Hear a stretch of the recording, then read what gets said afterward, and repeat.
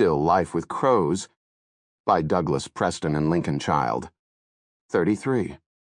Around noon, Sheriff Hazen decided he'd watch the dog handler, Lefty Weeks, struggle with the dogs for just about as long as he could stand.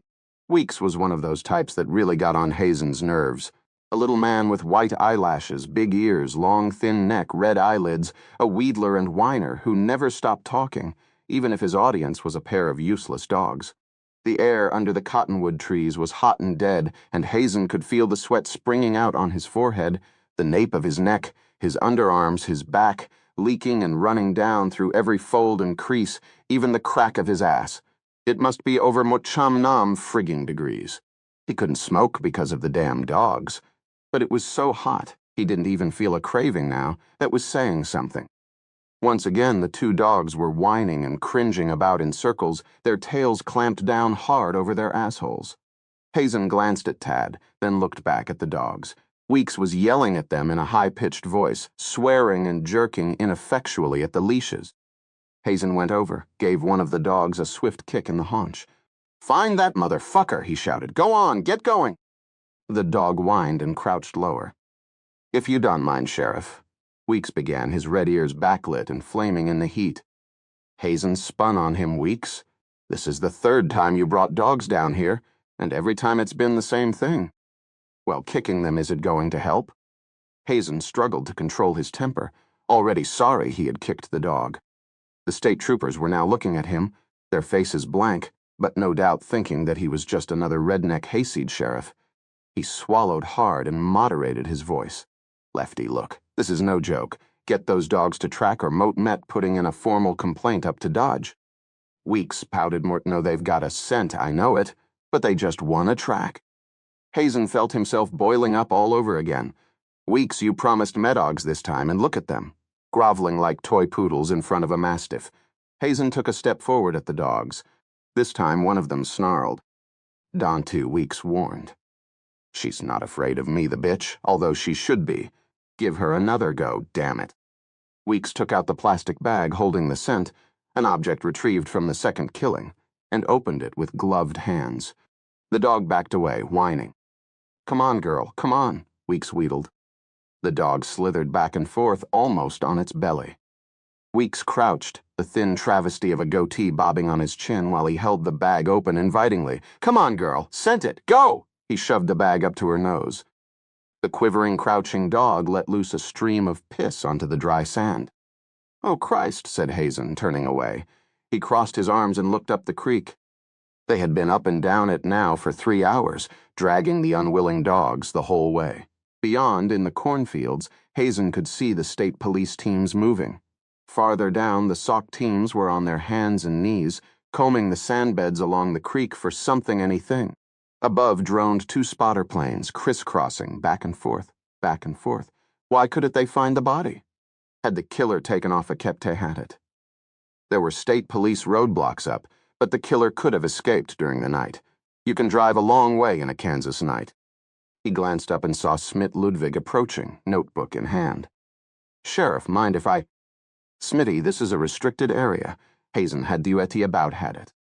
"What day note see any tape and—" "You get out of here, Ludwig. On the double." Ludwig stood his ground. "Mort have a right to be here." Hazen turned to Tad. "Escort Mr. Ludwig to the road." "You can do, Tehadia." The sheriff turned his back on the entreaty. "Come on, Mr. Ludwig," he heard Tad say. The pair of them disappeared in the trees, Ludwig's protests increasingly muffled by the muggy air. The sheriff's radio crackled. He hoisted it. "Hazen here. Chauncey's been missing from his hotel since yesterday. It was Hal Brenning, state police liaison officer, down in Deeper. Didn't return last night. Bed wasn't slept in."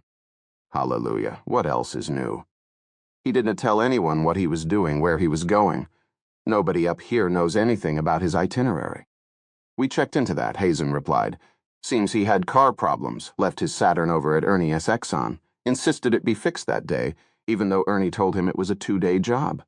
Chauncey was last seen eating a late dinner at Maisie S. Never picked up the car, though. Looks like he went into the cornfields and was doing a little last-minute research on the sly collecting and labeling ears of corn." "Collecting corn? What kind of kep? No insane with a killer running loose, but this Chauncey liked to play his cards close to his vest. Probably didn't want anybody prying, asking awkward questions. Hazen shook his head, remembering how upset Chauncey had become at Pendergast's talk of cross-pollination. Well, anyway, we re-looking through Dr. Chauncey's papers now with some of Sheriff Larson's boys. It looks like he was going to make some kind of announcement today at noon. Yeah, the experimental field project which Medicine Creek wasn't going to get. Anything else? Some dean from KSUS coming down with their head of campus security should be here in half an hour. Hazen groaned. On top of that, we got a dust storm brewing. There's a weather advisory out for Cry County and the eastern Colorado plains. When? The leading edge could come as early as tonight. They say it might be upgraded to a tornado watch. Great. The sheriff punched the radio off, holstered it, and glanced up. Sure enough, thunderheads, darker than usual, were piling up to the west, as if a nuclear war was being fought somewhere over the horizon. Any conson they kept, to had half a brain, knew what clouds like that meant. There was more than a dust storm coming, at the least. The creek would be up, scouring the whole creek bed. The fields would get drenched, maybe flooded. There'd probably be hail, and there would go all their clues.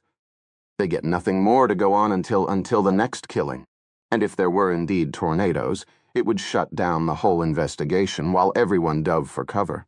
What a frigging mess. Weeks. If those dogs aren't going to track, then get them the hell out of here. Your dragging them up and down the creek is just wrecking the sight for everyone else. This is a disgrace. It's not my fault. Hazen stalked off down the creek. It was a 10-minute walk to the spot where his cruiser and a dozen other vehicles, marked and unmarked, glittered alongside the road. He coughed, spat, breathed through his nose. There was definitely that curious stillness in the air that precedes a storm. And there on the gravel shoulder was Art Ritter, getting out of his idling vehicle, standing and waving.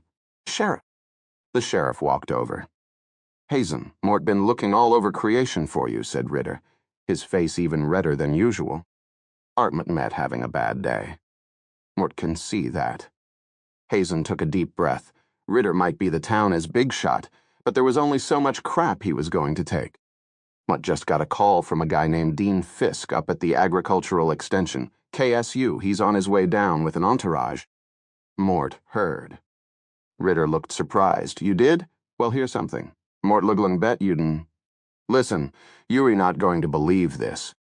Hazen waited. Chauncey was going to announce today that Medicine Creek had been awarded the experimental field. Just when he thought he couldn't get any hotter, Hazen felt a sudden flush burn its way through him.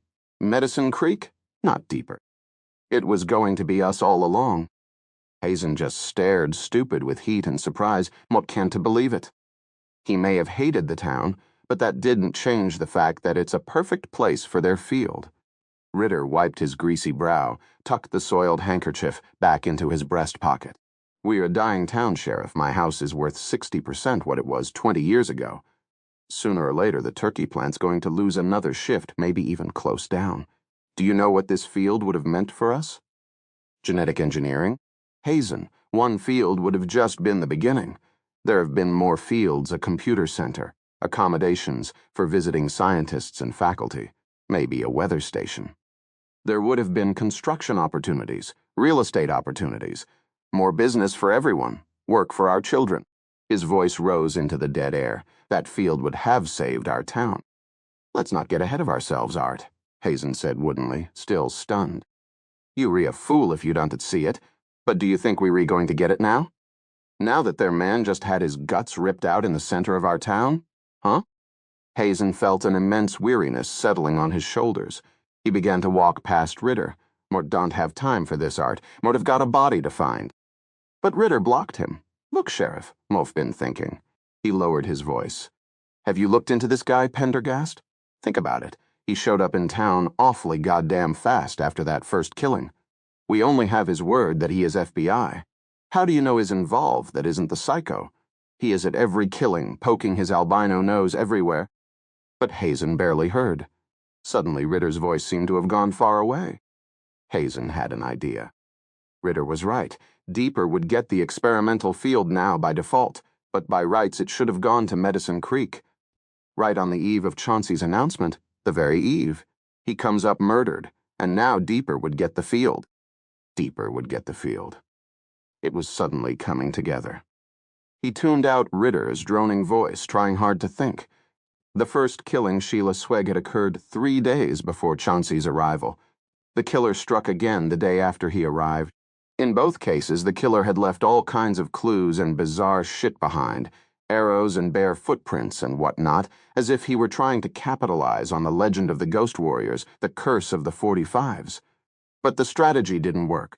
Chauncey didn't pay a lot of attention to the murders, and he could care less about legends and curses. He wasn't even reading the papers. He was a scientific man looking at things long term. Ghosts and murders might scare the residents of Medicine Creek, but they just didn't register with Chauncey.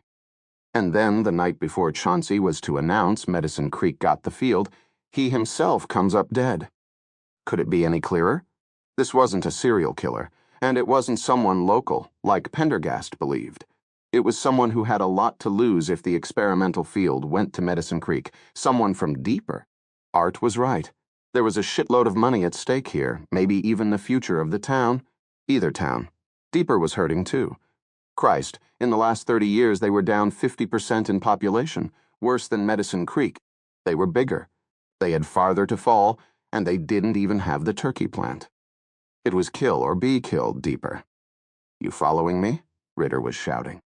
Hazen looked at him. Art, he said abruptly, Mordiev got some important business to take care of. You haven't heard a goddamn word, Movie said. Hazen placed a hand on his shoulder. Met going to solve these murders and maybe even get that field back for Medicine Creek. You just wait. And how the hell do you plan to do that? But Hazen was already walking back to his car. Ritter followed, waiting for an answer. Hazen paused, his hand on the door handle, and another thing. You write about that FBI agent. He is the source of the whole problem. He's the killer, you mean? The sheriff opened the door. Art, don't be an idiot. He's no killer, but he's the one who screwed everything up. He's the one who came roaring in here, insisting it was a serial killer, insisting it was someone local. He got the investigation off on the wrong foot right from the get-go. Got me so confused what was a thinking straight, made me doubt my own instincts. What are you talking about? Mort can't believe Mort to see it before. See what? Hazen grinned, gave Art's shoulder an affectionate squeeze. Let me take care of this, Art. Trust me. Hazen swung into his cruiser, unhooked the radio. Pendergast had shown up without a car and driver, no backup, and he hadn't alazed with the local Dodge office. The son of a bitch was freelancing. It was time to put an end to that once and for all. Hazen punched the radio, spoke into it. Harry? Sheriff Hazen here from Medicine Creek. Listen, this is important. It's about the killings. You know anyone in the FBI field office in Dodge who is in a position to do me a favor? Yeah, won't need to call in a big one. He listened for a moment, nodded. Thanks a lot, Harry. As he hung up the radio, Ritter leaned in the window, his face rashy from the heat. Mote hope to hell you know what you're redoing, Hazen. The future of Medicine Creek is at stake here. Hazen grinned. May all your dreams come true, Art? He gunned the engine and pointed the big cruiser east toward Dodge. 34. Smith Ludwig sat disconsolately at Mazius' counter, displaced from his usual corner booth by a loud group of AP reporters, or maybe they were National Enquirer or Weekly World News. It hardly mattered. The diner was full of reporters and townspeople, who seemed to have gravitated there as the place to go, to gossip, to get reassurance, to share news and speculate. Each new murder had brought more reporters, and each time they'd stayed a little longer. But it wasn't just reporters who were choking the usually quiet eatery. There was Mrs. Bender Lang and her gaggle of blue-rinsed beauties. There was Ernie the mechanic at another table with his buddies. There was Swede Cahill, who'd have kept the wagon wheel closed for the day. There was the Grobane contingent. Workers at one table, management at the other. The place was full, the noise level like a New York City club. The only one who seemed to be missing was Art Ritter himself. Where, Ludwig asked himself, was he going to turn for the rest of the story? He'd had a taste of being a real reporter. Just a little taste, true, but he found himself liking it nevertheless. He'd had recounted the curse of the 45s. He'd written up the Ghost Massacre. He'd covered all the gossip in town along those lines. The scalping of Gasparilla with some kind of primitive knife on top of the arrows left with the Sweg corpse had really gotten the rumor mill in hot agohot pitch. He had written up the killings and the church riot, and he had the story on Chauncey's disappearance in the can. But he wanted to take it one step further. He needed something new, and he needed it for tomorrow. A real reporter wouldn't be sitting in a diner nursing his coffee. A real reporter would be out in the field, talking to the cops, getting the lowdown, that bully Hazen. There must be some kind of complaint he could make. What did you do if the police didn't cooperate? If they threatened to arrest you just for doing your job? For the first time in his life, Ludwig had gotten a story between his teeth. It was real, and it was big. He had broken it, and he was in the best position to finish it. My God, he'd earned that at least. At 62 years old, it would be nice to go out with a bang. His grandkids could look over the yellowing issues of the Courier, turning the pages like precious parchment, and say, "Remember those murders back in Combat? Our granddad covered them. Boy, he was some reporter." This pleasant little daydream faded as a man climbed onto the stool next to his. Ludwig turned to find the man sticking out his hand in greeting. A young, fresh, eager face filled his field of view. There was the stubble, the butt hanging off the lip, the mussed-up hair, the skewed tie. But despite all the affectation, he still looked like a kid trying to be a reporter. Smith took the hand. "Joe Rickey, Boston Globe." "Howdy do." Smith shook the hand, a little surprised. Boston Globe? He was a long way from home. "Smith Ludwig, right? County Courier?" Ludwig nodded. "Hot enough for you?" "Motfie's seen it hotter." "Yeah? Well, Mort haven't." The man plucked a paper napkin from the dispenser, dabbed it across his temples. "Mort been here for 2 days, and Mort can get dick on this story. Mort promised my editor something different, you know. A little piece of Americana, that's my column." Americana. People in Boston like to read about stuff that goes on in the rest of the country.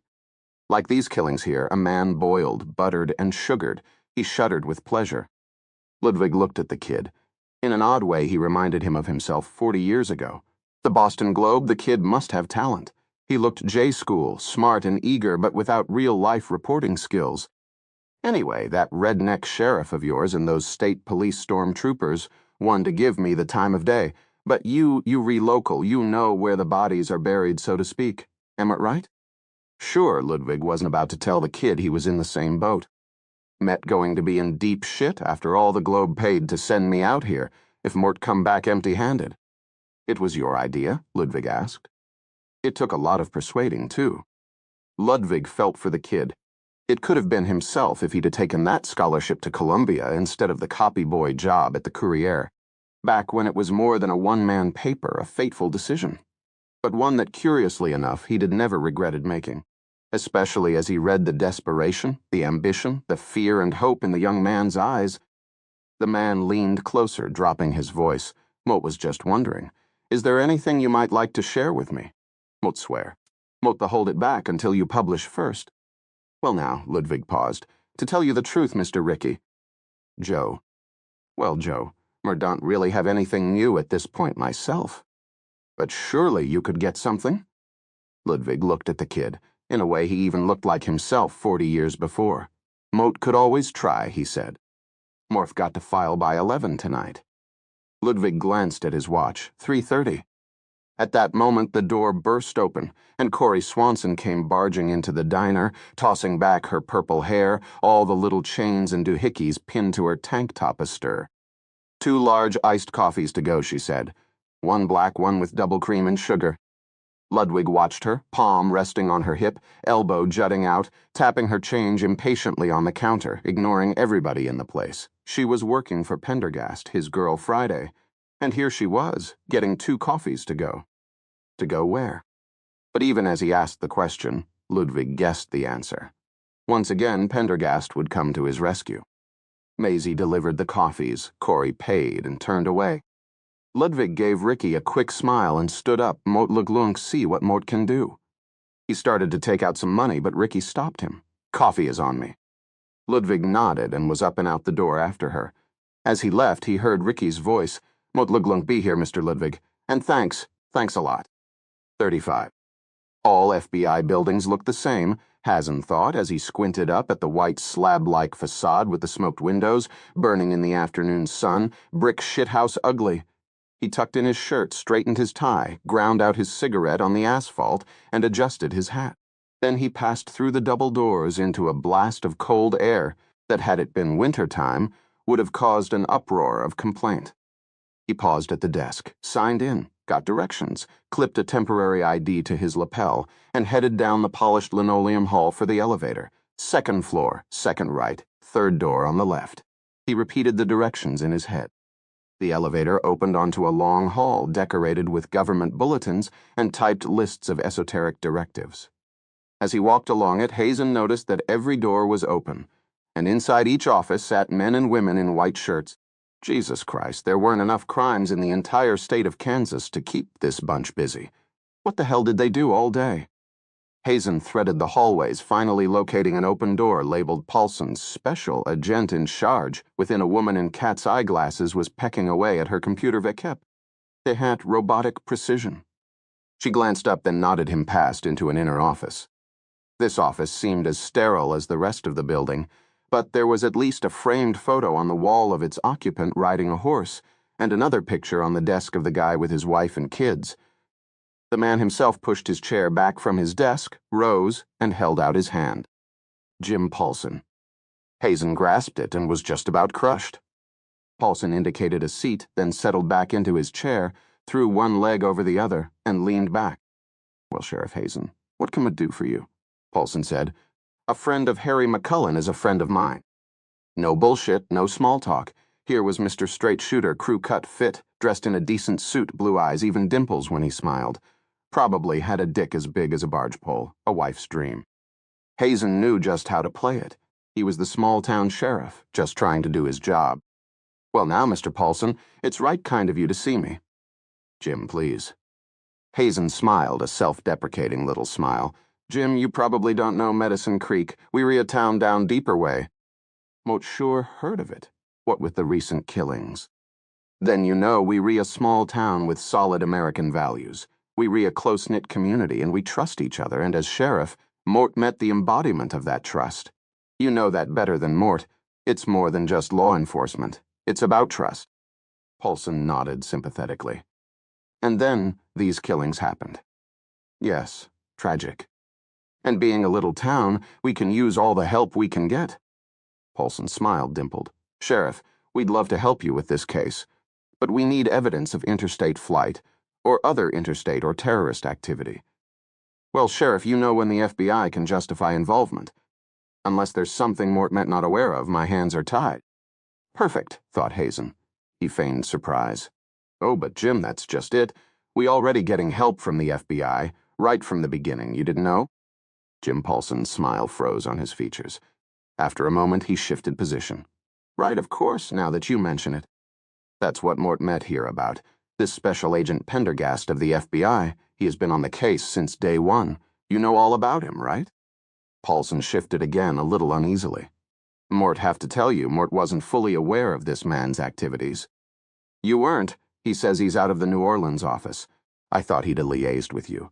Isn't that the usual courtesy?" He paused. Paulson was silent. "Anyway, Jim, sorry, I just assumed." He let his voice trail off. Paulson picked up the phone. "Darlene, pull me the jacket on a Special Agent Pendergast, New Orleans office. That's right, Pendergast." He hung up. "Anyway, the reason Moat met here is that, with all due respect, Moat wanted to ask the FBI to withdraw him from the case." Paulson tilted his eye at him. "Is that so?" A reddish blush was creeping up his well-shaven neck.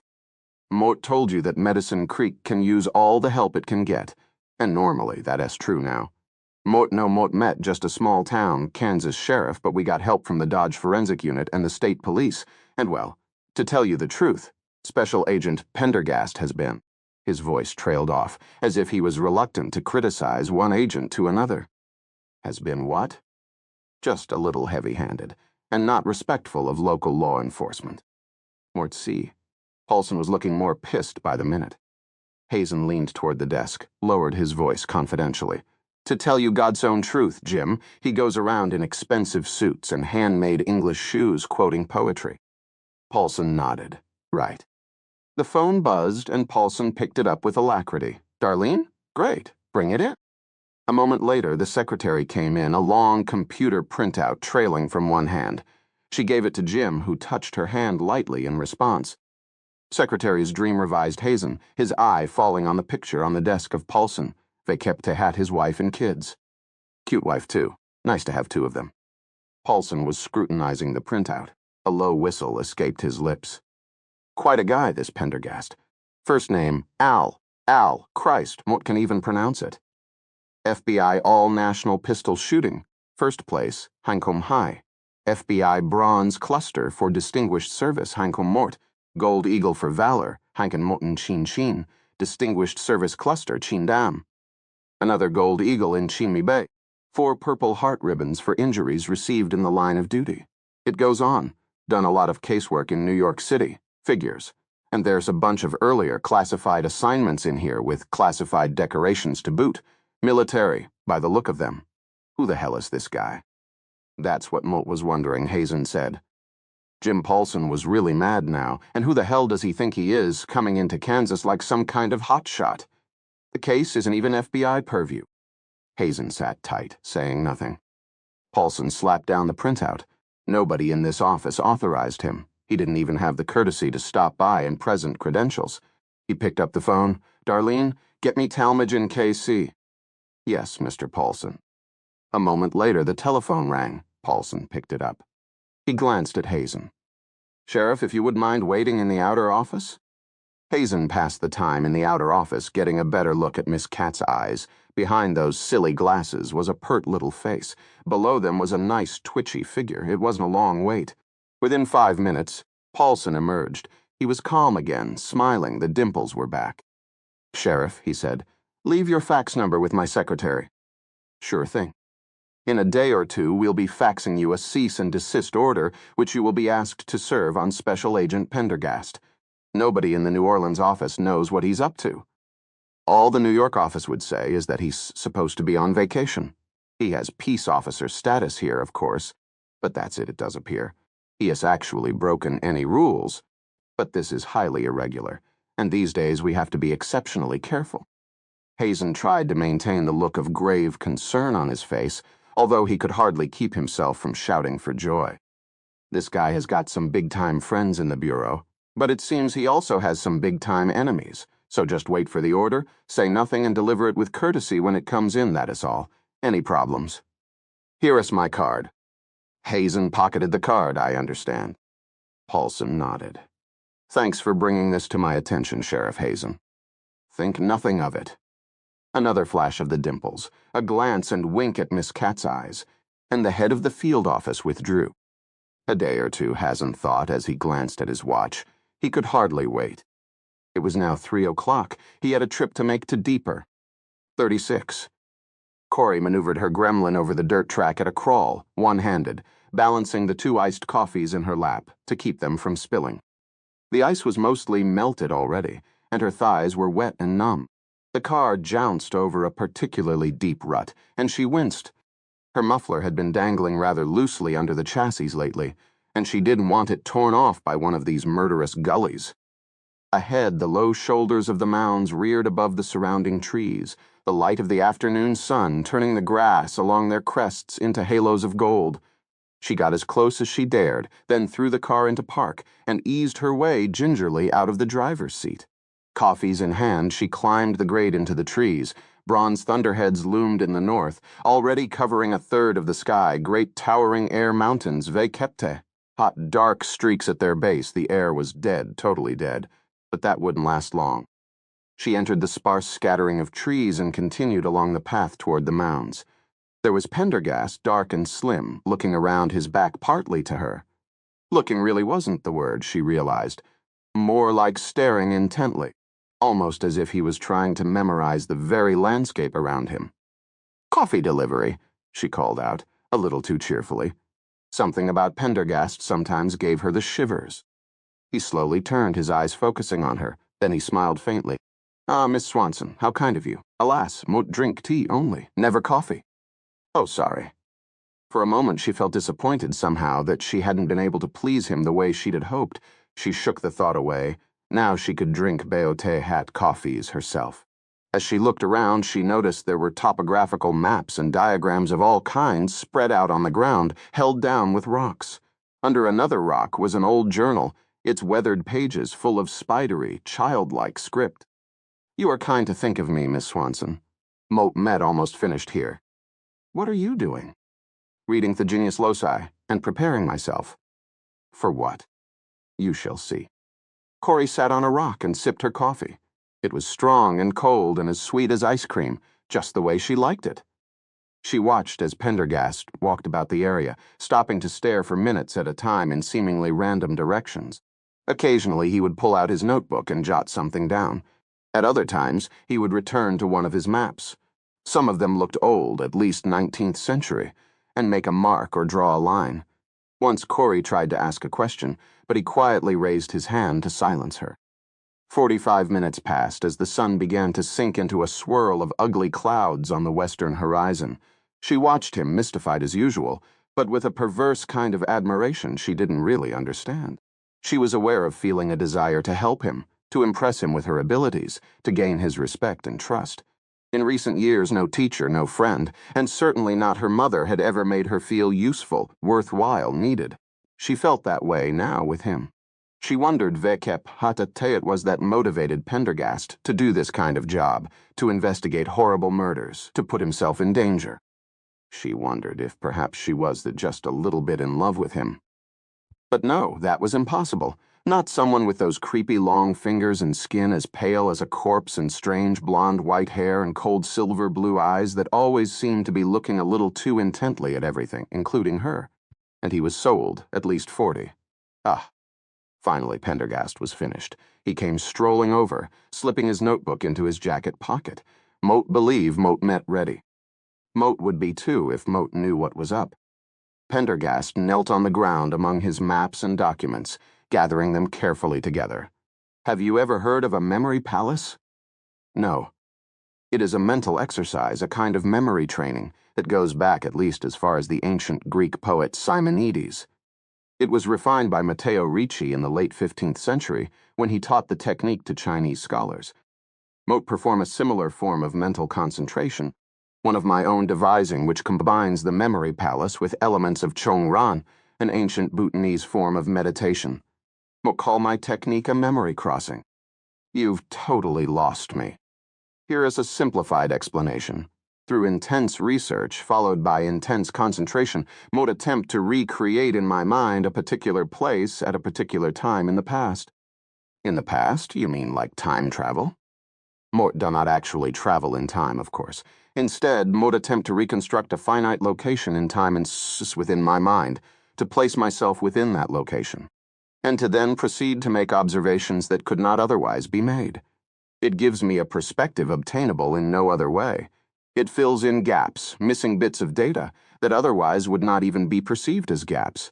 And it is frequently in these very gaps that the crucial information lies." He began removing his suit coat. It is especially relevant in this particular case, where Mort have made absolutely no progress through the usual methods, the offices of the good Mrs. Tealander not accepting.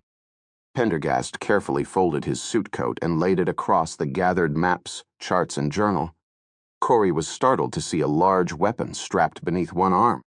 "Are you going to do it now?" Corey said, feeling a mixture of curiosity and alarm. Pendergast lay down on the ground like a corpse, very still, yes.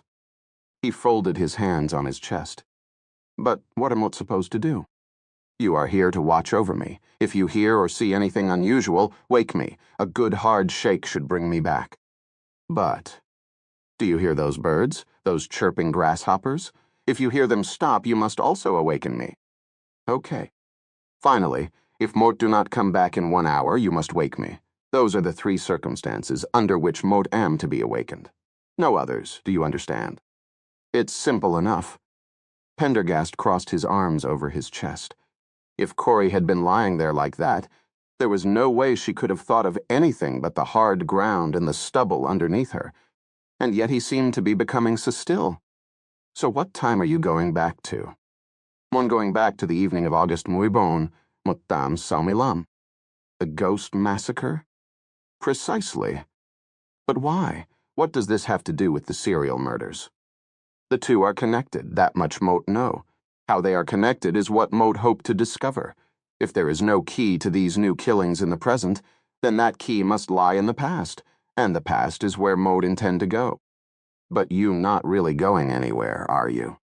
Moat assure you, Miss Swanson, the journey Moat make is strictly within my own mind, but even so, it is a long and dangerous interior journey to terra incognita, perhaps even more dangerous than a physical journey would be.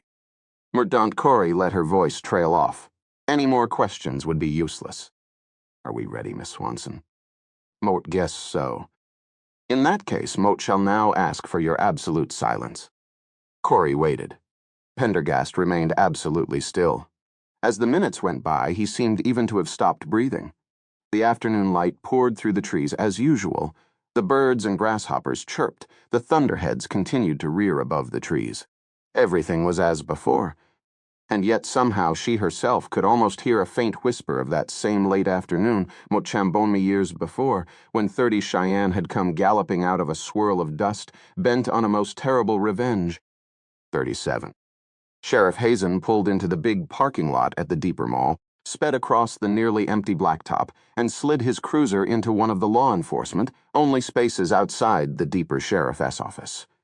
Hazen knew the Deeper Sheriff, Hank Larson, well. He was a regular guy, decent if a little slow on the uptake. Hazen felt a twinge of envy as he walked through the hushed outer office. V kept hot its humming computers and pretty secretaries. Christ, in Medicine Creek, they couldn't even afford to recharge the AC in the squad cars. Where did these guys get the money? It was almost 5, but everyone was still busy propping up the decrepit Lavender Empire. Hazen was well known here, and nobody stopped him as he made his way through the building toward Larson's office. The door was shut. He knocked, and then, without waiting for a reply, opened. Larson was sitting in his wooden swivel chair, listening to 2 guys in suits who were both talking at once. They broke off when he entered. Perfect timing, Dent, Larson said with a quick smile. This is Seymour Fisk, Dean of Faculty at KSU, and Chester Raskovich, Head of Campus Security. This is Sheriff Dent Hazen, Medicine Creek. Hazen took a seat, giving the 2 KSU people the once-over. Fisk was a typical academic, bald, jowly, reading glasses dangling from his neck. Chester Raskovich was a type also. Brown suit, heavy-set, sweating all over with close-set eyes and a handshake even more crushing than Agent Paulson-S had been. A cop wannabe if he'd ever seen one. Don't have to tell you why they were here, Larson went on. No. Hazen genuinely liked Hank, and he was sorry about what he was going to have to do. He had done nothing but think about his theory, and it amazed even him how beautifully it came together. We were just talking about the ramifications for Medicine Creek and Deeper. Regarding the experimental field, Moat mean. Hazen nodded. He was in no rush. Perfect timing indeed. It was a major stroke of luck the KSU people were there to hear what he had to say. Fisk leaned forward, resuming what he had been saying before Hazen entered. The fact is, Sheriff, this tragic killing changes everything. Moat Diuete don't see how we can proceed with Medicine Creek now as the site for the field. That leaves Deeper by default. What Moat must have from you, Sheriff, are assurances that the negative effects want to spill over here. Mort can to emphasize enough that publicity will be intolerable. Intolerable. The whole point of locating the field in this, quiet corner of the state was to avoid the kind of circus atmosphere and excess publicity generated by those with irrational fears of so-called genetic engineering. Sheriff Larson nodded sagely, his face a mask of seriousness. Medicine Creek is 20 miles away, and the crimes are strictly confined to that town. The authorities, and Sheriff Hazen will confirm this, believe the killer is local to Medicine Creek. Moat can assure you in the strongest terms that there will be no spillover to Deeper. We haven't had a homicide here since Mateen Miri Moat. Hazen said nothing.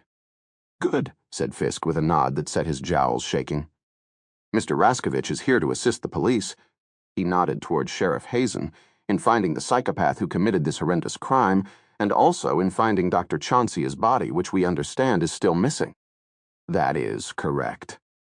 He's also going to interface with you, Mr. Larson, in making sure the publicity and security environment of Deeper is appropriately maintained. Of course, any announcement of the new location of the field has been put off until this situation settles down. But just among us, Mort can say it will be deeper. Any questions? Silence. Sheriff Hazen, any news on the investigation at your end? This was what Hazen had been waiting for. Yes, he said mildly. As a matter of fact, there is.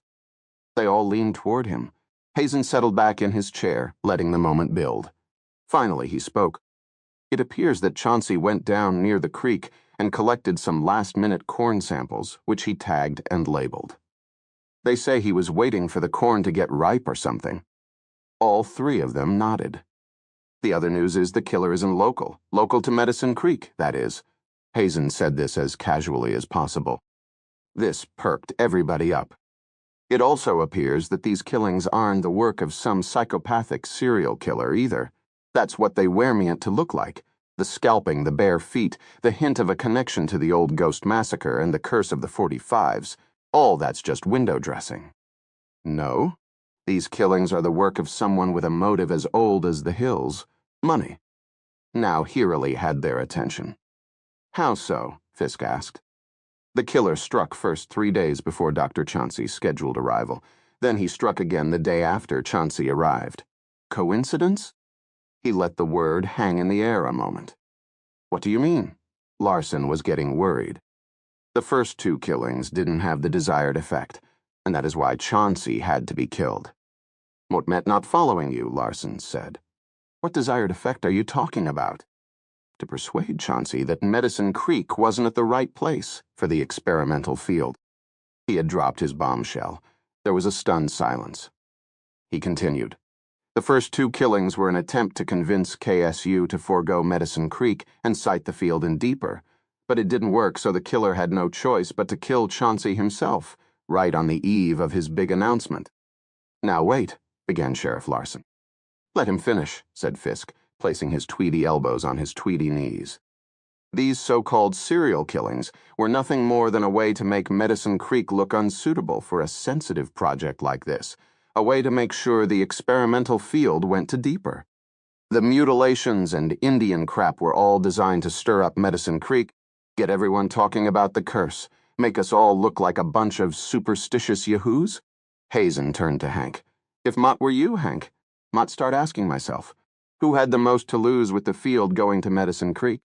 Now hold on here, the deeper sheriff said, rising in his chair. You not suggesting that the killer is from Deeper Mott Hope? That's exactly what Mort Met's suggesting. You haven't a shred of proof. What you've got is nothing more than a theory. Where's the evidence? Hazen waited.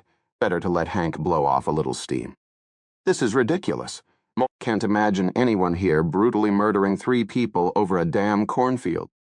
It's a lot more than a damn cornfield, said Hazen coolly, as Mort Met's sure Professor Fisk can tell you. Fisk nodded. This project is important. There's big money in it, for the town and for KSU. Buswell Agricon is one of the biggest agricultural companies in the world. There are patents, royalties, laboratories, grants, you name it, up for grabs here. So, Hank, Mort LeGlung asked you the question again. Who in Deeper had the most to lose? Mort Met not going to open an investigation on the basis of a crackpot theory. Hazen smiled. You don't have to, Hank. Mort Met in charge of the case.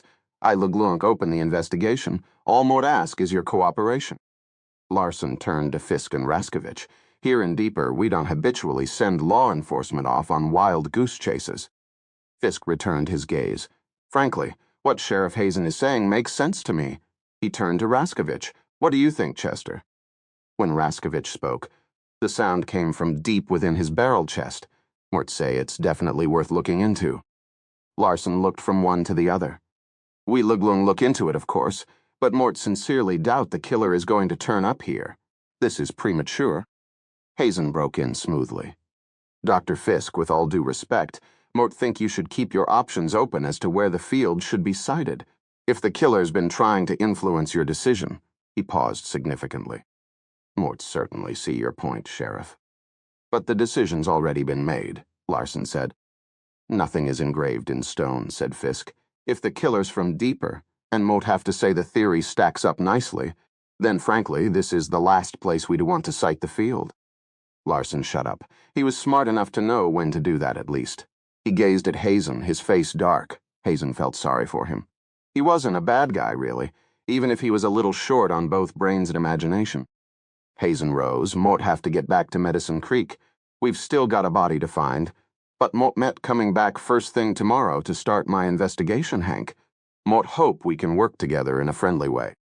Sure we can, Dent. Hank had to choke out the words. Hazen turned to the KSU men. Nice to meet you. Mut Luglunk keep you posted. We appreciate that, Sheriff. Hazen plucked a pack of cigarettes from his pocket and fixed an eye on Raskovich. When you get to Medicine Creek, come by my office. We Luglunk see about getting you temporary peace officer status. It the modern-day equivalent of being deputized. We're going to need your help, Mr. Raskovich. The campus security chief nodded as if this were the most normal thing in the world, his face a mask of stolidity, but Hazen knew he had just scored big with chief campus doorshaker Chester Raskovich. 38. The discipline of Chongran, invented by the Confucian sage Tunwei in the Tiang dynasty, was later transported from China to Bhutan, where it was further refined over a period of half a millennium at the Tenzin Torganka Monastery, one of the most isolated in the world. It is a form of concentration that marries utter emptiness with hyper-awareness, the fusion of rigorous intellectual study with pure sensation. The first challenge of Chongran is to visualize white and black simultaneously, not as gray. Only 1% of adherents are able to move beyond this point. Far more difficult mental exercises await. Some involve simultaneous, self-contradictory imaginary games of Go, or more recent studious pastimes such as chess or bridge. In others, one must learn to fuse knowledge with nescience, sound with silence, self with annihilation, life with death, the universe with the quark. Chongran is an exercise in antitheses. It is not an end in itself, but a means to an end. It brings with it the gift of inexplicable mental powers. It is the ultimate enhancement of the human mind. Pendergast lay on the ground, maintaining acute awareness of his surroundings, the smell of dry weeds, the feeling of sticky heat, the stubble and pebbles pressing into his back. He isolated every individual sound, every chirp, rustle, flutter, whisper, down to the faint breathing of his assistant sitting some yards away. With his eyes closed, he proceeded to visualize the surrounding scene exactly as if he were seeing it with his own eyes, spread out below him, sight without seeing. Piece by piece he assembled it, the trees, the three mounds, the play of shade and light, the cornfields stretching out below, the towering thunderheads above, the air, the sky, the living earth. Soon the landscape had taken complete form, and now, having isolated each object, one by one he could extinguish them from his awareness. He started with sense. He removed, one by one, the complex perfumes of the cottonwood trees, humidity, ozone from the approaching storm, the grass and leaves and dust. Then sensation. He proceeded to extinguish one at a time every feeling impinging on his consciousness, the pebbles under his back, the heat, the crawling of an ant over his hand. Next came sound. The trillings of the insects disappeared first, then the rustling of the leaves, the desultory tapping of a woodpecker, the fluttering and calling of the birds in the trees, the faint movement of air, the distant rumble of thunder. The landscape still existed, but now it was a tableau of absolute silence. Next, he suppressed in himself the very sensation of corporeality, that innate feeling of having a body and knowing where that body is in space and time. Now the real concentration began. One by one, Pendergast removed each object in the landscape. He stripped it away, in the reverse order of its arrival. First the road disappeared, then the corn, then the trees, the town, the grass, the rocks, then the very light itself.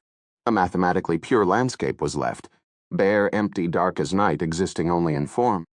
He waited 5 minutes, then 10, holding this empty fractal perfection in his head, preparing himself, and then slowly he began to put the landscape back together, but it would not be the same landscape he had just stripped away.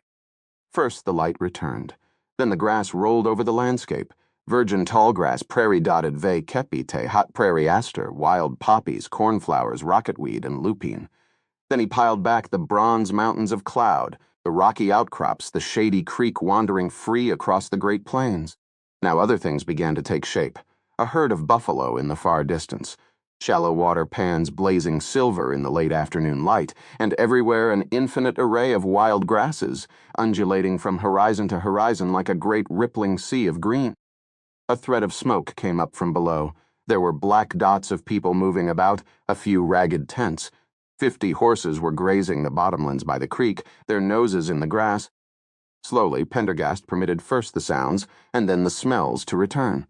Voices laughing and cursing, fecund humidity, the whiff of wood smoke and roasting buffalo steaks, the distant whinny of a horse, the jingle of spurs and the clank of cast-iron cookware. Pendergast waited, watchful, all senses alert. The voices became clearer. "Did he has buckskin come up lame again," said a voice. "The chunk of wood on fire chucks about ready. That boy wouldn't know where to piss lessen his mammy aimed his dingus for him." Laughter. Men were standing around, battered tin plates in hand. The scene was still vague, tremulous, not yet fully formed. Mort canna wait to get to Dodge and strip off this goddamned dust. Use this to clean out what's in your throat, Jim. The late afternoon sun refracted through a bottle, and there was the sloshing of drink. There was a clank, the sound of an iron lid settling. A gust of wind swept up a skein of dust, settled back down. A piece of wood popped in the fire. "When we get to Dodge, Mutluklunk introduce you to a lady who can clean the dust off another part." More laughter. "Whiskey over here, amigo." "What's this you I've been feeding us, Hoss? Boiled sheep shit." "No ticky, no wishy, crow." "Whiskey over here, amigo." Gradually, the scene crystallized. Men were standing around a fire at the base of a mound. They were wearing greasy cowboy hats, frayed bandanas, ragged shirts, and pants that looked so stiff from dirt and grease they almost crackled as they walked. All had scraggly beards. The hill was a dusty island in the sea of grass. Below, the land swept away, open and free. The thick scrub that then covered the base of the mounds cast long shadows. The wind was picking up, rippling the grass in restless random waves. The clean scent of wildflowers drifted on the air, mingling the sweet smell of cottonwood smoke, simmering beans, unwashed humanity. In the lee of one mound, the men had unrolled their bedrolls and upended their saddles, using the sheepskin linings as headrests. There were a couple of pitched pole tents, badly rotted. Beyond, partway down the hill, stood one of the pickets, alert, carrying a rifle. Another picket was on the far side. As the wind picked up, more clouds of dust swirled upward. "Chuck, S. ready." A man with a narrow face, narrow eyes, and a scar across his chin stood lazily and shook out his legs, causing his spurs to jingle. "Harry Beaumont, the leader. You, Sink, get Webb and go relieve the pickets. You eat later." "But last time—" "Any more out of you. Sink and Mutluklunk fish the crick with your balls." There was some muffled laughter. "Remember back at Two Forks, that low with the giant balls? The Javelina sure did fight over those, remember?" More laughter. "Musta had some kind of disease." "They all diseased." "You didn't worry about that when you went for the squaws, Jim." "Mind shutting the hell up while Mote eat my chuck?" From one side, a man began to sing in a fine low voice. "Feet in the stirrups and seat in the saddle." Mort hung and Mort rattled with them longhorn cattle. "Last night Mort was on guard and the leader broke ranks. Mort hit my horse down the shoulders. Mort spurred him in the flanks. The wind commenced to blow, the rain began to fall. Hit looked by grab like we was going to lose 'em all. The two pickets came back and propped their rifles on their saddles, then came over with their plates, shaking the rising dust from their shirts and leggings. The cook ladled the beans and stew meat, and then went and sat cross-legged in the dirt. Damn you, Hoss, this stew is half dirt. Aids the digestion. Whiskey over here, amigo. A broad sweep of prairie rippled now with the wind. The wind could be seen as it approached, pressing the grass down, exposing its paler side, a wave of lighter green. It struck the bottom of the mounds, picking up dust, swirling it up into a curtain. The sun, sitting on the horizon, dimmed abruptly. There was a stasis, a suspended moment, and then the sudden pounding of hooves. What the hell? The horses, something spooked the horses. Those ain't in ours. Cheyenne. The guns get your guns get the guns. Instant chaos. The cloud of dust, rising higher, parted and a white horse painted with blood-red handprints appeared, followed by another and another. A cry arose. The stream of horses divided, one on either side of the scrambling men. Horses that, quite literally, had appeared out of nowhere. A sudden hissing in the air. The arrows came from two directions, followed by a tattoo of thuds. Screams, groans, the rattle of spurs, the sound of bodies hitting the ground. The dust had now rolled over them, enveloping them in a fog through which could be dimly glimpsed the shapes of men running, falling, spinning. There was a shot, then another, disorganized. A horse fell heavily against the ground. A vague figure fired point blank into the head of the Indian atop it, sending up a small cloud of dark matter. The dust rose and fell in cascading sheets. The wind moaned and muttered. The wounded screamed and choked. The sound of beating hooves faded, stopped momentarily, then resumed. They coming back. Back they turning back. Get ready, men. The ghostly shapes of the riders appeared again, a second dividing stream. Yip, yip, yip, A. Now there was a coordinated volley of shots from those still alive, kneeling on the exposed ground, taking careful aim. Another terrible twanging and hissing of death on the air, the sound of 100 arrows thudding into dirt and bodies, more falling horses, the crash and clink of bridle and spur, men clawing at their clothes, more firing. A man suddenly appeared out of the dimness, staggering, gargling, trying to pull an arrow from his mouth. Another spun around and around, with 4 arrows in his chest. Then abruptly 3 more emerged like magic from his back. A horse standing absolutely still, head hanging its guts in a steaming pile beneath. Another pass, a turn, then another. The smell of blood rose, rivers of it running from the dead horses and men. A 5th pass, now only sporadic shots, quickly silenced by the hiss of arrows, a field in which groaning, wailing, writhing men moved feebly between inert forms. This time the Indians reined in their horses, dismounted, and began walking casually among the wounded, knives out. They became dark forms bending over dark shapes on the ground, shrieks, begging, weeping, the wet sound of scalps being ripped away, and then silence. A man lying on the ground, faking death, was dragged to his feet, his pleading cut through the dust and the dying moans, "Harry Beaumont." The dark forms of the Indians clustered about him, silent, wraith-like, unhurried. The pleading rose in pitch, incomprehensible. He was grasped firmly, his head pulled back, a flash of a steel knife against the dust, a scream, a piece of flesh tossed aside. The Indians worked on the man's head, arms making short, sharp movements as if carving a piece of wood. The screams became hysterical, choked, more red pieces discarded. Another wet, ripping sound, more protracted than the others, another scream. 2 final movements, 2 more pieces dropping to the ground, another shorter scream. And then, with ropes and poles hooked to their saddles, the Indians were dragging their dead horses away into the curtains of dust, heaping their dead warriors on travois and dragging them away as well. In less than a minute, they had disappeared completely into the dust from which they came. Only one man was left, staggering through the dust, crying Harry Beaumont. He dropped to his knees at the center of the mounds. He had no face left, no nose, lips, ears, or scalp, just an oval of raw red meat where his features had once been. Rounded. He rocked on his knees, head drooping, the blood pooling around his ruined jaws and chin, and dripping into the ground. A dark hole opened in the bloody oval, and a shriek arose. Thon of a bith mut curthith ground, may it forever be damned, may it rain blood for my guth, damn thith evil ground. He fell slowly, gargling and twitching in the bloody dust.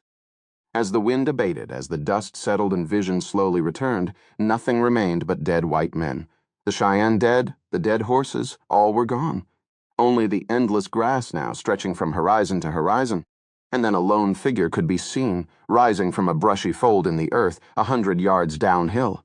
A boy previously hidden, who now staggered up in terror and ran across the empty prairie, his little figure fading into the orange glow of the horizon until he could be seen no more. And then silence. Corey jumped as Pendergast's eyes flew open, silvery and luminous in the twilight. The hour was up, and she had been about to rouse him. She'd almost woken him earlier, when the birdsong suddenly stopped.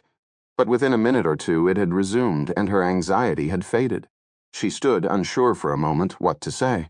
It was now dark under the trees, and the muggy night air was filled with the sound of rasping insects.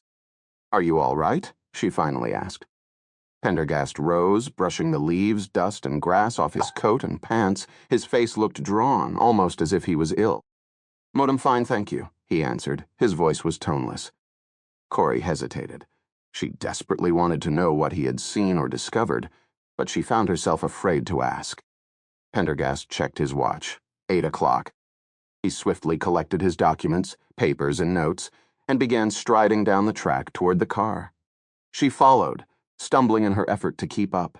He was already in the passenger seat, waiting when she reached her own door and fumbled in the twilight with the handle. "Please take me back to the Krause place, Miss Swanson." "Right. Okay." The car engine turned over, turned again, rattled and shook into life. She turned on the headlights and crept back down the bumpy track. After a few minutes, she could stand it anymore. "Well," she asked, "how'd it go?" Pendergast's eyes turned to her, glistening strangely in the night. "I saw the impossible," was all he said. 39. The light faded and twilight crept into the air. The silent leaves disclosed in the open area between the mounds infrequent glimpses of the man and the girl. They had been talking, their low voices a murmur at this distance, but now there was only silence. The man had lain down, and the girl was now sitting on a rock maybe 20 yards away, once in a while getting up to look around. The light had died in the west, and only a faint glow lay over the landscape, rapidly turning to night.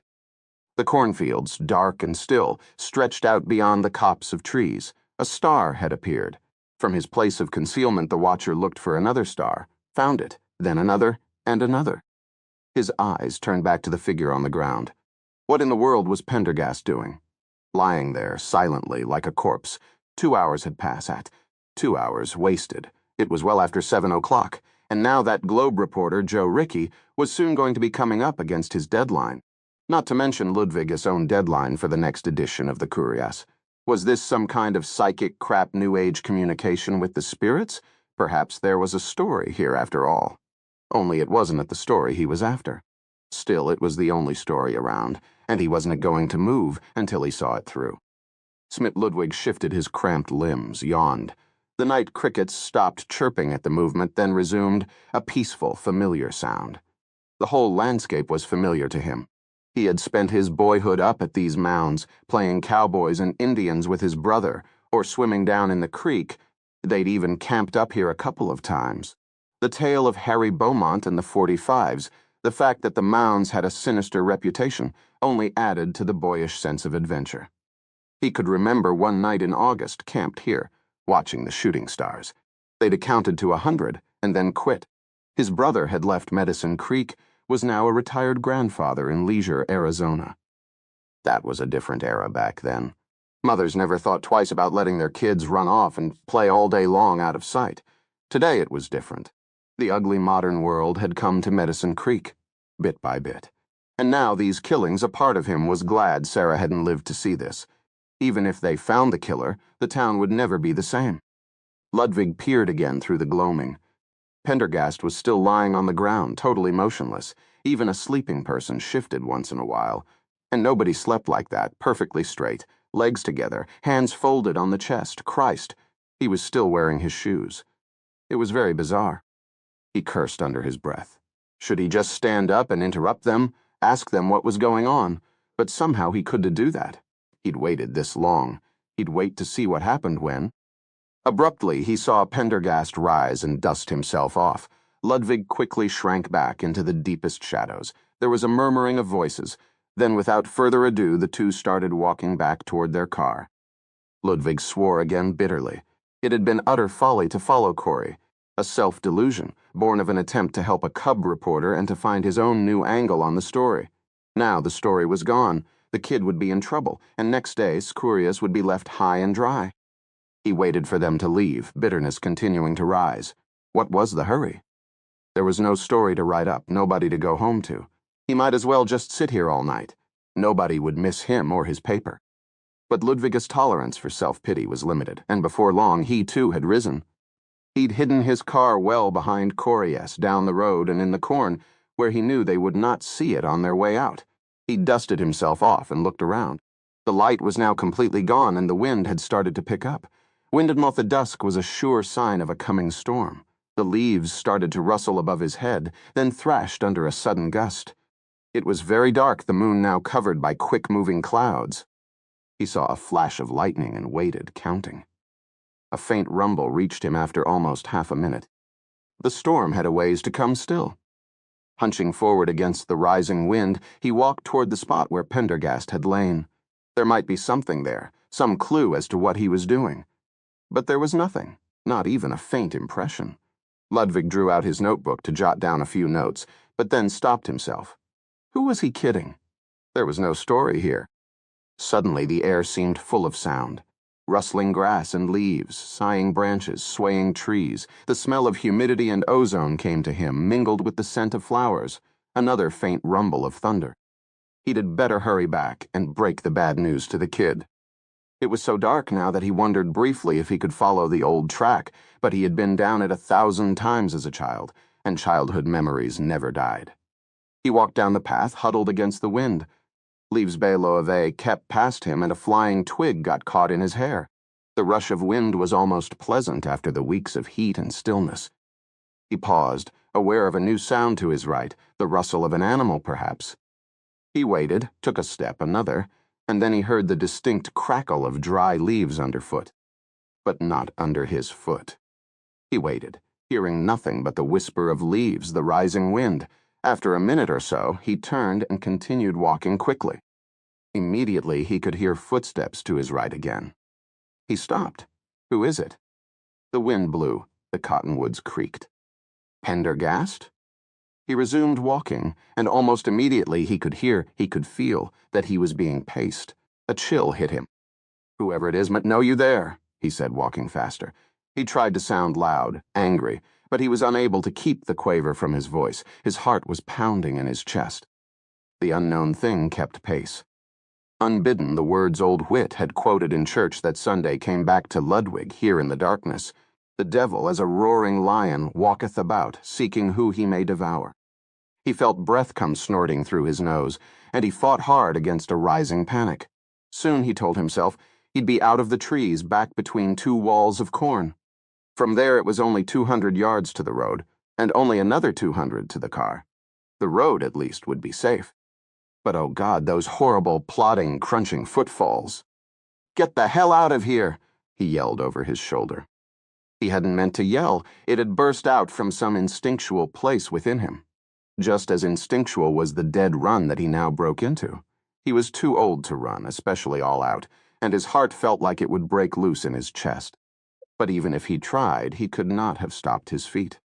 In the darkness beside him, the thing kept pace. Now Ludwig could hear the breathing, short rhythmic grunts in time to each thudding footfall. Moat could run into the corn, lose him, Ludwig thought as he dashed out of the trees. Before him, the dark sea of corn was being tossed by the wind, roaring and rattling. Dust stung his eyes. There was a brief flash of lightning. "Ma!" The sudden bark, alarmingly near, sent terror breaking in waves over him. It seemed human, and yet at the same time so very inhuman. "Get away from me," he screamed, running even faster now, faster than he dreamed possible. "Ma, ma, ma," the thing grunted as it ran alongside. Another flicker of lightning, and in the pale flash he could see the shape pacing him through the corn. He saw it very briefly, but with brutal distinctness. For a moment he almost stumbled in shock. It was mind-warping, impossible. Oh, dear Jesus, that face, that face! Ludwig ran, and as he ran he heard the figure keeping pace effortlessly. M. The road, the flash of headlights, a car just passing. Ludwig rushed out into the road with a banshee wail of terror, screaming and running down the center line, waving his arms at the receding taillights. His cries were swallowed by another rumble of thunder. He stopped, sagging forward, palms on his knees, feeling as if his lungs would rupture. Completely spent now, he waited, limp and defeated, for the sudden blow, the white-hot lance of pain.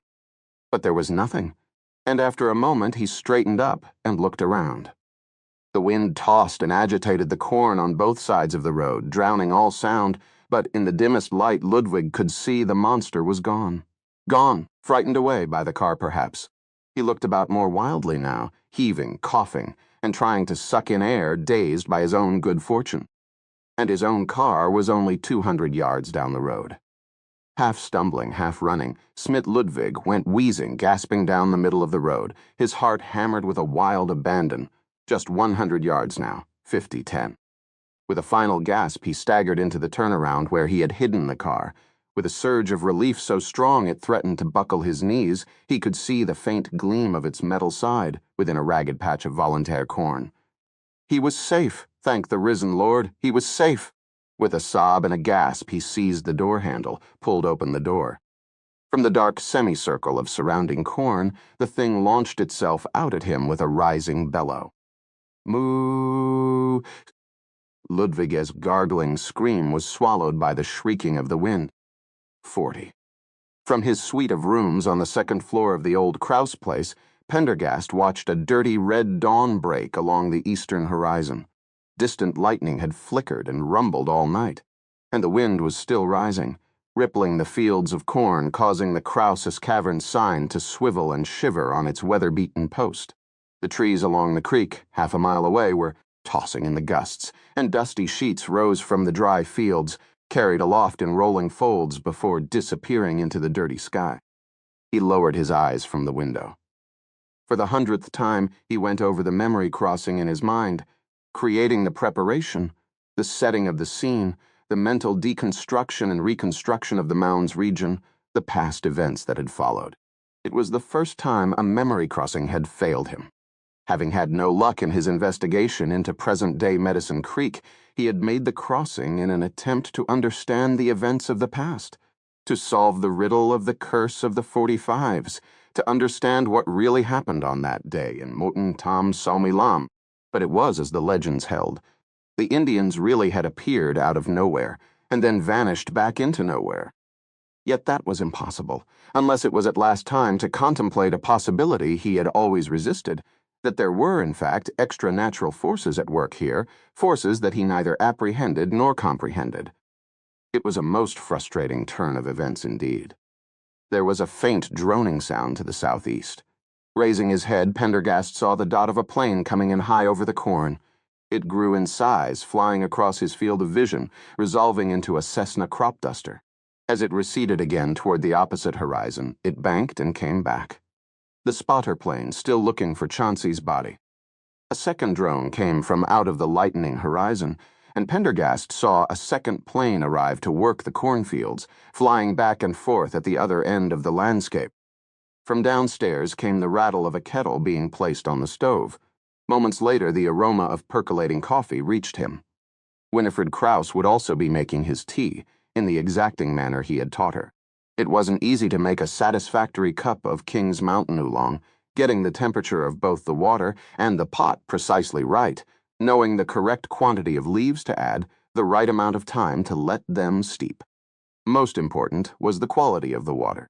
He had quoted to her at length from the 5th chapter of Lu Yu Ching, the holy scripture of tea, in which the poet debated the relative merits of mountain water, river water, and spring water, as well as the various stages of boiling, and Winifred had seemed to listen with interest.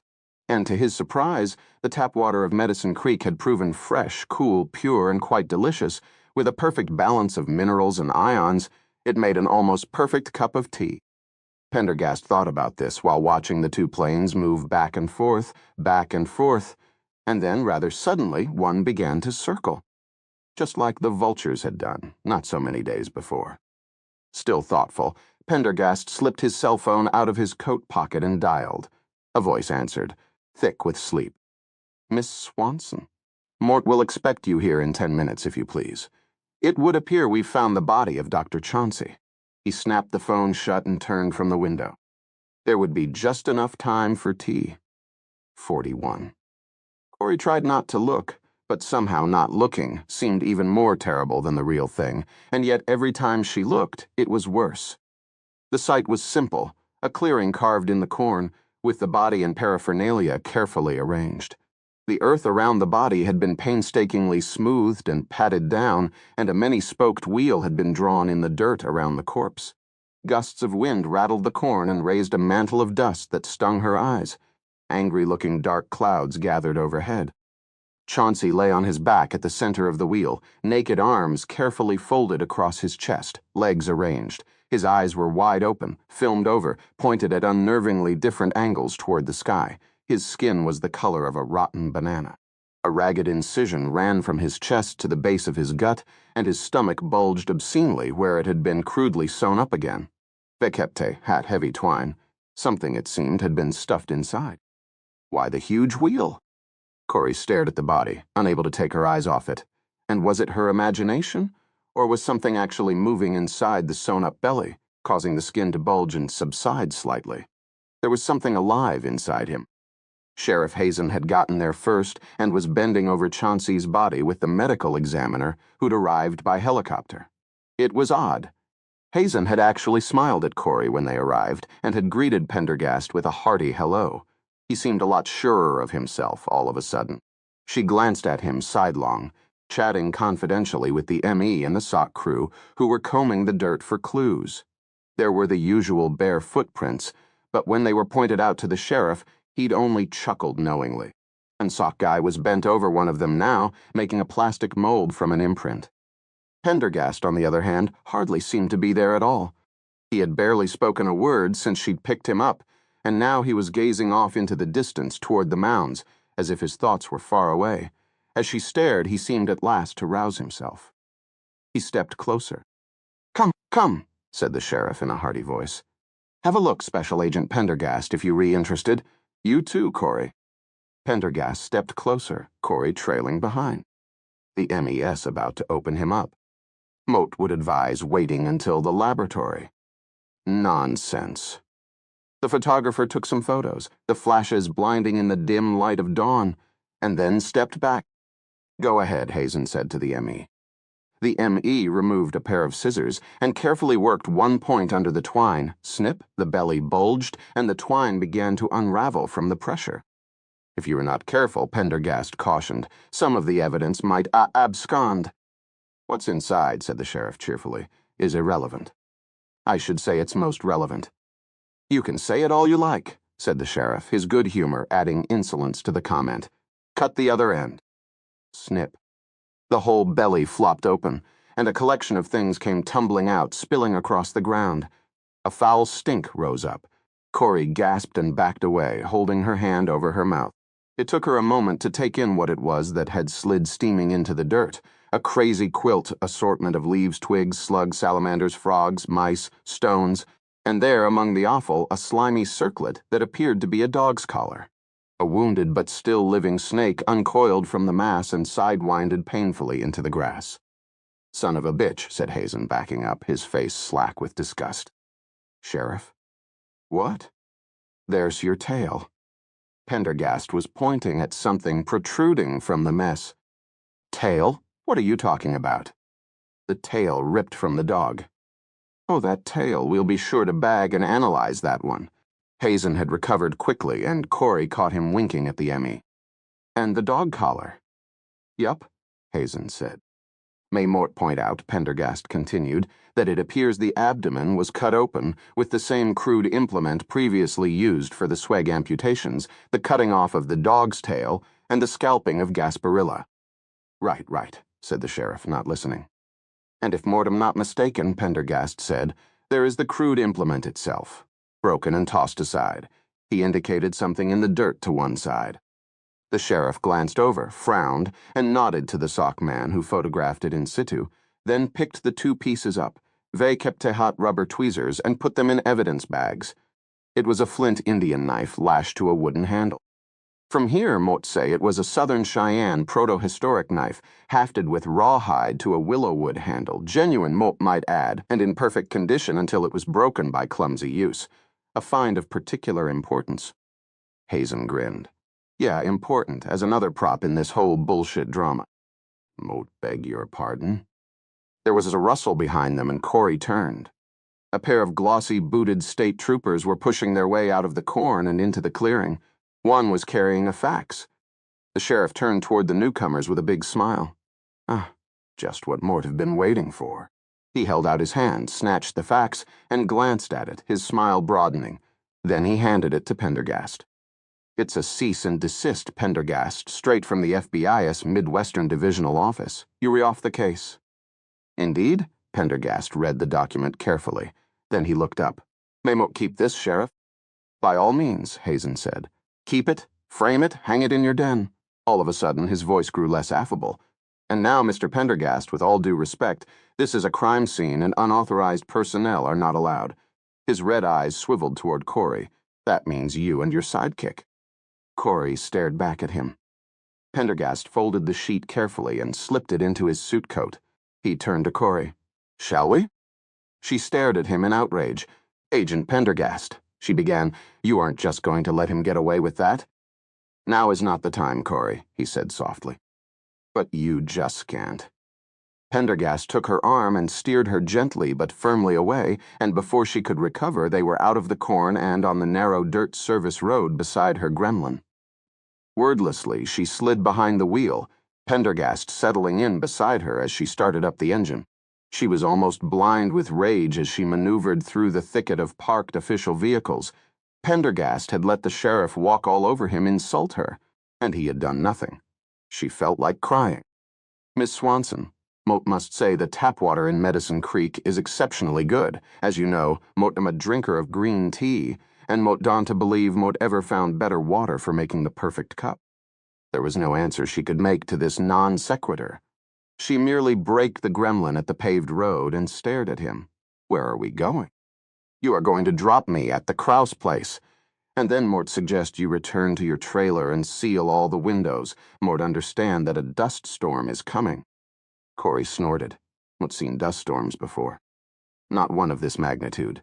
Dust storms can be among the most frightful of meteorological events. In Central Asia, they are so severe the natives have given names to the winds that bear them. Even here, during the Dust Bowl, they were known as black blizzards. People caught outside were known to suffocate. Corey accelerated onto the paved road with a screech of rubber. The whole scene had begun to take on a sense of unreality.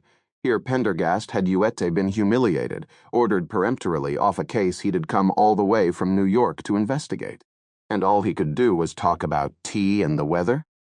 A minute ticked away, then two. At last she couldn't take the silence any longer. "Look!" she blurted indignantly. "Mort, can I believe you just let that sack of shit sheriff that to you?" "Do what?" "What? Treat you that way? Kick you off the site?" Pendergast smiled, Nisi parrot imparrot. "If he does not obey, he commands." "You mean you not going to obey the order?" "Miss Swanson, Mort do not habitually talk about my future intentions, even with a trusted assistant." She blushed despite her anger. "So we just going to blow him off? Continue our investigation? To hell with the runty bastard?" "What Mott do with regard to, as you so colorfully put it, the runty bastard can no longer be your concern. The important thing is, Mott cannot have you defying the sheriff on my account. Ah, here we are. Pull up to the garages behind the house, if you please." Corey pulled behind the Kraus mansion, where a rickety row of old wooden garages stood. Pendergast went to one that sported a fresh padlock and chain, unlocked it, and flung open the doors. Inside, Corey could see the gleam of a car. A big car. Pendergast disappeared into the gloom, and she soon heard the roar of an engine, followed by a low purring. Slowly, the car nosed out of the garage. Corey could hardly believe her eyes as a gleaming, polished vision of elegance emerged into the gray dust of Medicine Creek. She had never seen a car like it before, except maybe in the movies. It came to an idling stop, and Pendergast got out. "Where'd this come from?" "Always knew there was a chance Mort might lose your services, and so Mort had my own car brought out." "This is yours? What is it?" "A Namachine Rolls-Royce Silver Wraith." It was only then that the full meaning of his prior sentence sunk in. "What do you mean, lose my services?" Pendergast handed her an envelope. "Inside is your pay up to the end of the week." "What's this for? Armit going to stay on as your assistant?" "Not after the cease and desist. Mort can protect you from it, and Mort could not ask you to put yourself in legal jeopardy. Regrettably, as of this moment, you are discharged. Mort would suggest you go home and resume your normal life." "What normal life? My normal life sucks. There must be something Mort can do." She felt a rising tide of fury and helplessness. Now that she was finally interested in the case, fascinated even. Now that she felt she had finally met a person she could respect and trust. Now that she finally had a reason to wake up in the morning. He was firing her. Despite her best efforts, she felt a tear escape. She angrily wiped it away. Pendergast bowed. "You could help me one last time by satisfying my curiosity on the source of Medicine Creek's excellent water." She stared in disbelief. He really was impossible. "It comes from wells that supposedly tap into some underground river," she said, trying to make her voice as stony as possible. "Underground river," Pendergast repeated. his eyes blank as if his gaze had turned inward. Te had a sudden revelation. He smiled, bowed, took her hand, raised it to within an inch of his lips. And then he got into his car and glided off, leaving her standing in the parking lot beside her own junk heap, in a swirl of dust, consumed by a mixture of wrath, astonishment, and misery. 42. The cruiser whipped past the rows of corn on the airline road at a nice, easy much more miles per hour. The AC might not work, thought Hazen, and the upholstery might look like shit, but the Numchumcomb Mustang police package still had vacay pat a tay it took under the hood.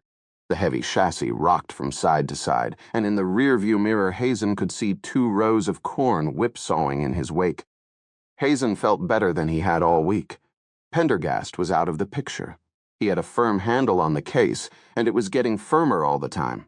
He glanced over at Chester Raskovich sitting next to him.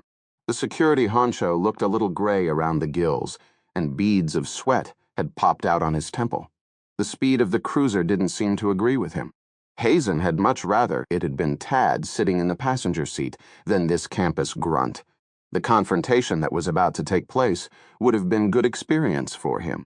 For the 1000th time, Hazen found himself wishing that his own boy Brad had grown up more like his deputy, respectful, ambitious, less of a wise ass. Hazen sighed. Wishful thinking was important right now. What was important was keeping Raskovich in the loop, and by extension, Dr. Fisk. If he played this right, he was certain Medicine Creek would get the experimental field. The first outlying farmhouses of Deeper flashed past, and Hazen slowed quickly to the speed limit. It wouldn't be too swift to flatten some Deeper kid just as the case was breaking, and things were going his way. It's the plan, Sheriff, Raskovich managed to say. He had begun to breathe again. We going to pay a visit to Mr. Norris Lavender, Esquire. Who is that? He owns half of the town plus a lot of these fields out here. Leases 'em out. His family owned the first ranch in these parts. You think he's involved? Lavender's got his finger in every pie around here. Like Mort, asked Hank Larson. Who has got the most to lose? Well, no mystery there. Raskovich nodded. Now the commercial district of Deeper hove into view. There was a hardy ass at one end of town and an AW at the other. In between, a bunch of shabby or shuttered storefronts. A sporting goods store, a grocery, a gas station, a used car lot, all AMC shitboxes, a coin-op laundromat, and the Deeper Sleep Motel. Everything dated from the 50s. Could be a movie set, thought Hazen. He turned into the parking lot behind the Grand Theater, long abandoned, and the heir-apparent salon. In the rear sat a low one-story building of orange brick, completely surrounded by a shimmering expanse of heaved asphalt. Hazen drove to the glass-doored entrance and parked his car across the fire lane, illegally in your face. Hank S. Cruiser was parked neatly nearby. Hazen shook his head. Hank just didn't know how to do things in a way that commanded respect. He left the cruiser with its pinball flasher going like mad, so everyone would know he was there on official business. Hazen pushed through the double doors and strode into the chilly air of the Lavender Building, Raskovich at his heels. He glanced around the reception area. A rather ugly secretary, with a voice of et use hat efficiency that it bordered on unfriendliness, said, "You may go straight through, Sheriff. They've been waiting." He touched the brim of his hat and strode down the hall, right, and through some more glass doors. Another secretary, even dumpier than the first, waved them past. They grow 'em ugly up here in Deeper, he thought. Probably marry their cousins. Hazen paused at the threshold of the rear office and looked around with narrowed eye. It was pretty snazzy, with a slick cosmopolitan look. Bits of metal and glass in various shades of gray and black, oversized desk, thick carpeting, potted figs. A couple of cheesy Darlin Dolls prints, however, betrayed Lavender's white trash origins. Lavender himself sat smiling behind the giant desk, and when Hazen's eye fell on him, the man rose easily to his feet. He was wearing a jogging suit with racing stripes, and a diamond ring in a platinum setting winked on one pinky. He was slender and rather tall, and he invested all his movements. Kepte, teha. What he no doubt assumed looked like aristocratic languor. His head, however, was overly large for his body and shaped like a pyramid, a very wide mouth smiling under 2 gimlet eyes set close together, tapering to a narrow forehead as smooth and white as a slab of sliced suet. It was the head of a fat man on a thin body. Sheriff Larson, who'd been sitting in a chair to one side, rose also. Lavender said nothing, merely extending an arm with a very small white hand at the end of it, indicating a seat. It was a challenge. Would Hazen obey, or choose a seat himself? Hazen smiled, guided Raskovich into the seat, and then took his own. Lavender remained standing. He placed his childlike hands on the desk and leaned forward slowly, still smiling. Welcome to Deeper, Sheriff Hazen. And this is, Moat believe, Mr. Raskovich of Kansas State University. His voice was smooth, unctuous. Hazen nodded quickly. Moat figure you know why Moat met here, Norris. Do Moat need to call my lawyer? Lavender made it sound like a joke. That's up to you, you're not a suspect. Lavender raised his eyebrows. Indeed? Indeed. And here his grandfather was a damn bootlegger. Indeed, Hazen repeated. Well then, Sheriff, shall we proceed? Seeing as how this is a voluntary interview, Moat reserved the right to end questioning at any moment. Then Moat get to the point. Who owns the deeper land chosen as a possible site for KSU's experimental field? You know very well that's my land. It's leased to Buswell Agricon, KSU's partner in the project. Did you know Dr. Stanton Chauncey? Of course. The sheriff and Moat showed him around town. What do you think of him? Probably much the same as you. Lavender gave a little smile that told Sheriff Hazen all he needed to know about Lavender's opinion of Chauncey. Did you know in advance that Chauncey had chosen Medicine Creek for his site? Mort did not. The man played his cards close. Did you negotiate a new lease with KSU for the experimental land? Lavender shifted his body languidly and leaned his heavy head to one side. Mort day note want to queer the deal. Mort said if they chose to go with Deeper, they could have it at the same rate as Buswell Agricon. But you were planning to increase the leasing fee? Lavender smiled. My dear fellow, I am a businessman. Mort was hoping for higher fees for their future fields. My dear fellow, so you expected the operation would expand? Naturally. You own the Deeper Sleep Motel, am I right? You know very well, Mordu. And you own the Hardee's franchise? It's one of my best businesses here. You own all the buildings from Bob S. Sporting Goods to the Heir Apparent, right? This is a matter of public record, Sheriff. And you own the Grand Theater building, currently empty, and you re the landlord of the steak joint in the Cry County Mini Mall. More common knowledge. In the past 5 years, how many of your tenants have broken their leases and gone out of business? Lavender's wide face remained smiling, but Hazen noticed that the man had begun winding the diamond ring around his pinky. My financial affairs are my own business. Thank you very much. Let me guess then. 50%. The rookery closed down, the book nook's long gone. Jimmy's Roundup went out of business last year. The mini mall is about 2/3 empty now. Mort might point out, Sheriff, that the Deeper Sleep Motel is currently running at 100% occupancy. Yes, because it's filled with media folks. What happens when the big story ends? It'd go back to being about as popular as the Bates Motel. Lavender was still smiling, but there was no mirth now in those wet lips that stretched across the lower half of his face. How many tenants are behind on their rents? Trouble is, you are not really in much of a position to get tough and kick 'em out for missing a payment, are you? Mean who's going to take their place? Better to lower the rents, stretch things out, write a note or two. More silence. Hazen eased up, let the silence build, taking a moment to give the office another once-over. His eyes fell on a wall of photographs of Norris Lavender V. Kep Bite Hat various big shots, Billy Carter, brother of the president, a couple of football players, a rodeo star, a country and western singer. In several of them, Hazen could see a third figure, hulking, dark-complected, muscle-bound, unsmiling.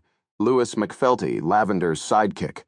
He hadn't seen him when he came in, although he had been looking out for him more evidence to back up his theory. Hazen took his eyes off the creepy-looking man and turned back to Lavender with a smile. You and your family have owned this town for almost 100 years, but it looks like the sun might be setting on the Lavender Empire. Eh, Norris? Sheriff Larson spoke. Look here, Dent. This is sheer bullying. Mort failed to see how any of this could possibly connect with the killings. Lavender stayed him with a gesture. Mort, thank you, Hank, but Mort known what Hazen's game has been from the beginning. This dog is all bark. Is that a fact? Hazen shot back. It is. This isn't about the killings in Medicine Creek. This is about my grandfather supposedly shooting your poor old granddaddy in the leg. He turned toward the KSU security man. Mr. Raskovich, the Lavenders and Hazens go back quite a ways here in Cry County, and certain people just canna get over it. He smiled back at Hazen. Well, sir, it just is to going to warsh. My grandfather never shot your grandfather, and Moat met no serial killer. Look at me. Can you imagine me in a cornfield carving someone up like one of those turkeys you people turn out over there in Medicine Creek? He looked around smugly. Warsh. There it was, rising to the surface like fat in a stew. Norris Lavender might sprinkle his speech with all the indeeds and my dear fellows in the world, and it still wouldn't cover up the smell of white trash. You just like your grandfather, Norris, Hazen replied. You get other people to do the dirty work for you. Lavender's eyebrows shot up. That sounded remarkably like an accusation. Hazen smiled. You know Norris Mutt kind of missed your pal Louis McFelty when Mutt came in just now. How's he doing? My assistant, poor boy, has a sick mother in Kansas City. Mort gave him the week off. Hazen's smile broadened. But certainly hope it's nothing serious. Another silence. Hazen coughed and continued. You had a lot to lose with this experimental field going to Medicine Creek. Lavender opened a wooden box full of cigars and pushed it across the table to Hazen. Moat no urea committed smoker, Sheriff. Help yourself. Hazen stared at the box. Cubans, would you know it? He shook his head. Mr. Raskovich, cigar? Raskovich also shook his head. Hazen leaned back. You had everything to lose, didn't you? Does anyone mind if Mort indulge? Lavender reached into the box and removed a cigar, holding it up like a question between two thick fingers. Go ahead, said Hank, casting Hazen a malevolent glance. A man has a right to smoke in his own office. Hazen waited while Lavender slid a little silver clipper off his desk, trimmed and clipped the end of the cigar, admired his handiwork, picked up a gold lighter and heated the end of the cigar, then licked the other end, placed it in his wide mouth, and lit it. The process took several minutes. Then Lavender rose and strolled to the window, folded his tiny hands behind him, and stared out across the parking lot, puffing languidly, from time to time removing the cigar to stare at its tip. Beyond his slender figure, Hazen could see a horizon as black as night. The storm was coming, and it was going to be a big one. The silence stretched on until Lavender finally turned. Oh, he said to Hazen, feigning surprise. Are you still here? Mort met waiting for an answer to my question. Lavender smiled. Did Mort mention 5 minutes ago that this interview was over? How careless of me. He turned back toward the window, puffing on the cigar. Take care not to get caught in the storm, gentlemen, he said over his shoulder. Hazen peeled out of the parking lot, leaving precisely the right amount of rubber behind. Once they were on the main drag, Raskovich looked over at him. What was that story about your grandfather and his? Just a smokescreen. There was a silence, and he realized with irritation that Raskovich was still waiting for an answer. He pushed the irritation aside with an effort. He needed to keep KSU on his side, and Raskovich was the key to that. The Lavenders started as ranchers, then made a lot of money in the 20s from bootlegging, he explained. They controlled all the moonshine production in the county, buying the stuff from the moonshiners and distributing it. My grandfather was the sheriff of Medicine Creek back then, and one night he and a couple of revenuers caught King Lavender down near the Krause place, loading a jack mule with Clearwater moonshine. Old man Krause had a still in the back of his tourist cave in those days. There was a scuffle, and my grandfather took a bullet. They put King Lavender on trial, but he fixed the jury and went scot-free. Do you really think Lavender's behind the killings? Mr. Raskovich, in police work you look for motive, means, and opportunity. Lavender's got the motive, and he's a goddamned son of a bitch who'd do anything for a buck. What we need to find out now is the means and opportunity. Frankly, Mot can see him committing murder. This Raskovich was a real moron. Hazen chose his words carefully. Mot meant what Mot said in his office. Mot didn't think he did the killings himself. That's not the Lavender style. He would hired some hitman to do his scut work. He thought for a moment. Like to have a chat with Louis McFelty. A sick mother in Kansas City, my ass. Where are we going now? We're going to find out just how hurting Norris Lavender is.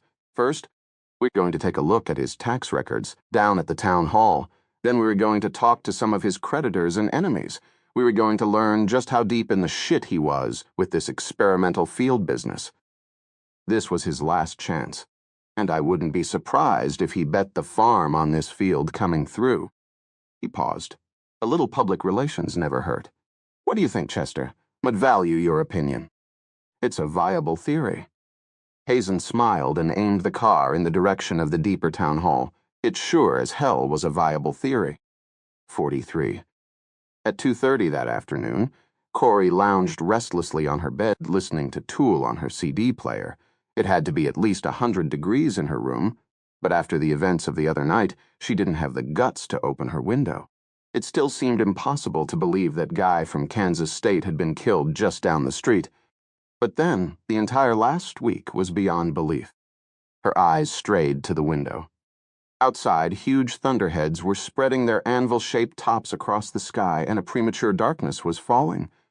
But the approaching storm only seemed to make everything muggier.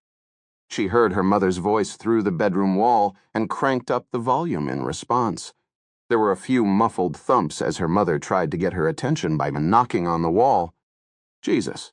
Of all days for her mother to call in sick, when Pendergast no longer needed her, and she was stuck at home with nothing to do and too freaked out for her usual retreat on the Powerline Road. She almost longed for Labor Day and the start of school. The door to her room opened, and there was her mother standing in her nightgown, two skinny arms draped over a too-fat stomach, smoking a cigarette. Corey slipped off her earphones. Corey Mabav been yelling myself hoarse. One of these days, Met going to take away those earphones. You told me to wear them. Not when Mort met trying to talk to you. Corey stared at her mother, at her smudged mascara and the remains of last night's lipstick still staining the cracks of her lip. She'd been drinking, but not, it seemed, enough to keep her in bed. How could this alien be her mother? Why aren't you out working? Did that man get tired of you? Corey didn't answer. It really didn't matter. Her mother was going to have her say regardless. As I figure it, you got paid for 2 weeks. That's $1,500. Is that right? Corey stared. As long as you're reliving here, you're going to contribute. Mot told you this before. Mot had expenses up the wazoo lately. Taxes, food, car payments, you name it. And now Mot met losing a day's tips because of this nasty cold. Nasty hangover, you mean? Corey waited. A 50-50 split is the least Mort can expect. It's my money.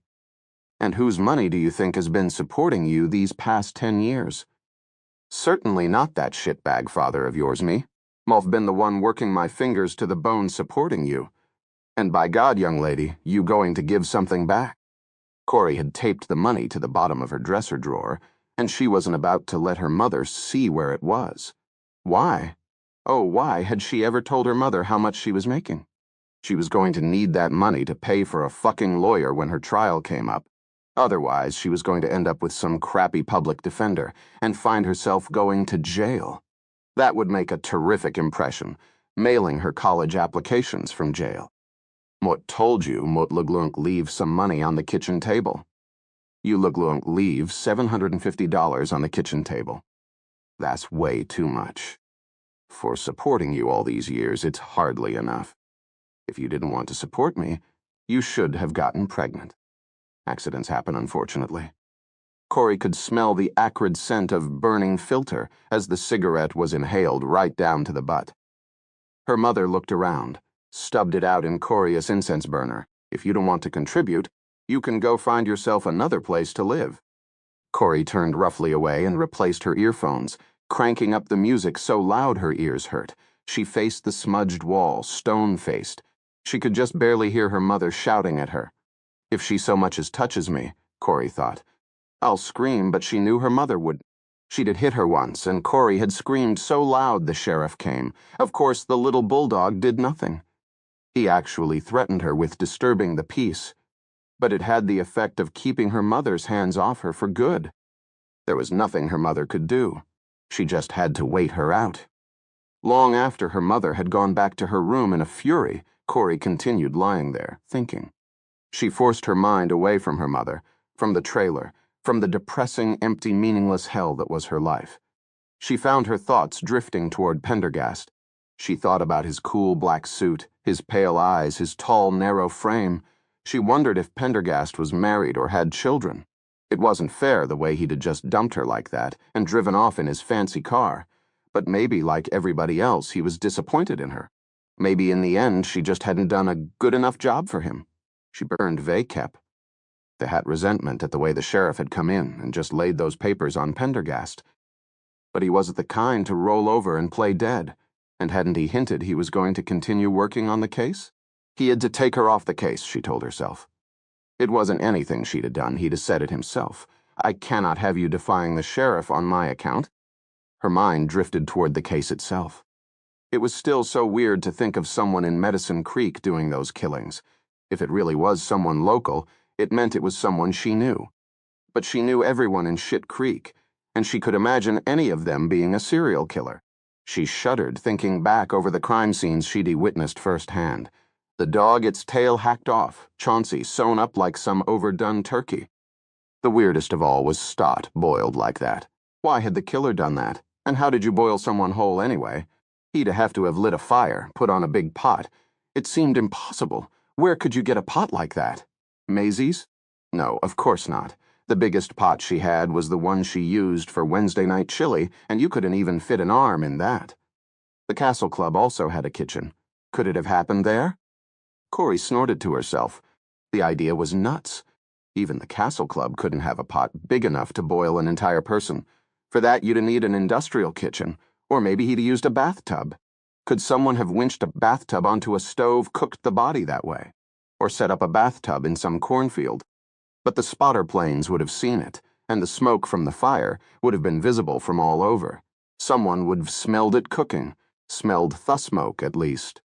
No, there was nowhere in Medicine Creek the body could have been cooked. Abruptly, she sat up.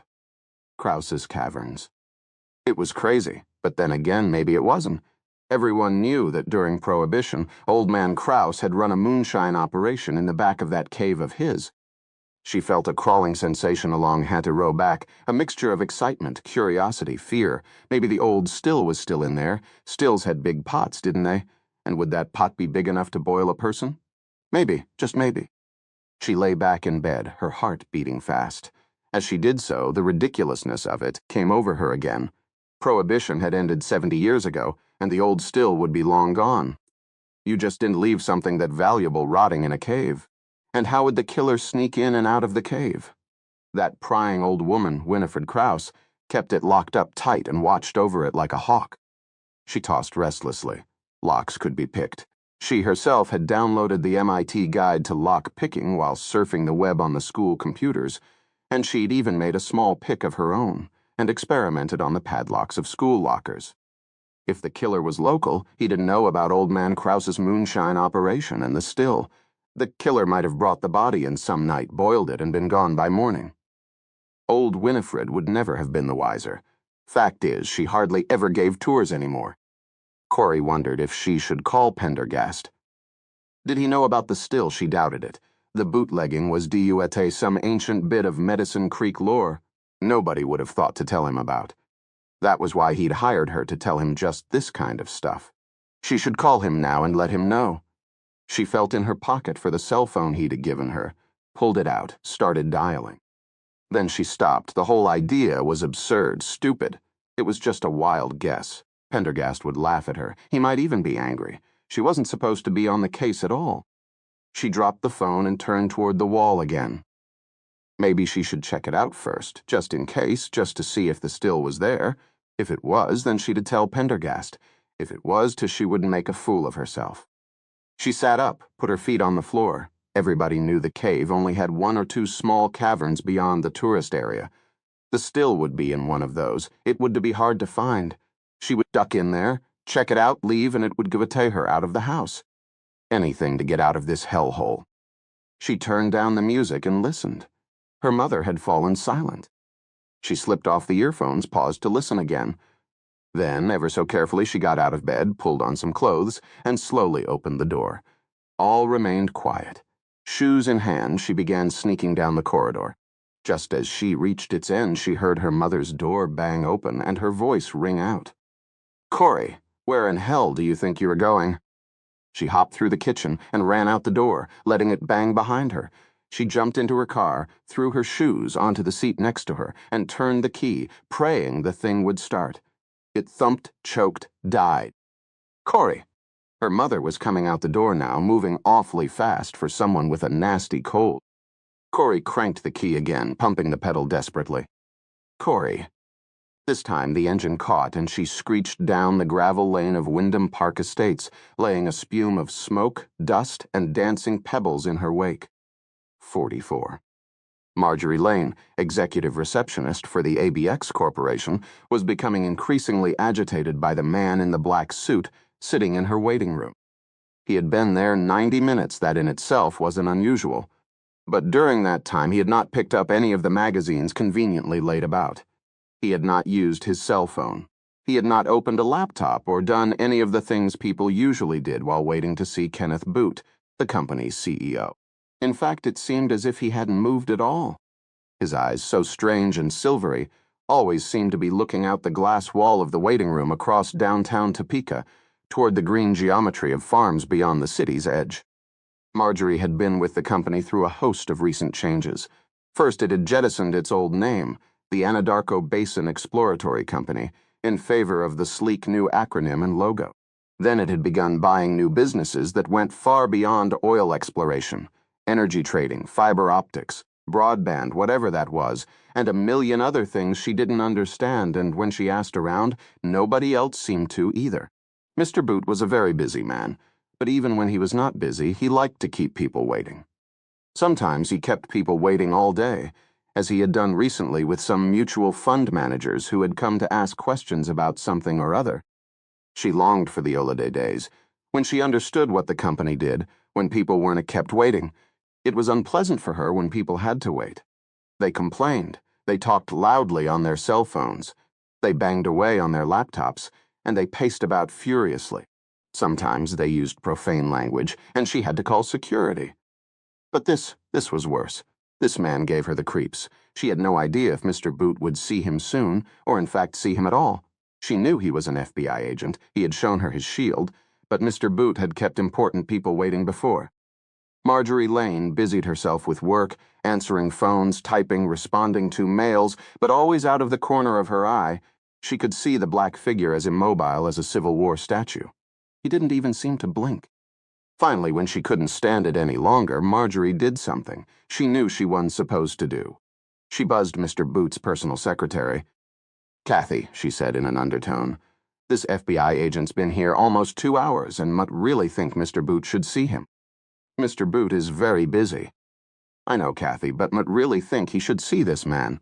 Moat met getting a bad feeling here. Do me a favor, please." "Just a moment." Marjorie was put on hold. A moment later, the secretary came back. "Mr. Boot has 5 minutes." Marjorie hung up, Agent Pendergast. His pale eyes slowly connected with her own. "Mr. Boot will see you now." Pendergast rose, bowed slightly, and without a word passed through the inner door. Marjorie heaved a sigh of relief. Kenneth Boot stood over the drafting table that served as his desk. He worked standing up, and only gradually became aware that the FBI agent had entered his office and seated himself. He finished typing a memo on his laptop, transmitted it to his secretary, and turned to face the man. He was startled. This FBI agent didn't look at all like Ephraim Zimbalist Jr., one of his boyhood heroes. In fact, he could have been more different: beautifully cut black suit, handmade English shoes, custom shirt, not to mention the white skin and slender hands. $5,000–6,000 worth of clothes on the man, not counting his underwear. Kenneth Boot knew good clothes when he saw them, just as he made it a point to know fine wine, cigars, and women, as every male CEO in America had to do if he wanted to get ahead in business. Boot didn't like the way the agent had made himself so very comfortable. The man's eyes were roaming around in a way that offended Boot. It was almost as if he were undressing the office. "Mr. Pendergast?" The man did not look at him or answer. His eyes continued to roam, examine, scrutinize. Who was he to act so casual around the chief executive officer of ABX, 17th largest corporation listed on the New York Stock Exchange? "You've got 5 minutes and one has passed," said Boot quietly, going back to his drawing table and rapping out another memo on his computer. He waited for the man to speak, but no words were forthcoming. Boot finished the document, checked his watch, 3 minutes left. Really, this was quite annoying. This man sitting in his office, more comfortable than ever, looking at the paneling on the far wall, staring, in fact, at the far wall. What was he looking at? Mr. Pendergast, you've got 2 minutes left, he murmured. The man waved his hand and spoke at last. Don't mind me. When you've finished your work and can offer me your undivided attention, we'll chat. Boot glanced over his shoulder. You'd better say what you have to say, Agent Pendergast, he said as unconcernedly as possible, because you've got exactly 1 minute left. Suddenly the man looked at him, and the look was so intense Boot almost jumped. The vault lies behind that wall, correct? Pendergast said. With a huge effort of will, Boot remained motionless. The man knew where the corporate vault was, something only 3 officers and the chairman of the board knew.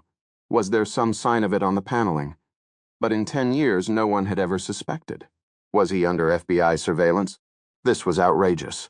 All these thoughts occurred deep within Boot's mind and did not surface on his face. Mort have no idea what you talking about. Pendergast smiled, but it was a faintly supercilious smile, that of an adult humoring a child. You re in a business, Mr. Boot, in which certain documents must be kept highly confidential. These documents would be the crown jewels of your company. Modem referring, of course, to your seismic survey maps of the Anadarko Formation. These maps show the location of oil and gas deposits, compiled by you at great cost. Therefore, your having a vault is a given. Since you are a person who trusts nobody, it makes sense the vault would be in your office, where you could keep an eye on it. Now, on 3 walls of your office you have expensive old master paintings. On that portion of the 4th wall, there you have inexpensive prints. Prints that can be moved, taken down, without fear of a ding or scratch. It is therefore behind the paneling of that wall that your vault lies. Boot began to laugh. You fancy yourself a real Sherlock Holmes, don't you? Pendergast joined in the laughter. Moat would respectfully ask you, Mr. Boot, and of course this is strictly a voluntary request, to open that vault and give me your seismic exploration survey of Cry County, Kansas. The last one, completed in Mochin-Chimichin. Boot found he had to make an effort to control himself. As usual, he was successful. Boot had learned a long time ago that a quiet voice was menacing, and the tone he now spoke in was barely audible. Mr. Pendergast, as you yourself said, those surveys, wherever their location may be, are the crown jewels of ABX. That geological information alone represents 30 years of seismic exploration and wildcatting at a cost of perhaps $500 million. And you want me to just give it to you? He smiled coldly. As Moat said, the request was strictly voluntary. Moat could never obtain a warrant for information like that. The man had nothing to go on, no cards to play, as he himself openly admitted. It was a joke or a trick. There was something about the entire business that made Kenneth Boot distinctly uncomfortable. He managed a pleasant smile. Moat can't satisfy you, Mr. Pendergast. If there is nothing else, Moat wish you good day. He went back to working on his memo, but the black figure in the corner of his eye did not move. Boot spoke without looking up from his work. Mr. Pendergast, in 10 seconds, you will become a trespasser in this office, at which point Moat will call security. He paused, waited the 10 seconds, then pressed the intercom to his secretary. Kathy, get a security detail up here to show Mr. Pendergast out ASAP. Boot resumed his work, typing a memo to his VP for finance. But he couldn't help but notice that the son of a bitch was still sitting, one finger tapping the arm of the chair, looking around in that same breezy way as if he were in a doctor's waiting room. Insolent bastard. The intercom buzzed. Security is here, Mr. Boot. Before Boot could respond, the man rose with an elegant swiftness and glided toward the drafting table. Boot stared at him, retort dying in his throat as he noticed the expression on the agent's pale face. Pendergast leaned over and murmured a number into his ear. Hi the batriu numbe saube. For a moment Boot was confused, but the number rang familiar, and as it dawned on him just what it was, he felt his scalp begin to tingle. A knock came at the door, and then 3 security guards entered. They paused, hands on their weapons. Mr. Boot, is this the man? Boot looked at them, his mind blank with panic. Pendergast smiled and waved dismissively at them. Mr. Boot won't be needing your help, gentlemen. He wishes to apologize for the inconvenience. They looked at Boot. After a pause, the CEO nodded stiffly. Right, wanna be needing you. "If you would be so kind as to lock the door on your way out," said Pendergast, "and please tell the secretary to hold all calls and visitors for the next 10 minutes. We need a little privacy here." Again the guards looked toward Boot for confirmation. "Yes," said Boot, "we need a little privacy here." The men retreated, the lock turned, and the office fell silent. Pendergast turned to the chief executive officer of ABX and said cheerily, "And now, my dear Mr. Boot, shall we return to our discussion of the crown jewels?" Pendergast strolled out to his Rolls-Royce, the long mailing tube under one arm. He unlocked the door, placed the tube on the passenger seat, and slid into the hot interior. Starting the engine, he let the compartment cool off while he slipped the survey out of the tube and gave it a quick overview, just to make sure it was what he needed. It was all that and more. This tied everything together. The mounds, the legend of the ghost warriors, the massacre of the 45s, and the inexplicable movements of the serial killer. It even explained Medicine Creek's excellent water, which had proven to be the connection he had needed. As he'd hoped, it was all here on the oil exploration survey, printed in crisp blue and white. First things first. He picked up the phone, pressed the scrambler option, punched in a number with the area code of Cleveland, Ohio. The ring was answered immediately, but it was several seconds before a voice of exceeding thinness spoke. "And Moat, thank you, Mime. The Cayman Islands number did the trick. Moat, expect the target to experience more than a few sleepless nights. Happy to be of assistance." There was a click. Pendergast replaced the receiver and examined the map again, looking more closely at the complex subterranean labyrinths it exposed. "Excellent," he murmured. The memory crossing had not failed. Instead, as the map confirmed, it had succeeded beyond his highest expectations. He had merely failed to interpret it properly. He rolled up the survey and inserted it back into the tube, capping it with a deft tap. Now he knew exactly where the ghost warriors had come from and where they had gone. 45. In New York City, it was a warm, brilliant late afternoon, but in the strangely perfumed vaults that lay deep underneath the mansion at Riverside Drive, it was always midnight. The man named Wren walked through the basement chambers, thin and spectral as a wraith. The yellow light of his miner's helmet pierced the velvety gloom, illuminating a wooden display case here, a tall metal filing cabinet there. From all corners came the faint sheen of copper and bronze, the dull winking of leaded glass. For the first time in many days, he did not carry the clipboard beneath his arm. It sat beside his laptop, half a dozen vaults back, ready to be taken upstairs. Because Wren, after 8 weeks of exhausting, fascinating work, had at last completed the cataloging of the cabinet of curiosities that Pendergast had charged him with. It had proved a remarkable collection indeed, even more remarkable than Pendergast had intimated it would be. It was full of wildly diverse objects, the finest of everything: gemstones, fossils, precious metals, butterflies, botanicals, poisons, extinct animals, coins, weapons, meteorites. Every room, every new drawer and shelf had revealed fresh discoveries, some wondrous, others deeply unsettling. It was, without question, the greatest cabinet of curiosities ever assembled. What a shame, then, that the chances of the public ever setting eyes upon it were vanishingly small. At least, not in this century. He felt a pang of jealousy that it should belong to Pendergast, all of it and nothing for him. Wren walked slowly through the dim chambers, one following upon the next, looking this way and that, making sure that all was in order, that he had overlooked nothing, left nothing behind. Now at last he reached his final destination. He stopped, the beam of his light falling over a forest of glass, beakers, retorts, titration setups, and test tubes, all returning his light from long dark rectangles of a dozen laboratory tables. His beam stopped at last on a door set into the far wall of the lab.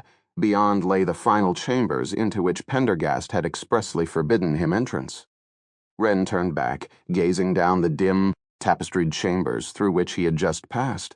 The long journey reminded him somehow of Poe's story The Masque of the Red Death, in which Prince Prospero had arranged for his masked ball a series of chambers, each one more fantastic, bizarre, and macabre than the one before it. The final chamber, the chamber of death, had been black with blood-colored windows. Wren looked back into the laboratory, shining his light toward that little closed door in the far wall. He had often wondered, during his cataloging, what lay beyond it. But perhaps, in retrospect, it was best that he not know.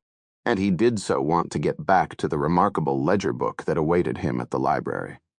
Working on it was a way to put these strange and disturbing collections behind him. At least for a while. There it was again, the rustle of fabric, the echo of stealthy tread. Wren had lived most of his working life in dim, silent vaults, and his sense of hearing was preternaturally acute. Time and again, as he had labored in these chambers, he'd heard that same rustle, heard that furtive step. Time and again, he'd had the sense of being watched as he pored over open drawers or jotted notes. It had happened far too often to be mere imagination. As he turned and began moving back through the shadowy rooms, Wren's hand reached into his lab coat and closed over a narrow-bladed book knife. The blade was fresh and very sharp. The faint tread paced his own. Wren let his gaze move casually in the direction of the sound. It seemed to be coming from behind a large set of oaken display cases along the right wall. The basement chambers were vast and complex, but Wren had come to know them well in his 2 months of work, and he knew that particular set of display cases ended against a transverse wall. It was a cul-de-sac. He continued walking until he was almost at the end of the chamber.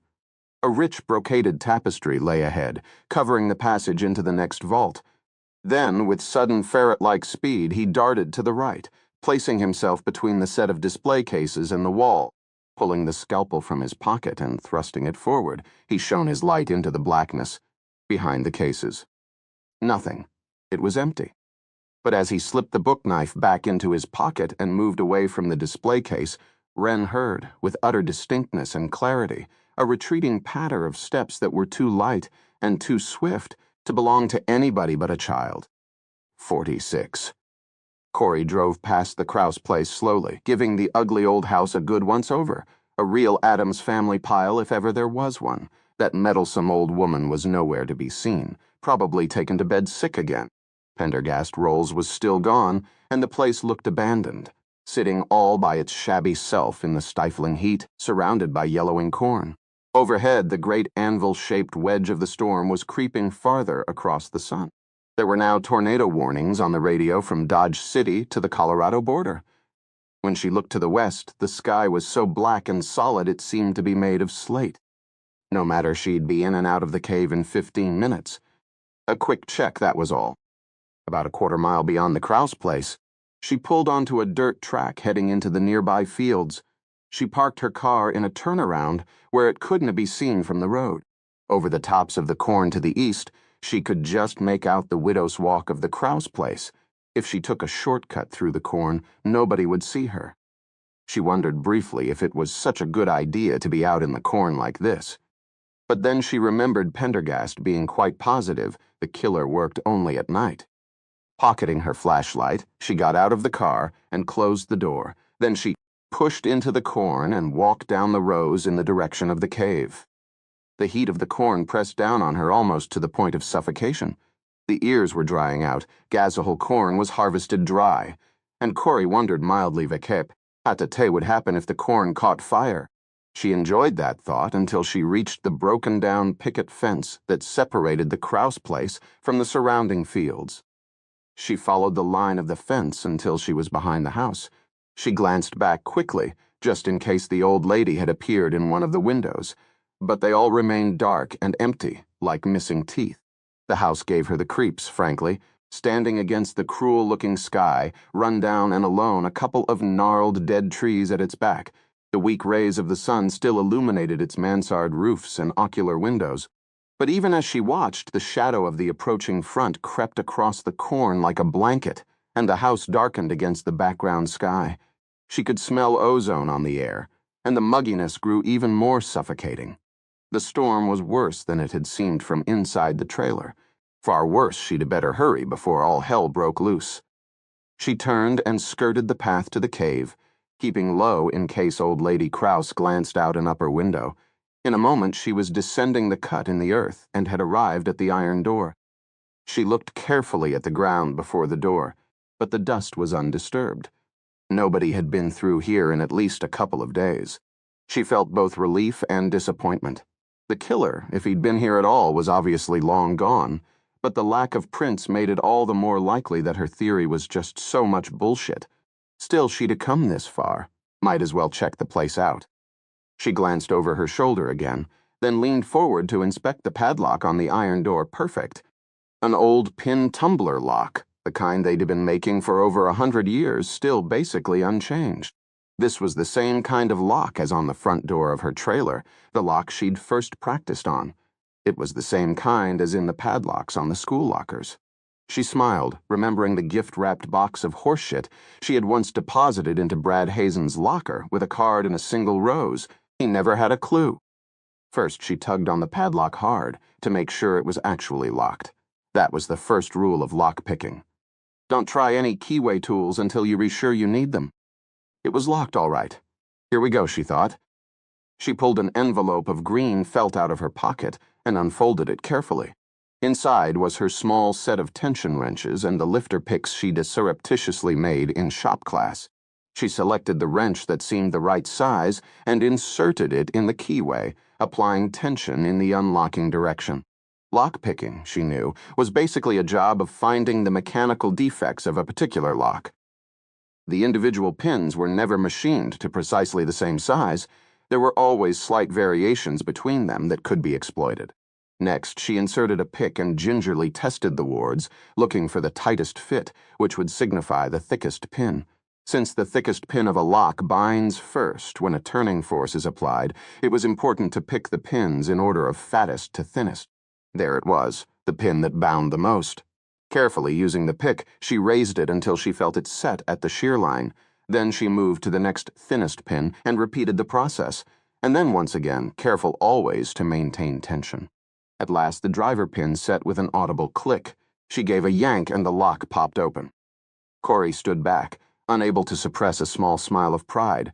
She wasn't particularly fast at picking locks, and there were lots of other techniques, like scrubbing and raking, that she hadn't mastered, but she was competent. Too bad it was a skill Pendergast would disapprove of, or would he? Putting the lock-picking tools back in her pocket, she removed the padlock and placed it to one side. The door squeaked open on rusty hinges. She moved through the entrance, then hesitated.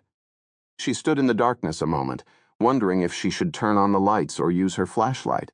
If Winifred Krauss showed up, the lights would be a dead giveaway. But then she recollected herself. It was 3 o'clock in the afternoon, past time for the last tour of the day according to the sign. And besides, Corey was positive there hadn't been any tours at all, since Pendergast had been forced to take one.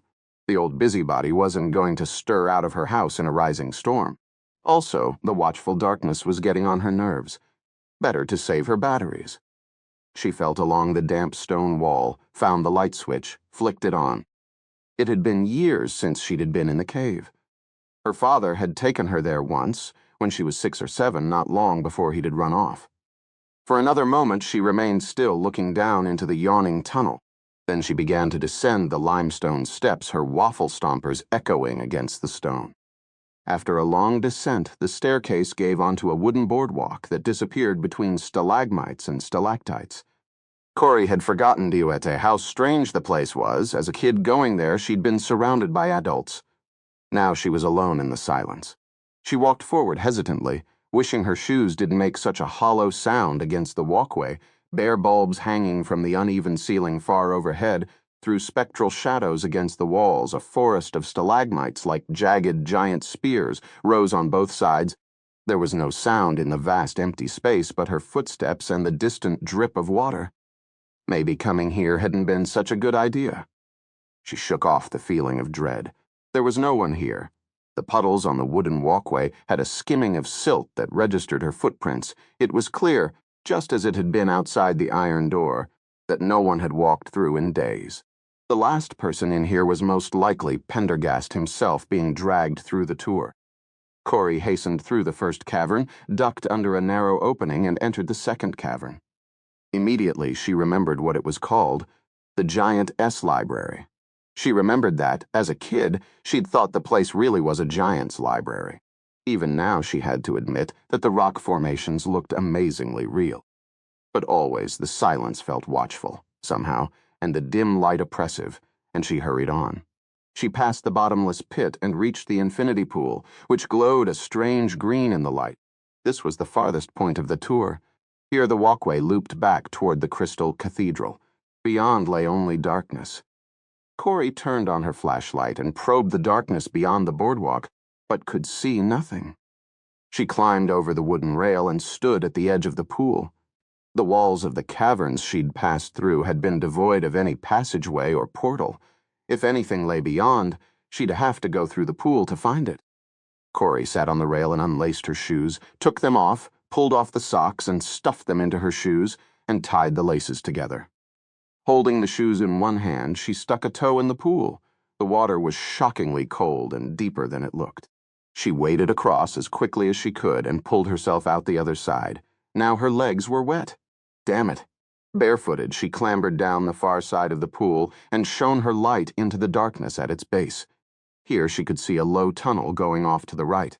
The ground was soft limestone, well worn down by old comings and goings. She was on the right track. She sat on a hump of limestone and pulled her socks over her wet feet, then laced up the heavy waffle stompers. She should thought to wear old sneakers. She stood up and approached the tunnel. She had to duck. It was about 5 feet high, and as she progressed, the ceiling got lower. Water trickled along the bottom. Then the ceiling rose again, and the tunnel bent sharply to the right. Her light shone on an iron door, padlocked just like the one at the front of the cave. This is it, then. This must lead to the old still. Once again, she took out her lock-picking tools and went to work. For some reason, perhaps because of the poor light, perhaps because her fingers felt unaccountably thick and uncoordinated, this lock took much longer. But after several minutes, she felt the unmistakable give as the driver pin set. Silently, she placed the lock to one side and swung the door open. She paused in the entranceway, shining her light around cautiously. Ahead, a dark passageway cored through the living rock of the cave, its walls smooth and faintly phosphorescent. She started forward, following it for perhaps 100 feet, flashlight playing around the walls until it suddenly widened into a chamber. But this space had none of the vastness or majesty of the earlier caverns, just a few stubbly stalagmites rising from the rough, uneven floor. The air was chill and close, and there was a smell, an unusual smell. Smoled smoke and something else, something foul. She could feel the cool flow of air coming from the open door, stirring the hairs on the nape of her neck. This had to be it, the old moonshine still. She advanced into the gloom, and as she did so, her flashlight picked up something at the far end, a dull gleam of metal. She took another step, then another. There it was, an old pot still, an almost cartoon-like relic from a vanished era, with an enormous copper cauldron sitting on a tripod stand and the ashes of an old fire underneath. Stacked on a shelf above the floor were some split logs. The top of the cauldron, with its long coil of copper tubing, had been removed, and now lay on the floor, partially crushed. There were several smaller pots and cauldrons scattered about. She paused to sweep the room with her light. Off to one side was a table with a couple of glasses on it, one broken. Pieces of a chair lay on the floor beside a rotting playing card. An ace, Corey noticed. In one corner stood a pile of broken bottles and jugs of all kinds. Wine bottles, mason jars, clay jugs amidst moldy trash. She could just imagine the men tending the fire, playing cards, drinking, smoking. Now she shone her light upward. At first she could see nothing. The ceiling was so black. But then she was able to make out some broken stalactites and a honeycomb of cracks that apparently had drawn off the smoke. Even so, they could have drawn it off very fast. Her breath was condensing in the air, surrounding her with a fog that the flashlight set aglow. She approached the cauldron set upon its iron tripod. It was certainly big enough to boil a human being. It was hard to tell, with all the dampness, if it had been used recently. Would the place still smell of smoke from the long-ago days of the still? She wasn't sure. And then there was that other smell, the bad one.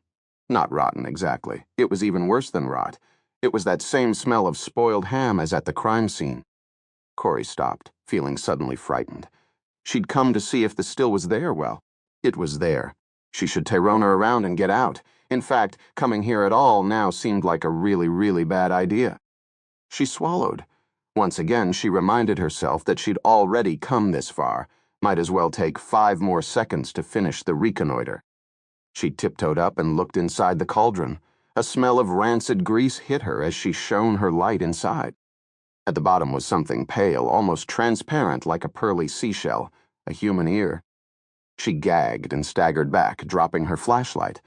It struck the hard limestone floor and rolled away toward a dark corner, beam revolving lazily across the floor and ceiling, finally coming to rest against a far wall with a heavy thud. A second later, it went out, and the cavern was thrown into utter blackness. Shit, Corey thought. Shit.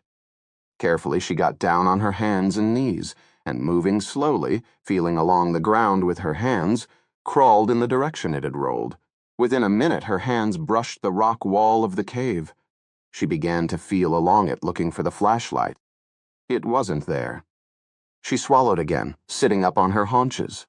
For a minute, she thought about trying to find her way out in absolute darkness, but the way back down was so long, it would be easy to get disoriented. She fought down a feeling of panic. She would find the flashlight. It must have gone off in the collision with the wall. She did find it, shake the light back into it, and get the hell out of there.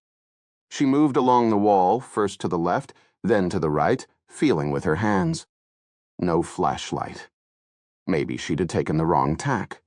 Carefully, she crawled back to where she thought she'd had started, and then tried again, crawling in the direction she remembered the light had rolled. Still, no matter how far she went along the wall, sweeping the ground with her hands, she could not find the flashlight. Her breath began to come faster as she returned to the middle of the room. At least, she thought it was the middle of the room.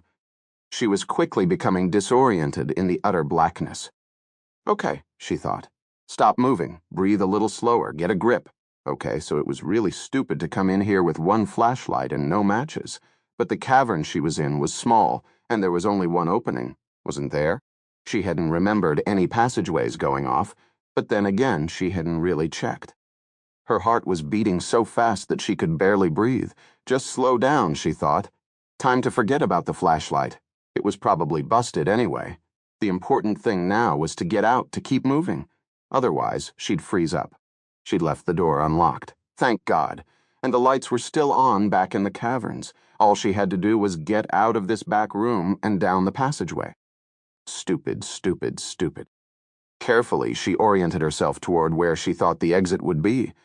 Then, just as carefully, she began crawling forward. The floor of the cave was cold, rough, uneven, covered with greasy pebbles and puddles of water. It was absolutely terrifying, the pitch blackness. Corey wasn't sure she'd ever been in a place completely without light. Even on the darkest night, there was some trace of starshine or moonlight.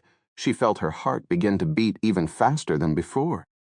Then her head bumped painfully into something. She reached up, felt the iron cauldron. She had crawled right into the dead coals. Okay, so she'd have gone in precisely the opposite direction. But at least now she had her bearings. She'd crawl along the wall until she reached the passage out. Once in the passage, she'd keep crawling one hand on the wall until she reached the iron door. From there she could reach the pool, she felt sure, even in utter darkness, and in any case, on the far side of the pool lay light and the boardwalk. It's not so far, she repeated, not so far at all. Forcing herself to relax, she began crawling forward, sliding her left hand along the wall. Slide, stop again, 3, 4, 5. Her heart began to slow. She bumped into a stalagmite, tried to visualize its orientation in the room. With relief, she realized the exit should be straight ahead. She kept on crawling, one hand on the floor, the other on the wall. 6, 7, 8. In the dark, her hand touched something warm. She instinctively snatched back her hand. The rush of fear and surprise came a moment later. Was it some cave-dwelling creature? A rat or a bat, perhaps? Her imagination working overtime in the blackness? She waited. There was no sound or movement. Then she carefully reached out, felt again. It was warm, naked, hairless, and wet. She shrank back, a sob rising involuntarily to her throat. The smell of something dirty, something indescribably foul, seemed to rise and envelop her. Was that noise she heard really the sound of her own breathing? She was gasping with fear. She gritted her teeth, blinked her eyes against the darkness, tried to regain control of her wildly beating heart. The thing she had touched hadn't moved. It was probably just another bump or ridge in the floor. If she stopped in horror, at most every little thing she touched, she'd never make it out of the cave. She reached out to move forward and brushed against it again. It was warm, there was no imagining that, but it must be some freakish thing, volcanic or something. She felt it again lightly, letting her hand brush here-there. She realized she was touching a naked foot with long, broken toenails. Ever so slowly, she withdrew her hand. It was shaking uncontrollably, and her breath came as a rasp, completely beyond her control to silence it. She tried to swallow, but her mouth had gone dry. And then a coarse, sing-song voice, a caricature lisping of human speech, came from the darkness. "Wanna play with me?" 47. Hazen sat back in the well-upholstered chair, fingertips pressed lightly against the polished wood of the conference table. He wondered yet again why Medicine Creek could afford a sheriff's office with nice, comfortable chairs, or a table like this one. But then it occurred to him that the Deeper sheriff's office, like everything else in Deeper, was running on borrowed money. At least his department ran in the black every year. Medicine Creek's time would come, thanks in no small part to him. The voice of Hank Larson droned on in the background, but Hazen was barely listening. Better to let the Deeper sheriff talk himself out. He glanced surreptitiously at his watch. 7 o'clock. They'd come a long way today, made some great progress. He'd done a great deal of thinking, and in his mind the case was now almost complete. There was only one detail that still bothered him. Larson, it seemed, was winding down. It's just way too premature. Dentmort haven't heard any hard evidence, just a lot of conjecture and supposition. Conjecture and supposition. Christ, Hank had been reading too many Grisham novels. Larson drew himself up with an air of finality. Moat not going to cast a cloud of suspicion on one of Deeper's leading citizens without firm evidence.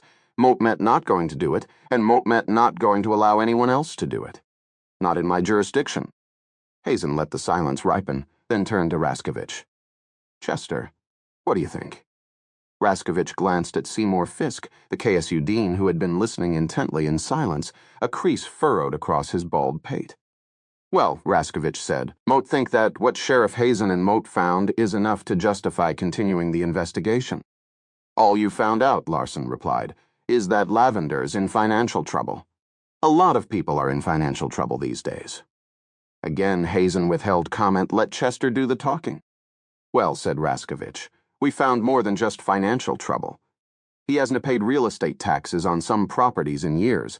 Why there haven't been any tax seizures is something to be interested in knowing.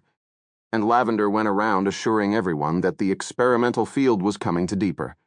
He told everyone he had a plan, as if he knew something that nobody else knew. This plan sounds pretty suspicious to me." "For heaven's sake, it was just talk to appease his creditors," said Larson, practically rising out of the comfortable Naugahyde to make his point. This is great, thought Hazen. Now Hank's arguing with the KSU guys. Larson always had been a few beers short of a six-pack. "It's pretty clear," Raskovich went on, "that if Dr. Chauncey had announced on Monday that the field was going to Medicine Creek, Lavender's creditors would have moved in, and he'd have been forced into bankruptcy. That's a powerful motive." There was a silence. Larson was shaking his head. And now Fisk spoke at last, his reedy ivory tower voice filling the office. "Sheriff, the intention is not to make accusations. The intention is merely to continue the investigation, looking into Mr. Lavender's affairs along with whatever other leads develop." Hazen waited. It was politically important to consult with Larson. Old Hank just didn't seem to get the fact that it was all pro forma, that nothing he said would stop the investigation into Lavender. "Mr. Fisk," Larson said, "all Moat saying is, don't focus on a suspect too early. There are plenty of other avenues that should be explored. Look, Dent, we all know Lavender's no saint, but he's no killer either, especially not that kind of killer. Even if he hired someone, Hut, Ove Kep in hell did that person get from Deeper to Medicine Creek without being observed? Where'd he hide out? Where's his car? Where'd he spend the night? That whole area was been searched by air and on the ground, and you know it." Hazen exhaled quietly. This was precisely the point that still bothered him. It was the one weakness in his theory. "It seems to me," he went on, "that it's more likely the killer's a resident of Medicine Creek, a Jekyll and Hyde type. If it was an outsider, somebody would have seen something. You can come and go from Medicine Creek, time and again unnoticed." "Someone could be hiding in the corn," said Raskovich. "You can see into the corn from above," said Larson. "They've been flying spotter planes for days now. They've searched the creek for 20 miles. They've searched the mounds. They've searched everywhere. There's no sign of anyone hiding, and nobody has been coming or going, I mean. Where is this killer supposed to be hiding? In a hole in the ground? Listening, Hazen suddenly went rigid. He felt his limbs stiffening as the sudden brilliant insight burned its way through his consciousness. Of course, he told himself. Of course, it was the elusive answer he'd been searching for, the missing link in his theory. He breathed deeply, glanced around to make sure nobody had noticed his reaction. It was critical that it not seem like Hank had given it to him. And then he delivered his revelation in an almost bored tone of voice. That's right, Hank. He's been hiding in a hole in the ground. There was a silence. How's that? Raskovich asked. Hazen looked at him. Kraus Caverns, he said. Kraus Caverns, Fisk repeated. On the Cry Road, that big old house with the gift shop. There's a tourist cave out back of it. Been there forever, run no kept by old Winifred Kraus. It was incredible how fast the pieces were coming together in his mind. It had been under his nose all along, and he just hadn't seen it. Kraus Caverns. Of course. Fisk was nodding, and so was Raskovich. Mort, remember seeing that place, said Raskovich. Larson had turned white. He knew Hazen had nailed it. That's how perfect it was, how well it fit together. Hazen spoke again. The killer's been hiding in that cave. He looked at Larson and couldn't help but smile, as you know. Hank, that's the same cave where old man Kraus had his moonshine operation, making corn whiskey for King Lavender. Now that's very interesting, Fisk said, turning an admiring look on Hazen. Isn't it? There's a room back there behind the tourist loop where they boiled up their sour mash in a big pot still. He emphasized the last two words carefully. He saw Raskovich's eyes suddenly widen, in a pot still big enough to boil a human body. Bingo, said Hazen. The atmosphere became electric. Larson had begun to sweat now, and Hazen knew it was because even he believed. So you see, Mr. Fisk, Hazen continued. Lavender's man has been holed up in that cave, coming out at night with his bare feet and his other shenanigans, killing people and making it look like the fulfillment of the Ghost Mound's curse. During Prohibition, King Lavender financed that pot still for old man Kraus, got him set up in the business. It's what he did all over Cry County. He bankrolled all the moonshiners in these parts. Hank Larson removed a handkerchief and dabbed at the line of sweat that had formed on his brow. Lavender claimed his assistant, McFelty, went to visit his sick mother in Kansas City. It's one of the things Raskovich and Mort checked out today. We tried to get in touch with McFelty's mother, and we found out all about McFelty's mother. He paused. She died 20 years ago. He let that sink in, then continued. And this man McFelty's been in trouble with the law before. Small stuff, mostly, but a lot of it violent. Petty assault, aggravated assault, drunk driving. The revelations had been coming fast, one almost piling up upon the other. And now Hazen added the kicker. McFelty disappeared 2 days before the Sweg killing. Mort think he went underground. As Hank just pointed out, you can come and go from Medicine Creek without being noticed, without neighbors noticing. Without me noticing, he's been holed up in Kraus Caverns all this time, coming out at night to do his dirty work. There was a long pause in which nobody spoke. Then Fisk cleared his throat. This is first-rate work, Sheriff. What's the next move? Hazen stood up, his face set. The town's been crawling with law officers and press. You can be sure McFelty's still laying low in those caves, waiting for a lull so's he can escape, now that he has completed his job. And so we go in there and get the son of a bitch. When? Now, he turned to Larson. Conference us into State Police HQ in Dodge. Mort want Commander Ernie Ways on the horn himself. We need a well-armed team, and we need it now. We need dogs. Good dogs this time. Mort Luglunk head over to the courthouse. Get a bench warrant from Judge Anderson. Are you sure McFelty's still there in the caves? Fisk asked. No, said Hazen. Moat met not sure, but there's going to be physical evidence in there at the very least. Moat met not taking any chances. This guy's dangerous. He may be doing a job for Lavender, but he's been enjoying himself just a little too much. And that scares the piss out of me. Let's not make the mistake of underestimating him. He looked out the window at the blackening horizon, the rising wind. We got to move. Our man may use the cover of the storm to make his exit. He glanced at his watch, then looked once again around the room. We were going in tonight at Mof 10, and we were going in big. 48. The darkness was total, absolute. Corey lay on the wet rock, soaked to the bone, her whole body shivering from terror and cold. Not far away, she could hear it moving around, talking to itself in a sing-song undertone, making horrible little bubbling sounds with its lips, sometimes cooing, sometimes laughing softly, as if at some private joke. Her mind had passed through disbelief and stark terror, and come out on the other side, cold and numb. The killer had her.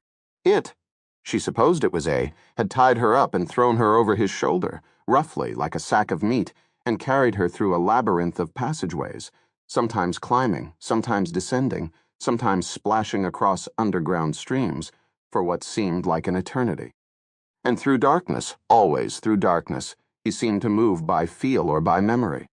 His arms had felt slippery and clammy, yet strong as steel cables that threatened always to crush her. She had screamed, begged, pleaded, but her protests had met with obliviousness. And then at last they got to this place with its unutterable stink, and he had dropped her sprawling onto the stone floor. Then the horny foot had kicked her roughly into a corner, where she now lay, dazed, aching, bleeding. The stench that before had been faint and unidentifiable, was here appalling, omnipresent, enveloping. She had lain, numb and unthinking, for an unguessable period of time, but now her senses were beginning to return. The initial paralysis of terror was wearing off, if only slightly. She lay still, forcing herself to think. She was far back in the cave. A cave much bigger than anyone imagined. Nobody was going to find their way back here to save her. She struggled with the panic that rose at this thought. If nobody was going to save her, then she'd have to save herself. She shut her eyes tight against the darkness. Listening, he was busying himself in the blackness somewhere nearby, gargling and sing-songing unintelligibly to himself. Was he even human? He had to be human. He had a human foot, though as calloused as a piece of rawhide, and he spoke, or at least vocalized, in a high baby-like voice. And yet, if he was human, he was like none other that had ever walked the earth. Suddenly she felt him near. There was a grunt. She froze in fear, waiting. A hand seized her roughly, dragged her to her feet, shook her. "Ma?" She sobbed. "Leave me alone." Another shake, more violent this time. "Whew!" went the voice, high and babyish. She tried to wrench free, and with a grunt he flung her down. "Stop. Stop." A hand seized her ankle and gave a sharp jerk. Corey screamed, feeling pain lance through her hip, and then she felt his arms around her, grabbing her by the shoulders, lifting her bodily. "Please, please stop." "Pliss," squeaked the voice. "Pliss hrun." She feebly tried to push him away, but he was holding her close to him, his foul breath washing over her. "No, let me go." She was flung down again, and then she heard him shuffle off with a low, murmuring sound. She struggled wildly, tried to sit up. The ropes burned her wrists, and she felt her hands tingling from lack of blood. He was going to kill her. She knew that. She had to get away. With a great effort, she managed to flop herself upward into a sitting position. If only she knew who he was, or what he was doing, or why he was there in the cave. If only she understood, she might have a chance. She swallowed, shivered, tried to speak. Who are you?" she said. It came out as a bare whisper. There was a momentary silence. This was followed by a shuffling sound. He was coming over. "Please don't touch me." Corey could hear him breathing. She realized that maybe it hadn't been such a good idea to attract his attention again, and yet her only hope was to engage him somehow. She swallowed again, repeated the question. "Who are you?" She felt him leaning over her. A wet hand touched her face, broken nails scratching her skin, the huge fingers calloused and warm. She turned away with a stifled cry.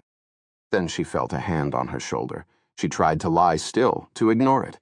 It squeezed her shoulder, then moved down her arm, stopping to feel here and there as it went, then sliding further, horny and rough, the broken nails like splintered ends of wood. The hand withdrew, then came back, sliding and slipping up the ridge of her backbone. She tried to twist away, but the hand suddenly gripped her shoulder blade with a horrible strength. Involuntarily, she cried out. The hand resumed its crawl. It grasped the nape of her neck, squeezed. She felt paralyzed with terror. The squeezing grew harder.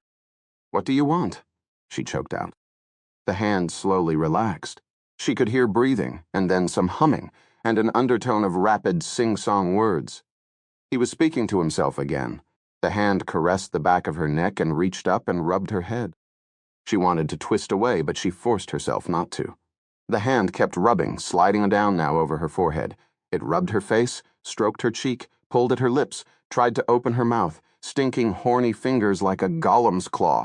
She turned, but the hand followed the movements of her head, poking, always poking, as if inspecting a cut of meat. "Please stop it," she sobbed. The hand stopped, and there was a grunt. Then the fingers slipped around her neck, from the front this time, and squeezed, first lightly, then a little harder, and then harder still. Corey tried to scream, but the squeezing had already closed off her windpipe. She thrashed, struggled, saw stars begin to flash in front of her eyes. And still he squeezed, and as consciousness flickered and her limbs began to relax involuntarily, Corey desperately tried to reach out, to claw the darkness, to push him away.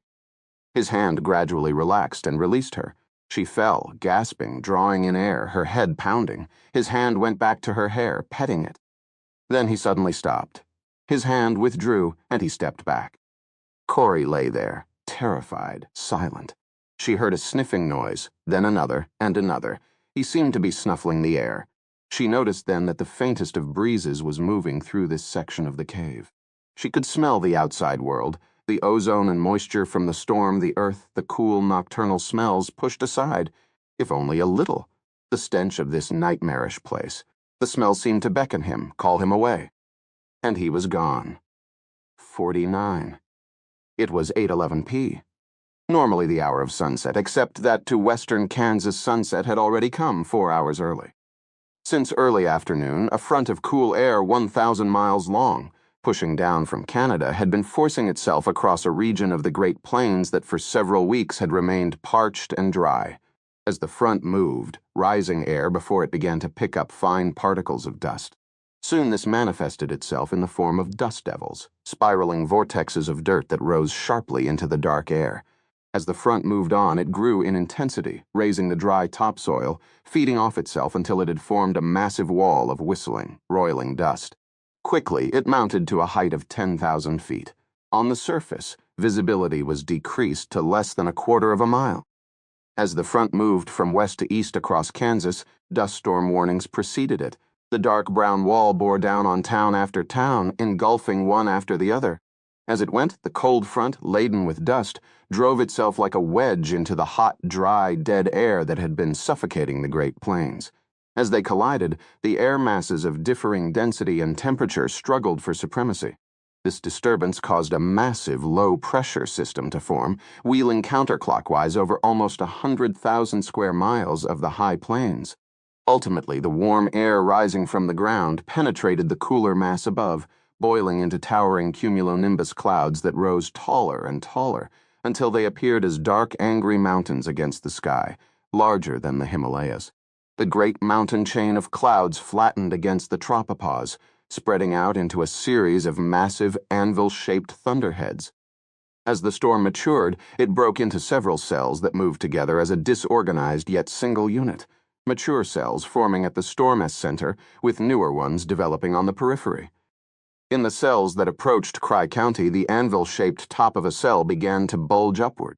This overshoot indicated that the rising torrent of air at the storm center was so powerful it had broken through the tropopause into the stratosphere.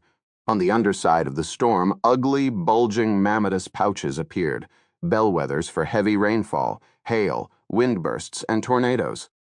The National Weather Service had been tracking the system with radar, satellites, and the reports of pilots and civilian spotters. The dust storm and thunderstorm bulletins were upgraded to include tornado watches. Regional offices of the National Weather Service began advising local authorities of the need for emergency action, and always it remained vigilant for that rarest yet worst type of storm, the supercell thunderstorm. In this far more organized event, the main updraft, known as a mesocyclone, reaches speeds of close to 200 miles per hour. Such storms could create 3-inch hail, 80-mile-per-hour downbursts of wind, and tornadoes. And already, virgas of rain were hovering over the landscape, evaporating as quickly as they fell, blasting the ground with localized microbursts that uprooted trees, flattened fields, and peeled the roofs off trailers. Hailstones spilled from the sky, stripping corn ears from their stems and ripping up fields, tearing the dry stalks to tattered sticks.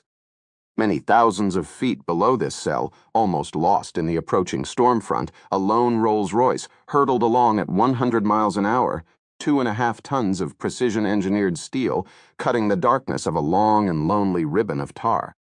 Inside, the driver kept one hand on the wheel while glancing at the laptop open on the seat beside him.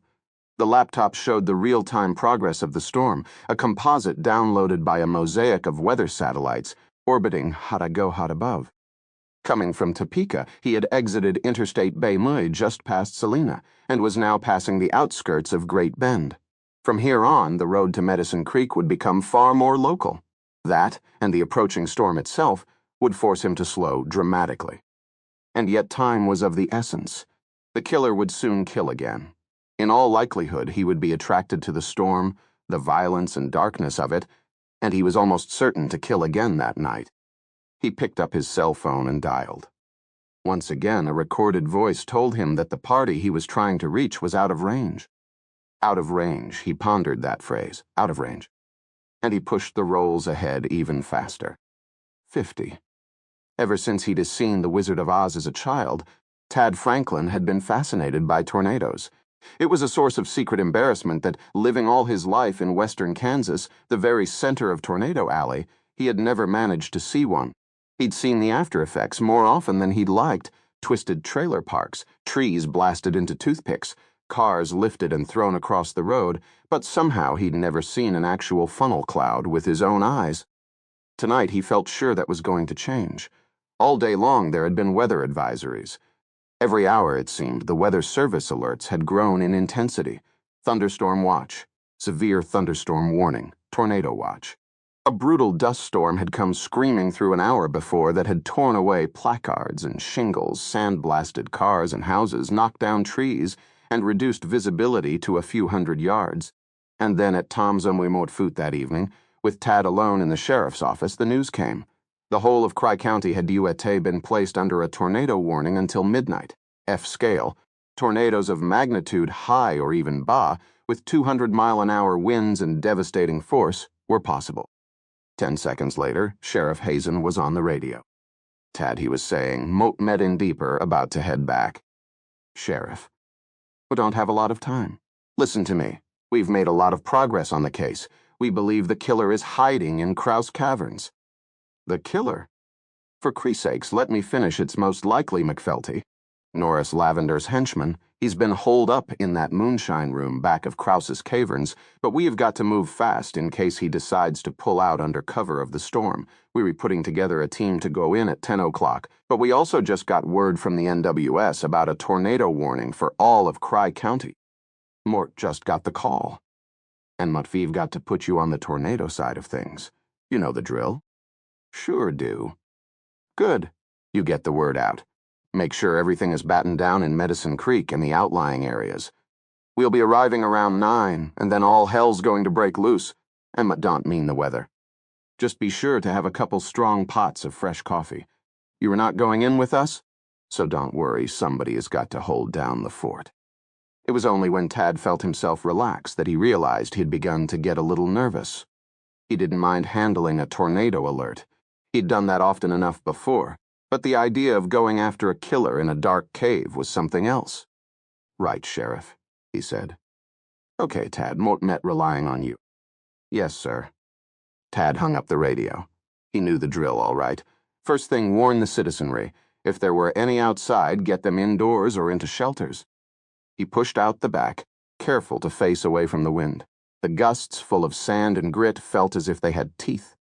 He opened the door to his squad car, slipped in, shook the dust from his hair and face, started the engine, and ran the wipers a few times. Then he started the siren and turned on his flashers. He slid out onto Main Street and cruised along, slowly, speaking into the horn. Of course, most of them would already have heard it over the radio, but it was important to go through the motions.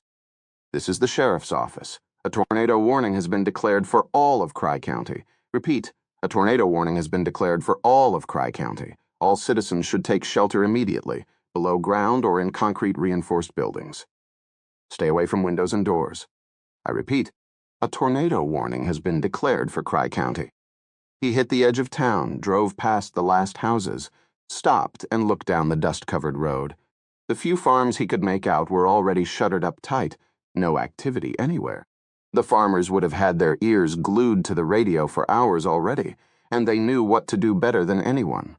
Move livestock, especially the young, to sheltered areas, haul extra feed, make sure they were well stocked with provisions in case of a power loss. The farmers knew what to do. It was the damn fool townies one had to worry about. Tad ran his eye down the road until it reached the level of the horizon. Above, the sky was black, intensely black. The sun must have set already, and what little light was left was completely blocked by the storm. The wind was gusting fitfully, pushing shreds of corn shucks and dust-covered stalks past his windows. To the southwest, he could see a deep reddish flickering that looked more like the front of a war than lightning. In Cry County, tornadoes almost always moved from southwest to northeast.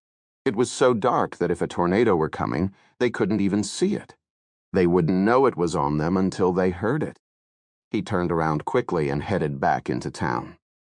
The windows of Maisie's were twin rectangles of cheerful yellow standing against the murk.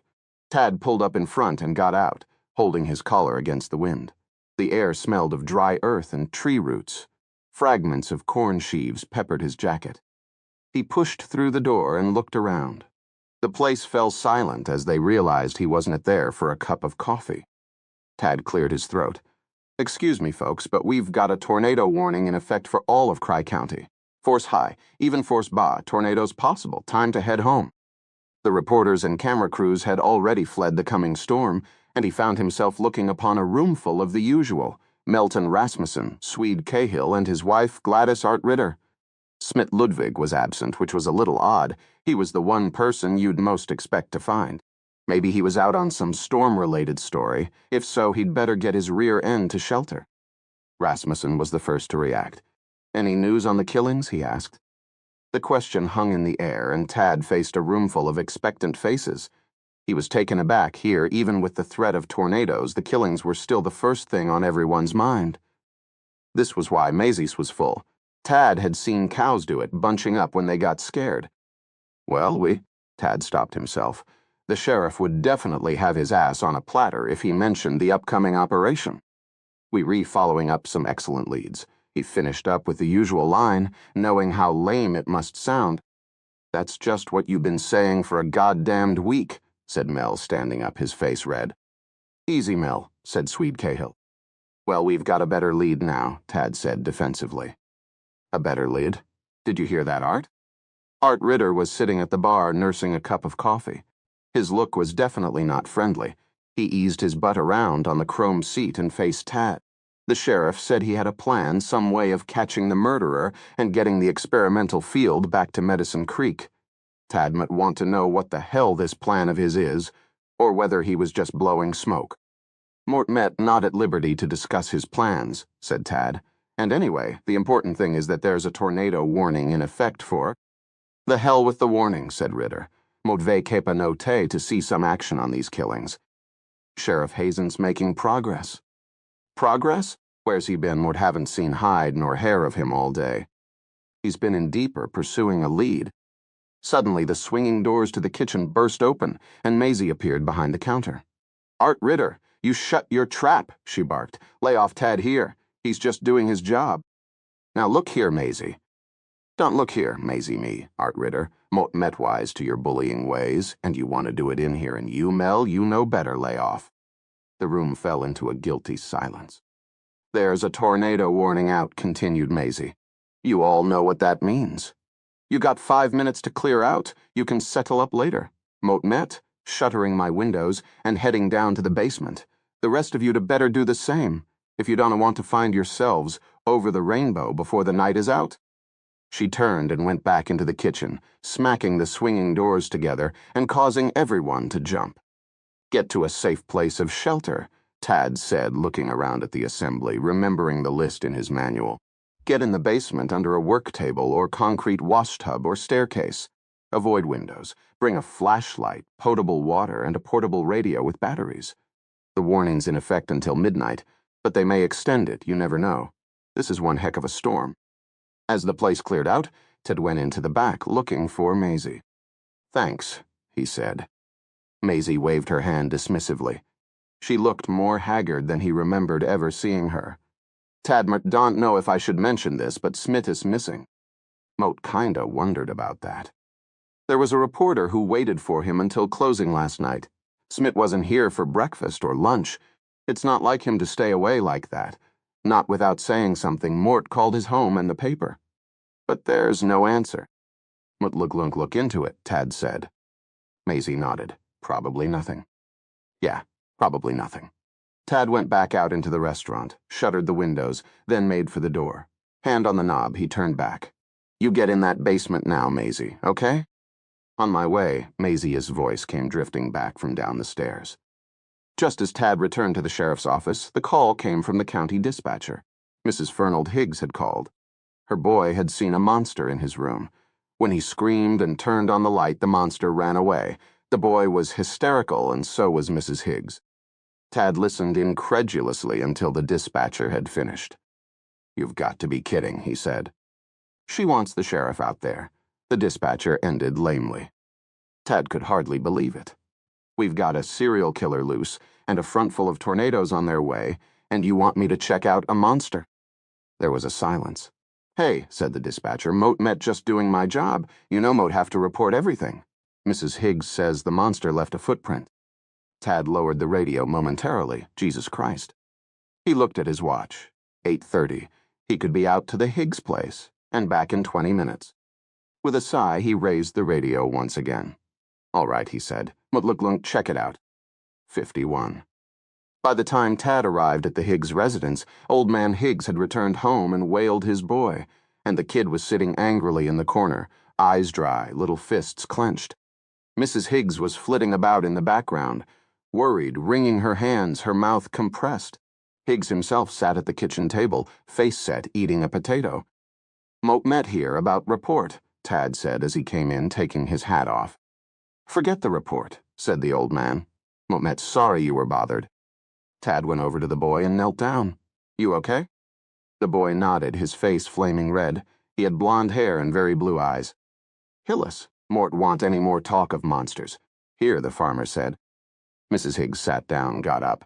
"Mort met sorry, Deputy Tad. Do you want a cup of coffee?" "No thanks, Mayam." He looked at the kid again and spoke softly. "What you see?" The kid said nothing. "Don't be talking about any monsters," growled the farmer. Tad leaned closer. "I saw it," said the boy defiantly. "What'd you say?" the farmer roared. Tad turned to Mrs. Higgs. "Show me the footprint, if you will, ma'am." Mrs. Higgs rose nervously. The farmer said, "He ain't talking about monsters still, is he? By jingo, Moat Luglunk whale him a second time. Calling the police about a monster." Mrs. Higgs brought Tad through the small parlor to the back of the house and scuttled into the boy's room. She pointed at the window.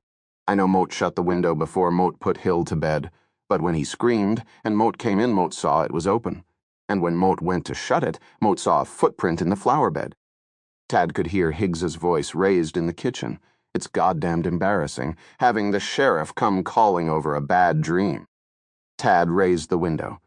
The moment he did so, the wind came shrieking in, grabbing the curtains and tossing them wildly around. Tad put his head out the window and looked down. In the faint light from the room, he could see a bed of carefully tended zinnias. Several of them had been roughly flattened by a large, elongated mark. It might be a footprint, but then again, it might not be. He went back through the parlor, exited the side door, and walked around the edge of the house, leaning toward the clapboards for cover until he'd reached the boy's window. Snapping on his flashlight, he knelt by the flower bed.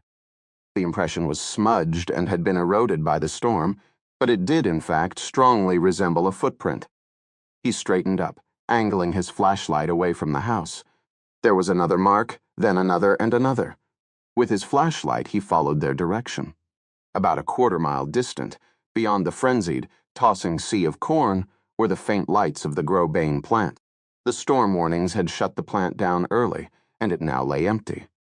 As he watched, the lights abruptly winked out. He turned. The lights in the Higgs house were out too, but the glow of light from Medicine Creek was still visible. Blackout. He trudged around the side of the farmhouse again and went in the door. "It appears there may in fact have been an intruder," he said. The farmer muttered angrily, but did say anything. Mrs. Higgs was already lighting candles. "We also under a tornado warning. Met going to ask you to shut and lock your doors and windows. Head for the basement the moment the wind gets any worse. If you have a battery-powered radio, keep it tuned to the emergency channel." The farmer grunted acknowledgement. He didn't need anybody telling him what to do in case of a twister. Tad got back in his car and sat for a moment thinking. The big cruiser rocked back and forth to the gusting of the wind. It was 9 o'clock. Hazen and his team would be in town by now. He unhooked the radio and called in. "That you, Tad?" "Yeah. You back at the station, Sheriff." "Not yet. Storm below kept down a tree on the deeper road and knocked out a couple of repeater stations." Tad quickly explained the situation. "Monsters, huh?" Hazen chuckled. There was an awful lot of noise in the background. "You know, Chindmurry Moat, they have to report everything." "Met sorry if I..." "Don't apologize, you did right." "What's the upshot?" "It appears there may have been an intruder. The kid's scream might have startled him. He seems to have headed away in the direction of the Grow-Bain plant, which, by the way, just lost power. Probably that Cahill kid and his friends again. Remember that egging last month? We don't want those boys out on a night like this. They take advantage of a blackout to go helling around. They could end up getting sculled by a flying tree. As long as you're out there, why don't you check out the plant there, still time? Keep in touch." "Right. And Tad?" "Yes." "You haven't seen that man Pendergast, have you?" "No." "Good. Looks like he blew town after I served him with that C&D. "No doubt." "We going to hit the cave at 10. Get back by then to cover the office." "Got it." Tad signed off and started up the car. He felt a certain relief now he had an even better reason not to go into the cave after the killer. As for Grow-Bain, they hadn't had a night guard since the last one started working days. He would just check the entrances. As long as they were all locked and there was no sign of activity, his job would be done. He pointed the car south toward the dark, low outline of the plant. 52. Tad eased his squad car into the plant's parking lot. Heavy gusts blasted across the empty asphalt, carrying with them bits of straw and ruined husks of corn. Ribbons of rain cascaded here and there, coming and going in sudden sheets. A line of fat raindrops passed over the cruiser, from front to back, with a machine gun cadence. Beyond the parking lot, he could hear waves of wind ripping through the cornfields surrounding the plant. He peered out at the blackness over the corn, half hoping for, half dreading, the sight of a dagger-like funnel cloud. But he could see nothing. The sheriff had said he suspected Andy Cahill and his friends of terrorizing the Higgs homestead. Privately, Tad thought Hazen-owned son Brad and his gang were the more likely suspects. Scaring little kids, egging buildings was more their style. The son would never be the man his father was. Tad wondered what he'd do if he ran into the sheriff's son outside the plant.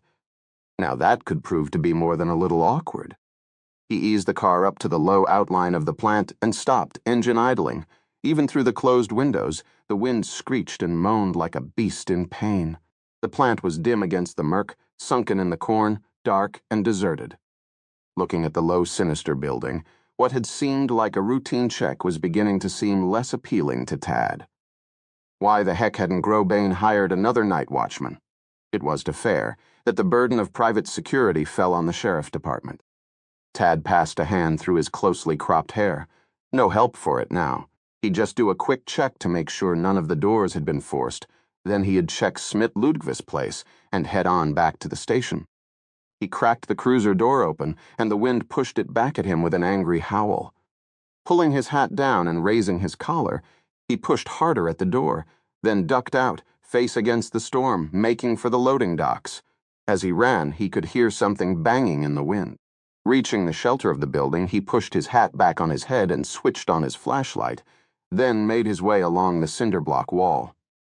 The banging got louder. It's when he reached the top of the loading dock stairs that his light revealed an open door, swinging and banging on broken hinges. Shit. Tad stood there, the beam of the flashlight playing over the shattered lock and mangled hinges. Somebody had really done a number on it. Normally, he would call for backup. But where was he going to get backup on a night like this? Any law enforcement officers that weren't going into the cave after the killer would be out working the tornado watch. Maybe he should just forget about it. Come back in the morning. He imagined explaining that decision to the darkening face of Sheriff Hazen and decided it was not an acceptable option. Hazen was constantly harping on him that he needed more pluck, more initiative. This was nothing really to be concerned about. The killer was safely bottled up in the cave. Kids like Brad Hazen were always breaking into the plant for fun, even when the night watchman was there. It had happened several times before, most notably last Halloween. Half a dozen hoodlums from Deeper who thought it would be fun to tang-fo their rival town as major employer. Tad felt a wash of irritation. It was a hell of a night to pull crap like that. He pushed through the broken door, making as much noise as possible, and shone his light around the receiving area. "This is the police," he called out in his sternest voice. "Please identify yourselves." The only answer was the echo of his own voice coming back at him from the blackness. Moving forward carefully, letting his light drift from left to right, he exited the loading bay and walked along the catwalk leading into the plant proper. It was very dark and smelled strongly of chlorine, and as he walked beneath a partition he felt, rather than saw, the ceiling suddenly rise to a great height. He paused to run the beam of his light along the conveyor belt that snaked through the plant like an endless metal road, back and forth, up and down, on at least 3 different levels. Emerging first from a small tiled room attached to the stunning area, the line ran through several freestanding structures within the plant, buildings within buildings. The scalder, the plucker, the box washer. Tad remembered their names from his previous visits.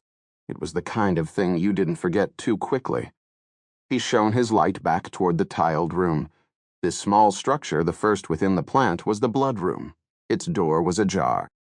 "This is the police," he rapped out a second time, advancing a few more steps. Outside, the shriek of the wind answered faintly. Transferring his flashlight to his left hand, Tad unsnapped the leather guard on his service holster, let his palm rest lightly on the handle of his piece. Not that there would be any call for it, of course, but it felt reassuring, just the same. He turned and shone his light around again, licking the beam off the gleaming assembly line, off the tubes and pressure hoses that snaked up the gray-painted walls. The plant was vast, cavernous, and his light penetrated less than a third of it. But the place was silent, and what he could see looked decidedly empty. Tad felt a certain relief.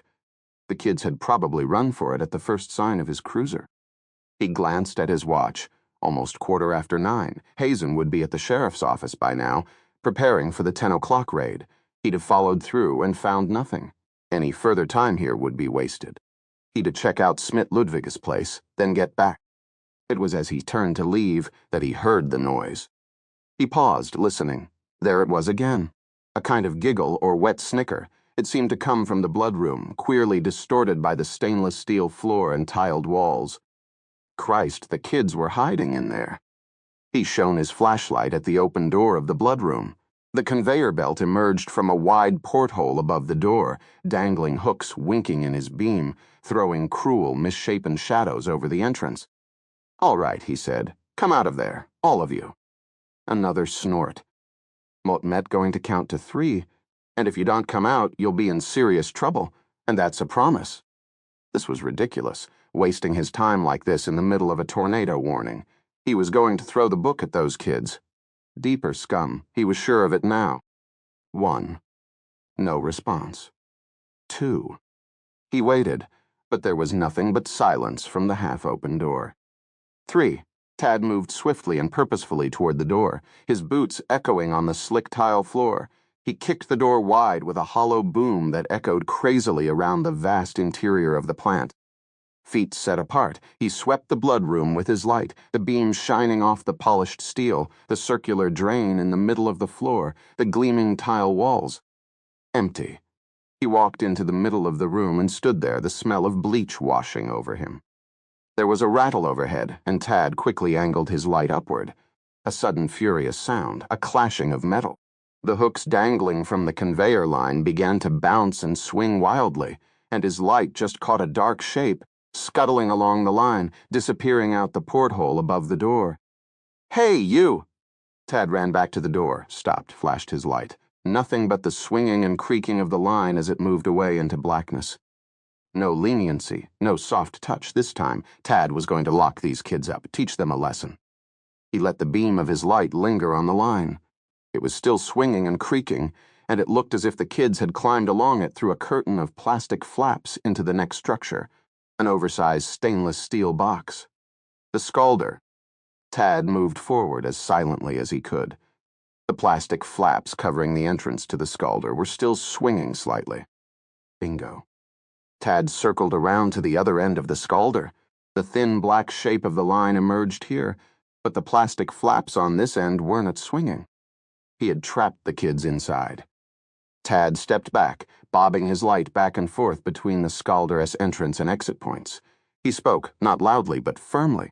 "Listen, you were already in big trouble for breaking and entering, but if you don't come out of there right now, you were going to be charged with resisting arrest, and a lot more besides. No probation or community service. You'll do time, you understand?" For a moment's silence, and then a low murmur came from inside the Scalder. Tad leaned forward to listen. What's that? More murmuring, turning into a kind of sing-song sound. There was a strange, wet lisping to it all, as if of a tongue being razzed against protruding lips. The kids were mocking him. In a burst of anger and humiliation, Tad kicked the side of the Scalder. The steel wall let out a hollow boom that rolled and echoed back into the unseen vastness of the plant. Get out here. Tad took one breath, then another, and then quickly he ducked through the plastic flaps covering the entrance to the Scalder, careful not to bang his skull on the hooks that dangled from the line overhead. As he licked his flashlight around the insides of the metal box, he got a peripheral glimpse of a figure scrambling along the conveyor belt and out the slot in the far wall. It looked surprisingly big and ungainly, probably the overlapping image of two running boys. But there was nothing ungainly about the speed at which the image scurried away from him. In the blackness just beyond vision, the shape leapt from the line. There was a thump, then the quick patter of feet running toward the rear of the plant. "Stop!" Tad cried. He ran around the Scalder and took up the pursuit, the yellow pool of his flashlight bobbing ahead of him. The dark form bypassed the plucker and went shooting up an emergency ladder toward the evisceration area, running along the elevated platform and disappearing behind a thick cluster of hydraulic hoses. "Stop, damn you!" Tad yelled into the darkness. He climbed the ladder, gun now drawn, and charged down the metal catwalk. As he passed the cluster of hoses, something flashed in his field of vision, and he felt a terrific blow to his forearm. He yelled out in surprise and pain. The flashlight flew out of his hand and went crashing to the floor, skidding and rolling off the elevated platform. There was a loud clunk as it hit the concrete floor, a rattle of glass, and then darkness. From outside came the wail of wind, the patter of hailstones against the roof. Tad crouched. Service piece pointed into the darkness, a pain shooting up and down his left forearm. Christ, his arm hurt. He couldn't clench his fist or move his fingers, and the pain just seemed to grow and grow until his whole arm felt like it was on fire. The son of a bitch had broken his arm, broken it badly. With a single blow, Tad stifled a sob, clenched his jaw. He listened intently, but there was no sound except the storm raging beyond the cinder block walls. This is no fucking kid. The anger he'd felt, the humiliation was gone. The pain and the sudden darkness had taken care of that. Now all Tad wanted to do was get out. He strained to see in the blackness, tried to remember which way to go. The plant was huge, and without light it would be very difficult to find the exit. Maybe he should stay here, silent and unmoving, until the power returned? No, he could stay here. He had to move to run somewhere, anywhere. Get away. Just get away. He rose to his feet and, gun drawn, his broken arm dangling, tried to feel his way had his feet back to the ladder, scarcely daring to breathe, terrified that at any moment another Belove Kep might come out of the darkness. 1 step 3-5. In the blackness, his elbow bumped into something. With his gun hand, he reached out gingerly, touched a surface that felt rough and scaly. Was it the high-pressure hoses? But it didn't feel like a hose. It felt like something else. But there was nothing else that should feel like that. Not up here in the evisceration area. He bit his lip, suppressed a sob of terror. It was the blackness that was making him act this way. He wasn't used to utter blackness. If he fired his gun, maybe he could see long enough to orient himself. One shot toward the roof wouldn't hurt anything. He raised his piece and fired upward. The brief flash revealed a figure standing next to him, looking at him, smiling. The image was so unexpected, so strange and horrifying, that Tad could not even scream. But the figure screamed for him, a hoarse, guttural ululation of surprise and anger at the gunshot. Tad ran. He found the ladder and half fell, half scrambled down it, banging his knees cruelly against the metal rungs. He got tangled near the bottom and fell crashing to the floor, on top of his broken arm, and now he found he could scream, in both pain and terror. But at least he was back on the main floor of the plant. He scrambled to his feet, nauseous from pain and sobbing with terror, ran, tripped again, scrambled back to his feet, and that was when he realized his piece was still clutched desperately in his hand. He could use it, and would use it. He reached back and fired once, twice, blindly, and each time the muzzle flashes revealing that Thiething was scuttling toward him, pink mouth yawning wide, arms outstretched. Muh! He had to aim the gun, aim it, not just fire wildly. 2 more rounds, and each flash showed it coming closer, closer. Tad scrambled backwards, still screaming, and fired twice more, his hands shaking wildly. Muh! Muh!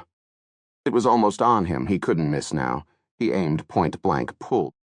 The hammer fell on an empty cylinder. He fumbled for his extra clip, but a second terrible blow struck him in the gut, and he fell, unable to breathe, the gun skittering away across the floor. A third blow, this one to his gun arm. He found his wind, thrashing desperately, screaming and kicking, trying to slide himself backwards, but it was impossible. Vekepte had both his arms unusable. Ma! Ma! Ma! Tad shrieked again and twisted wildly away, sliding on his back, kicking in the direction of the sound. And then the thing caught his flailing leg. Tad felt a terrible pressure on his ankle, then a sudden give, accompanied by the snap of bone, his bone. A moment later, a huge weight pressed down on his chest, and something rough and hard gripped his face. There was a smell of earth and mold, and something fainter but far worse. For a moment, it seemed as if the grasp would be gentle, comforting, reassuring. But then it tightened with a terrible, unforgiving pressure, and then, with ferocious speed, his entire face was twisted in the direction of the floor. There was a grinding click, a burst of fire at the base of his neck, and then the terrible darkness became bright, so very, very bright. 53. Corey lay in the putrid dark. In this terrible and disorienting blackness, it was impossible to tell how much time had passed since she had left. An hour? A day? It seemed like forever. Her whole body ached, and her neck was sore from where he had squeezed it. And yet he had not killed her. No, he'd meant to torture her instead, and yet torture didn't seem to be quite the right word. It was almost as if he was toying with her, playing with her in some horrible, inexplicable way. But guessing about the killer was pointless. There was no way she could understand something so alien, so broken, so foreign to her own experience. She reminded herself that nobody was going to rescue her way back in this cave system. Nobody knew she was there. If she were to live, she had to do something herself. She had to do it before he came back. She struggled once again to loosen the cords, succeeding only in chafing and tearing her wrists. The ropes had been tied wet, and the knots were as hard as walnuts. When would he come back? The thought sent a wave of panic through her. Corey, get a grip. She lay still a moment, focusing on her breathing. Then, slowly, with her hands tied behind her, she half crawled, half rolled over the sloping floor of the cave, exploring. The floor was relatively smooth here, but now and then she noticed rough rocks projecting in clusters from the floor of the cave. She stopped to feel one formation more closely with her fingers. Crystals, maybe. She positioned herself and kicked hard at them with her feet. There was a sharp snapping sound as they broke away. Now she explored with numb fingers until she found a fresh, sharp edge. Positioning herself laboriously over it, she placed her hands against the edge and began rubbing the ropes back and forth, back and forth. God, it hurt. Her wrists were raw circles of flesh where the ropes bound her, and she could feel the blood trickling down the insides of her palms as she worked. There was barely any feeling left in her fingers. But she kept rubbing, pressing harder. The wet rope slipped, the sharp stone cut her hands. She stifled a cry and kept rubbing. Better to lose her hands than her life. At least the rope was beginning to fray. If she could only get it off, she could. She could what? When would he come back? Corey shivered, a shiver that threatened to become uncontrollable. She had never been so cold and numb and wet in her life. The stench seemed to permeate everything, and she could taste it on her tongue, in her nose. Focus on the rope. She rubbed, slipped, cut herself again, and sobbing aloud kept scraping and chafing, harder and harder. There was no longer any feeling at all in her fingers, but this just made her rub the harder. Even if she got free, what would she do without light? She didn't have a match or a lighter.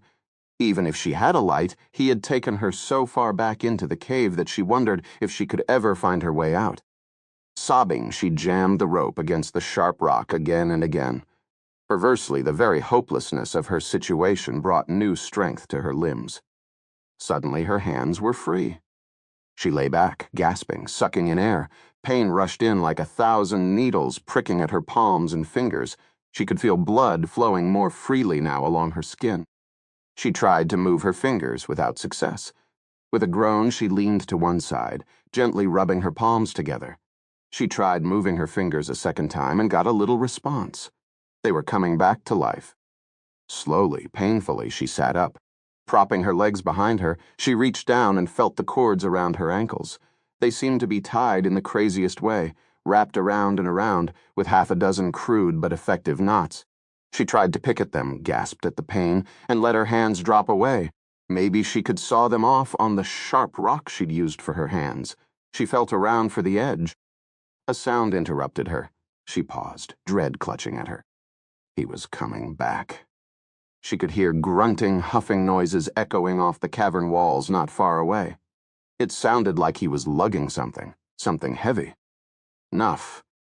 Quickly, she hid her hands behind her back, lay down on the cold floor, and fell still. Even though it was Pei Tegze hot black, she wasn't going to take the chance that he could see. She was no longer tied. The shuffle of footsteps grew near. New smells, sour smells, were suddenly introduced into the darkness. Fresh blood, bile, vomit. She lay perfectly still. It was so dark, maybe he had forgotten about her. There was a dragging sound, then the jangling of what sounded like keys, and then something heavy hit the floor of the cave next to her. The stench abruptly grew worse. She stifled the scream that rose in her throat. Now he began humming and talking to himself once again. There was a rattle of metal, the scratch of a match, and suddenly there was light. Almost indiscernibly faint, but light just the same. For a moment, Corey forgot everything, her pain, her desperate condition. She felt her soul rise toward the dim yellow glow. It seemed to be coming from between the chinks of a strange-looking lantern, very old, with sliding sides of rusted metal. The light was placed in a way that left them in shadow, just a dark shape moving, gray against black. He disappeared around a corner, doing something in an alcove, humming and talking to himself. So he did need light, after all, if only a little bit. But if he'd managed to do so much in utter darkness, bring her here, tie her up, what kind of work would he need light for? Corey did not want to follow this train of thought. It was easy to let it go. The instinctual relief of the light made her feel sluggish, torpid. Part of her just wanted to give up, resign herself. She looked around. Dim as it was, the light seemed to reflect back at her in 1,000,000 crystal-like points, coming from everywhere and nowhere. She waited, motionless, her eyes adjusting to the gloom. She was in a smallish cavern. Its walls were covered vaquepte hot, feathery white crystals that gleamed in the faint glow of the dark lantern, and countless stalactites hung from the ceiling. From each stalactite hung a bizarre little ornament of sticks and bones, lashed together with twine. For a long time, her eyes traveled back and forth across them, uncomprehending. Eventually, her eyes moved to the walls, scanned slowly across them, and then at last fell to the surrounding floor. A body lay beside her. She stifled a cry. Horror and fear surged through her again. How could the mere relief of vision of the lack of blackness have allowed her to forget, even for a moment? She shut her eyes. But the renewed dark was even worse, she had to know. At first there was so much blood on the face that she couldn't make it out, and then slowly the outlines seemed to resolve themselves. It was the ruined face of Tad Franklin, staring back at her, open-mouthed. She turned her head violently away, heard herself scream, then scream again. There was a grunt, and she now saw him for the first time, coming around the corner and advancing toward her, a long, bloody knife in one hand, something wet and red in the other. He was smiling and singing to himself. The scream died as her throat closed involuntarily at the sight. That face. 54. Hazen stood before the assembled law enforcement officers. What he had to say wouldn't take long. It was a good crew, and they had a good plan. McFelty wouldn't stand a chance. There was only one problem. Tad hadn't yet returned from the plant, and radio communications were down. Hazen would have preferred to hand off control directly before leaving, but he could wait no longer. Medicine Creek was well secured and properly hunkered down. Tad had clearly seen to that already. It was already a few minutes to 10. He didn't want McFelty slipping away under cover of the storm. They had to go. Tad would canoe Vekep. What to do? "Where's the dogs?" he asked. Hank Larson spoke up. They were bringing them straight to the Kraus place. Meeting us there. Would hope to hell they got us some real dogs this time. "Did you ask for that special breed they've been training up in Dodge, those Spanish dogs? What are they called?" "Presa Canarios," Larson said. "I did. They said their training wasn't complete, but Mort insisted.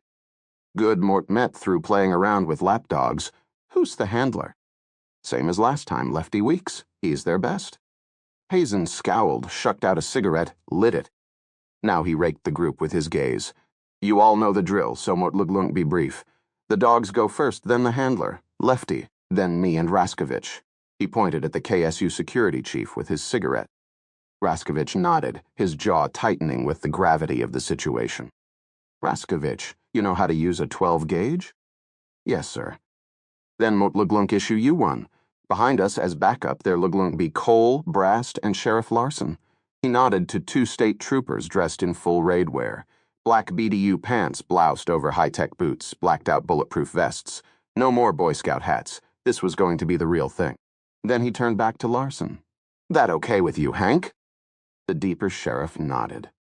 Hazen knew it was important to play the political game, keep Hank in the loop, make sure he was part of the team. Hank clearly wasn't happy about it, but there wasn't much he could do.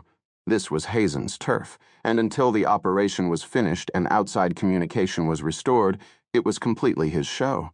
In the end, Hazen would make sure Larson looked good. They'd all share credit, Raskovich too, and there wouldn't be any backstabbing when it came to trial. The rules of engagement are simple. You've all got riot guns, but don't use them unless your life is directly threatened. Is that absolutely crystal clear? Everyone nodded. We were taking our man out alive and unhurt. We were going in nice and easy, disarm the guy, bring him out shackled and cuffed, but with kid gloves. He's our star witness. If he panics and starts shooting, you stay back and let the dogs take care of him. And dogs like these can take a major round or two and still work. Silence, nods. If any of you's thinking of coming out a hero, forget it. Mot Luglunk arrest you myself. We work together.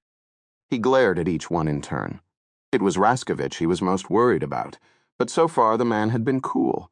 It was worth taking the chance. Hell, he was willing to let Raskovich take all the damn credit if it meant the experimental field came to Medicine Creek. Shirt and Williams, you two will stake out the cave entrance. Mort want you to give yourself a good field of action, which means no lounging in the entrance where you could be surprised.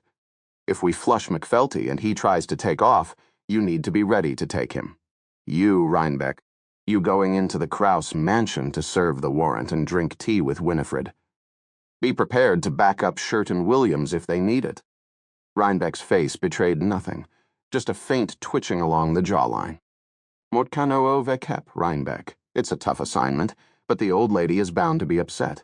We don't want any heart attacks, right? Reinbeck nodded. Remember, we'll have no communication to the outside world down there. And if we get separated, there won't be any communication between us either. So we stay together. Got it? He looked around. They got it. All right.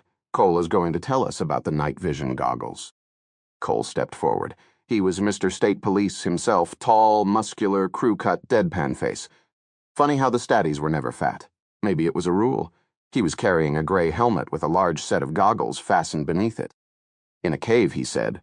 There's no light at all. None. For that reason, normal NVGs want to work.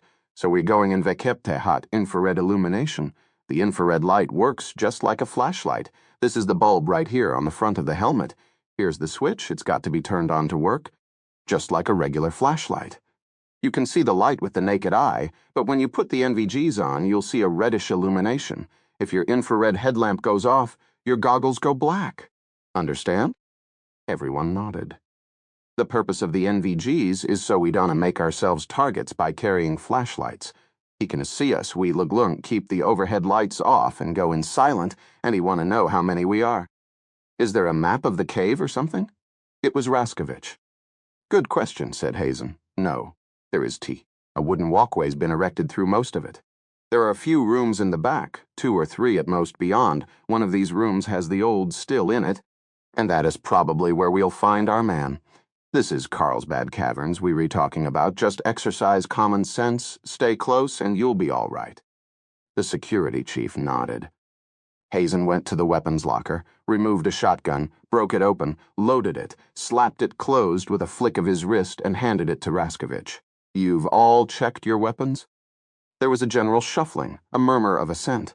Hazen did a final check of his service belt, counterclockwise, extra magazines, aspeton, cuffs, pepper spray, sidearm all in place. He took a breath, snugged his armored vest up tight beneath his chin. At that moment, the lights in the office flickered, brightened, and went out. A chorus of groans and murmurs went up. Hazen glanced out the window. No lights on the main drag, or anywhere else for that matter. Medicine Creek was blacked out from front to back. No surprise, really. This doesn't change a thing, he said. Let's go. He opened the door, and they stepped out into the howling night. 55. As he pulled into Medicine Creek, Special Agent Pendergast slowed the big rolls, then plucked his cell phone from his pocket and made another attempt to call Corey Swanson. The only reply was a steady beeping, no longer even a recorded message. The relay stations were down. He replaced the phone. The police radio was also down, and the lights of the town were out. Medicine Creek was effectively cut off from the outside world. He drove along Main Street. The trees were lashing back and forth in a frenzy under the angry wind. Sheets of rain swept across the streets, forming muddy whirlpools in drains that a few hours before had been choked with dust. The town was locked down tight, shades drawn, shutters closed. The only activity seemed to be at the sheriff's office.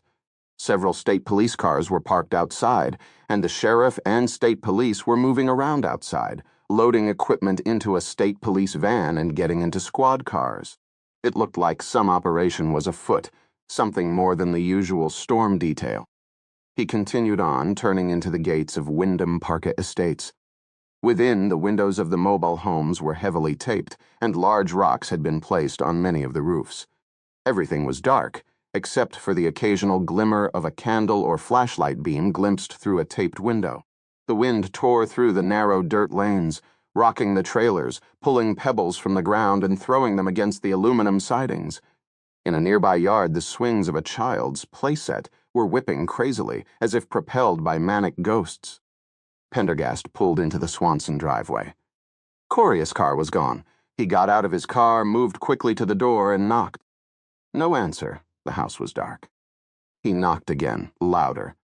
There was a thump from inside and the movement of a flashlight beam. A voice called out, "Corey, is that you?" "You're in trouble, young lady." Pendergast pushed at the door. It opened 2 inches and was stopped by the chain. "Corey," the voice shrieked. A woman's face appeared. "FBI," Pendergast said, flashing his badge. The woman peered out at him from beneath slitted lids. A half-smoked cigarette dangled from rouge-smeared lips. She poked the flashlight out the crack and shone it directly into his eyes. "Mutmet looking for Miss Swanson," said Pendergast. The ravaged face continued to look out, and now a cloud of cigarette smoke issued from the chained crack. "She's out," said the woman. Mutmet, Special Agent Pendergast. "Mort know who you are," the woman said. "You were the FBI creep who needed an assistant." She snorted more smoke. "Mort met wise to you, mister, so don't bullshit me. Even if Mort knew where Corey was, I wouldn't tell you, assistant, yeah." "Right. Do you know when Miss Swanson went out?" "No idea." "Thank you." Pendergast turned and walked briskly back toward his car. As he did so, the door to the trailer opened wide, and the woman stepped out onto the sagging stoop. She probably went out looking for you. Don't think you can hide the truth from me, Mr. Slick-Ass, in your fancy black suit. Pendergast got into his car. Oh, and looky what we have here. What is that, a Rolls-Royce? Some FBI agent. He shut the door and started the engine. The woman advanced across the little patch of lawn into the lashing rain, clutching her nightgown, the storm tearing her shouted words and flinging them away. You make me sick, mister, you know that? Mort know your type, and you make messick. Pendergast swung out of the driveway, headed back toward Main Street. Within 5 minutes, he pulled into the parking lot of the Kraus mansion. Again, Corey S. car was nowhere to be seen. Inside, Winifred sat in her usual chair, doing a cross-stitch by candlelight. She looked up as he came in, and a wan smile creased her papery face. Mort was worried about you, Mr. Pendergast, out in that storm. It's a doozy. It really is. Mort met glad you re-back safely. Has Miss Swanson been by today? Winifred lowered her cross-stitch. Why, no, Madame believe she has. Thank you. Pendergast bowed and turned back to the door. Don't tell me you're going out again. Moat met, afraid so. Pendergast walked back across the parking lot, his face grave. If he was aware of the storm that lashed and tore the landscape on all sides, he gave no sign. He reached his car, grabbed the door handle. Then he stopped and turned, thinking. Beyond the house with its dimly lit windows, the dark sea of corn swayed violently. The signboard advertising Krause's Caverns banged repeatedly in the wind. Pendergast released the handle and walked quickly past the house, along the road. Within 100 yards, he came to a dirt road leading into the corn. 2 minutes later, he was standing beside Corey's car. Now he turned and strode briskly back toward the road. But even as he did so, a row of headlights appeared in the distance, approaching through the murk at high speed. As the cars blasted past, and their brake lights went on as they turned into the cavern's parking lot, growing concern became conviction, and he realized that the unthinkable had happened. By a terrible, ironic twist of fate, it seemed that all of them, first he, then Corey, and now Hazen, had come to the same conclusion, that the killer was hiding in the cave. Pendergast quickly cut back through the corn, making directly for the opening to the cave. If he could manage to get inside before, he was 1 minute too late. As he emerged from the corn, Hazen, standing before the cut leading down into the cave, saw him and turned back, a dark expression on his face.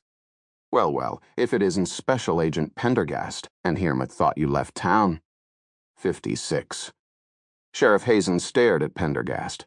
There was a moment of confused silence in which Hazen felt himself swell with rage. The guy had an amazing knack for appearing out of nowhere at exactly the wrong moment. Well, he was going to face down this son of a bitch, once and for all. This FBI prick wasn't going to waste any more of his time. He advanced toward the thin figure, managing a smile. Pendergast, what a surprise. The agent halted. His black suit was almost invisible in the stormy half-light, and his face seemed to float pale and ghost-like. What are you doing here, Sheriff? He spoke quietly, but his voice carried an edge that Hazen hadn't heard before. It's my recollection you were served with a C&D this morning. You are in violation. Moat could have you arrested. You were going in after the killer, said Pendergast. You've deduced he's in the cave. Hazen shifted uneasily. Pendergast must be guessing. There's no way he could have heard. Not yet. The agent went on. You have absolutely no idea of what you're getting into, Sheriff. Neither in terms of the adversary you re-facing, nor the setting. This was too much, Pendergast, that's it. You at the edge of the abyss, Sheriff. You the one on the edge? The killer's got a hostage. Pendergast, you're just blowing smoke out your ass. If you blunder in there, Sheriff, you were going to cause the death of that hostage. Despite himself, Hazen felt a chill. It was every cop's nightmare, yeah? And just who is this hostage? Corey Swanson. How do you know? She's been missing all day, and Mort just found her car hidden in the corn 100 yards to the west. There was a moment of uneasy silence, and then Hazen shook his head in disgust. Right from the beginning, Pendergast. You've done nothing but throw the investigation off track with your theories. We would already have this man in the bag if it weren't for you, so Swanson's car is parked in the corn. She is probably out in the cornfield with some guy. She went into the cave. Now there's a brilliant deduction for you. The cave door is solid iron. How did she get in? Pick the lock? Take a look for yourself. Hazen looked in the direction Pendergast was indicating, down along the cut in the ground. The iron door wasn't locked after all. A padlock lay at the bottom of the doorframe, half concealed in the dust and leaves. If you think Corey Swanson sprung that lock, Pendergast, you re an even bigger fool than Moat thought. That's not the work of a kid. It's the work of a hardened felon. The man we re after, in fact. And that's more than you need to know about it. As I recall, Sheriff, you were the one to accuse Miss Swanson of... Hazen shook his head. Muff listened enough. Pendergast, turn over your piece. You re under arrest. Cole, cuff him. Cole stepped forward. Sheriff? He's willfully disobeyed a standing cease and desist. He's hindering a police investigation. He's trespassing on private property. Mot Luklunk take full responsibility. Just get him the hell out of my face. Cole advanced toward Pendergast. In the next instant, Cole was lying on the ground, desperately trying to breathe, and Pendergast had vanished. Hazen stared. Uff, Cole said, rolling into a sitting position and cradling his gut. The son of a bitch sucker-punched me. Christ, Hazen muttered, shining his light around. But Pendergast was gone. Moments later, he heard the roar of a big engine, the sound of tires pulling rapidly away from gravel. Cole got up, his face red, and dusted himself off. We'll tag him for resisting arrest and assaulting a police officer. Forget it, Cole. We've got bigger fish to fry. Let us take care of business here and deal with that tomorrow. The son of a bitch, Cole muttered again. Hazen slapped him on the back and grinned. Next time you make an arrest, keep your eyes on the perp. Hey, Cole. There was the distant slamming of a door, and Hazen could hear a shrill voice rising and falling on the wind. A moment later, the pallid form of Winifred Krause came running down the path from the old mansion. The fierce gusts whipped and tugged at her white nightgown, and to Hazen it almost seemed as if a ghost was flying through the night. Rhinebeck was following in her tracks, protesting loudly. "What are you doing?" shrieked the old woman as she came up, her hair haggard in the rain, drops running down her face. "What's this? What are you doing on my property?" Hazen turned to Rhinebeck. "For cry sakes, you were supposed to." Maud been trying to explain to her, Sheriff. She's hysterical. Winifred was looking around at the troopers, her eyes rolling wildly. "Sheriff Hazen, I demand an explanation." "Rhinebeck, get her out of. This is a respectable tourist attraction." Hazen heaved a sigh and turned to her. "Look, Winifred, we believe the killer's holed up in your cave." "Impossible," the woman shrieked. "Mort check it twice a week." "We were going in there to bring him out. Mort want you to stay in your house with Officer Rhinebeck here, nice and peaceable. He Leglunk take care of you." "Mott will not. Don't you dare go into my cave. You have no right. There's no killer in there." "Miss Krause Morton, sorry, we've got a warrant, Rhinebeck." "Mort already showed her the warrant, Sheriff." "Show it to her again and get her the hell out of here." "But she won to Loviate, you know." "Pick her up if you have to. Can you see we re-wasting time?" "Yes, sir, Motmet, sorry, ma. Don't you dare touch me." Winifred took a swipe at Rhinebeck, who fell back. She turned and advanced on Hazen, her fists balled up. "You get off my property. You've always been a bully. Get out of here." He grabbed her wrists and she writhed and spat at him. Hazen was amazed at the old lady's strength and ferocity. "Miss Krause," he began again, trying to be patient, to make his voice more soothing. "Just calm down, please. This is important law enforcement business. Get off my land." Hazen struggled to hold her and felt a sharp kick to his shin. The others were all standing around, gawking like civilian spectators. "How about a little help here?" he roared. Rhinebeck grabbed her by the waist while Cole waded in and managed to snag one of her flailing arms. "Easy now," Hazen said, "easy. She's still a little old lady." Her shrieks became hysterical. The three men held her immobile for a moment, struggling, and then Hazen finally extricated himself. Rhinebeck, with Cole's help, picked her up off the ground. Her legs kicked and flailed. "Devils!" she shrieked. "You have no right." Her shrieks died as Rhinebeck disappeared into the storm, carrying his thrashing burden. "Jesus, what's with her?" Cole asked, panting. Hazen dusted off his pants. "She's always been a loopy old bitch." But Mutt never expected this. He gave one final slap. She had kicked him pretty good in the shin, and it still smarted. He straightened up. Let's get into the cave before someone else pops up to spoil our party. He turned to Shirt and Williams. If that son of a bitch Pendergast comes back, you authorize to use all means to keep him out of the cave. Yes, sir. Hazen leading, the others moved down the dark slot in the ground. As they descended, the sounds of the storm became muffled, far away. They opened the unlocked door, switched on their infrared lights and night vision goggles, and began descending the stairs. Within moments, the silence became complete, broken only by the sound of dripping water. They were entering another world. 57. The rolls scraped and bumped up the dirt track, the headlights barely penetrating the screaming murk, hail hammering on the metal. When the vehicle could go no farther, Pendergast stopped, turned off the engine, tucked the rolled map inside his suit jacket, and stepped out into the storm. Here, at the highest point of land in Cry County, the mesocyclone had reached its highest pitch of intensity. The ground looked like a battlefield littered with jetsam scattered by the ruinous winds, twigs, plant debris, clods of dirt picked up from fields many miles away. Up ahead, the still invisible trees fringing the mounds thrashed and groaned, leaves and limbs tearing at each other with a sound like the crashing of surf on rocks. The world of the ghost mounds had been reduced to sound and fury. Turning his head and leaning into the wind, Pendergast made his way along the track toward the mounds. As he approached, the roar of the storm became more intense, occasionally punctuated by the ear-splitting sound of cracking wood and the crash of a branch hitting the ground.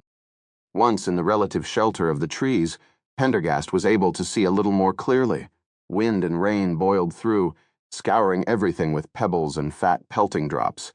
The great cottonwoods around him groaned and creaked. The greatest danger now, Pendergast knew, came not from rain and hail, but from the possibility of high F-scale tornadoes that could form at Moth any time along the flanks of the storm. And yet there was no time for caution. This was neither the time nor the manner in which he'd intended to confront the killer. But there was no longer any choice. Pendergast switched on his flashlight and arrowed it into the gloom beyond the copse of trees. As he did so, there came a terrific splitting noise. He leapt to one side as a giant cottonwood came tumbling out of the darkness, hurtling down with a grinding crash that shook the ground and sent up a maelstrom of leaves, splintered branches, and wet dirt. Pendergast left the trees and stepped back into the teeth of the storm. He moved forward as quickly as he could, eyes averted, until he reached the base of the first mound. Placing his back to the wind, he played his light carefully around its flanks until he had fully established a point of reference. And then, in the pitch of night, in the howling storm, he straightened, folded his arms across his chest, and paused. Sound and sensation alike faded from his consciousness as, from a marbled vault within the Gothic mansion of his memory, he took up the image of the ghost warriors. Once, twice, 3 times he ran through the reconstructed sequence from his memory crossing, where they had first emerged from the dust, where once again they had vanished, carefully superimposing this pattern upon the actual landscape around him. Then he opened his eyes, let his hands fall to his sides. Now, walking slowly, taking precise steps, he moved across the central clearing to the far side of the second mound. Soon he stopped before a large limestone outcrop. He moved slowly around it, back to the storm, oblivious to the wind and pelting rain, inspecting rocks with great care, touching first one, then another, until he found what he was looking for, a half-dozen small loose boulders, casually lying caught in a crack of the rock.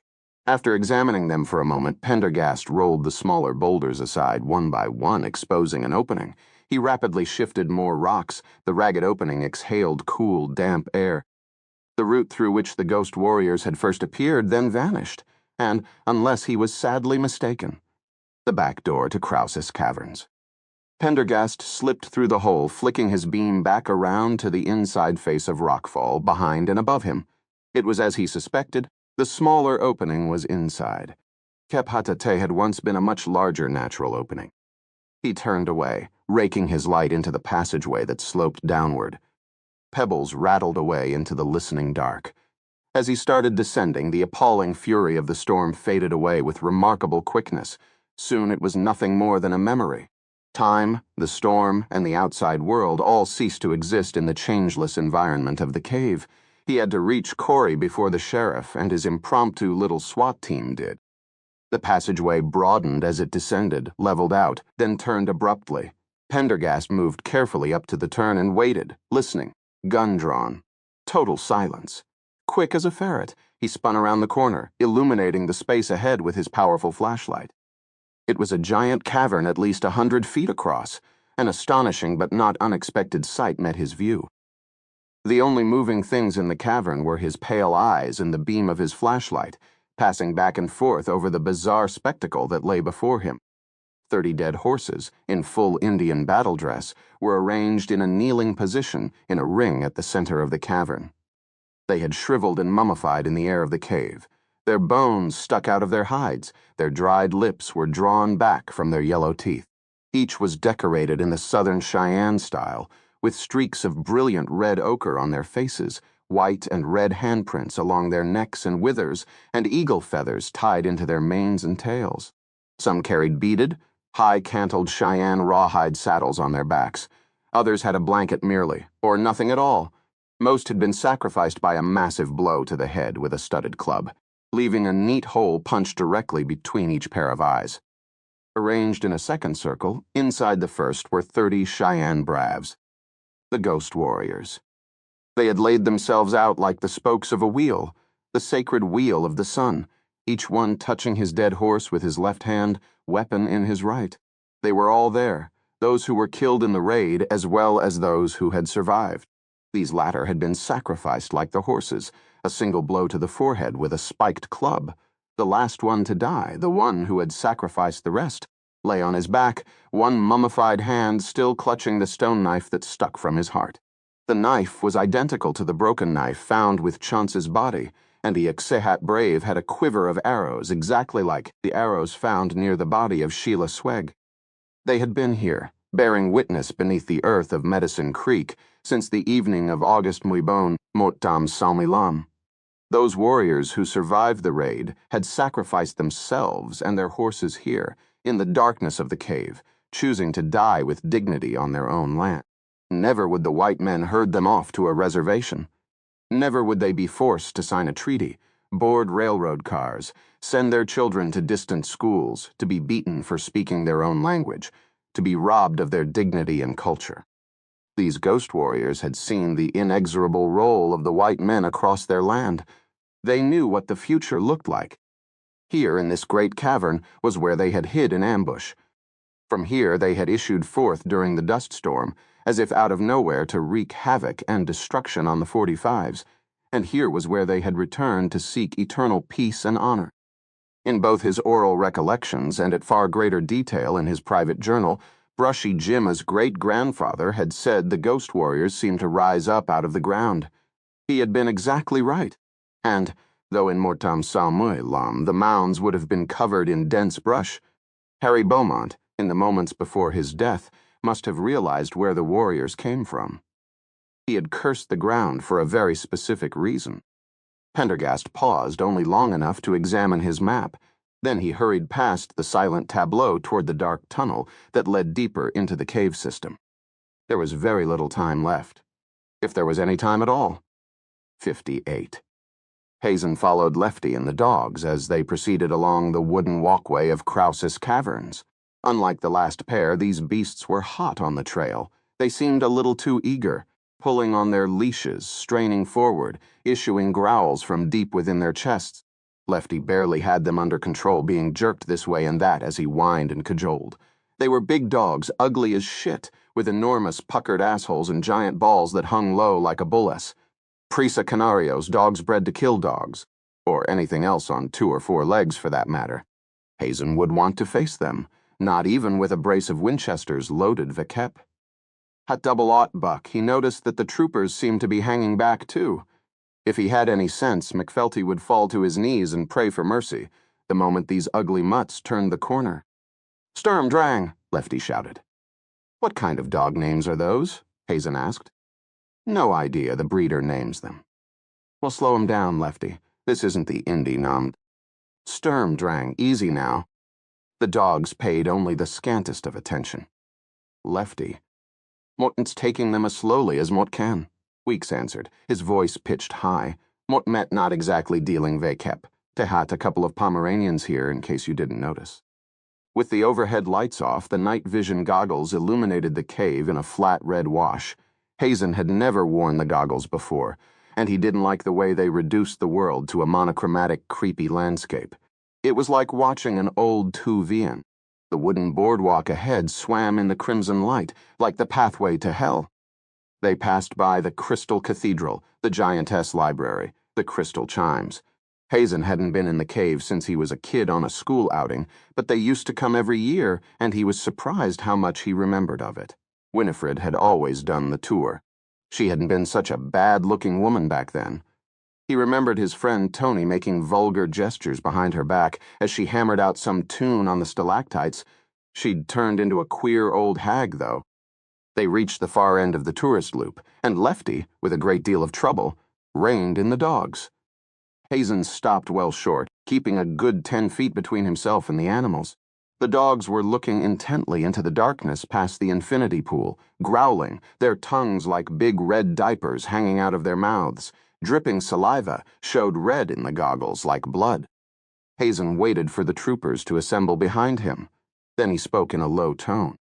Mirth have never been beyond this point.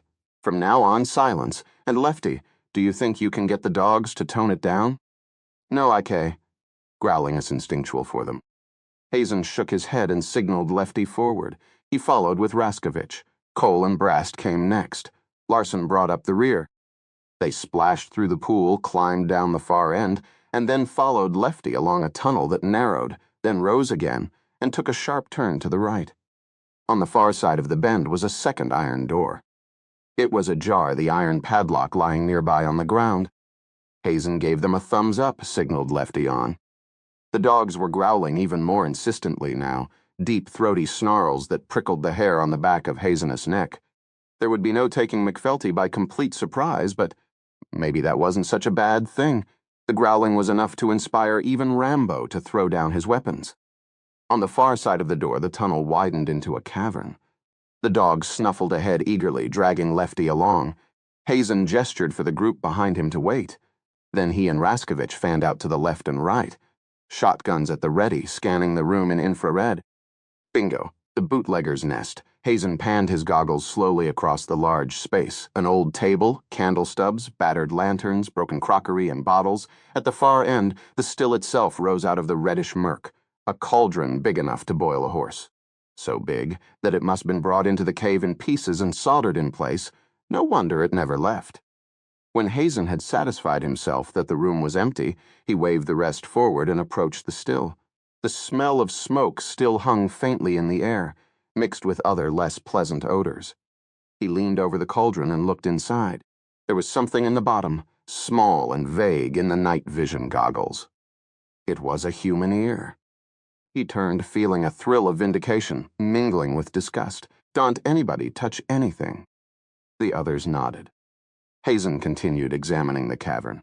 For a moment he thought this was the end of the line, that the cave was empty and that McFelty had already escaped, but then he made out a low archway in the side wall, a mere patch of gray leading to deeper darkness. It looks like there's another room that way, he said, pointing. Let's go, Lefty. Lead with the dogs. They passed through the low archway into the next cavern. This had once been the garbage dump for the moonshiners, and it was still filled with rotting trash, broken bottles, scraps of paper, and tin cans, and refuse of every kind, all pushed up against one wall. He paused. The room was cold, and in an especially chill series of niches along one wall he could see a stock of recent food supplies, a larder of sorts. He shined his light in to reveal sacks of sugar, cereal, beans, bags of potato chips and other snacks, loaves of bread, packages of beef jerky, tubs of butter.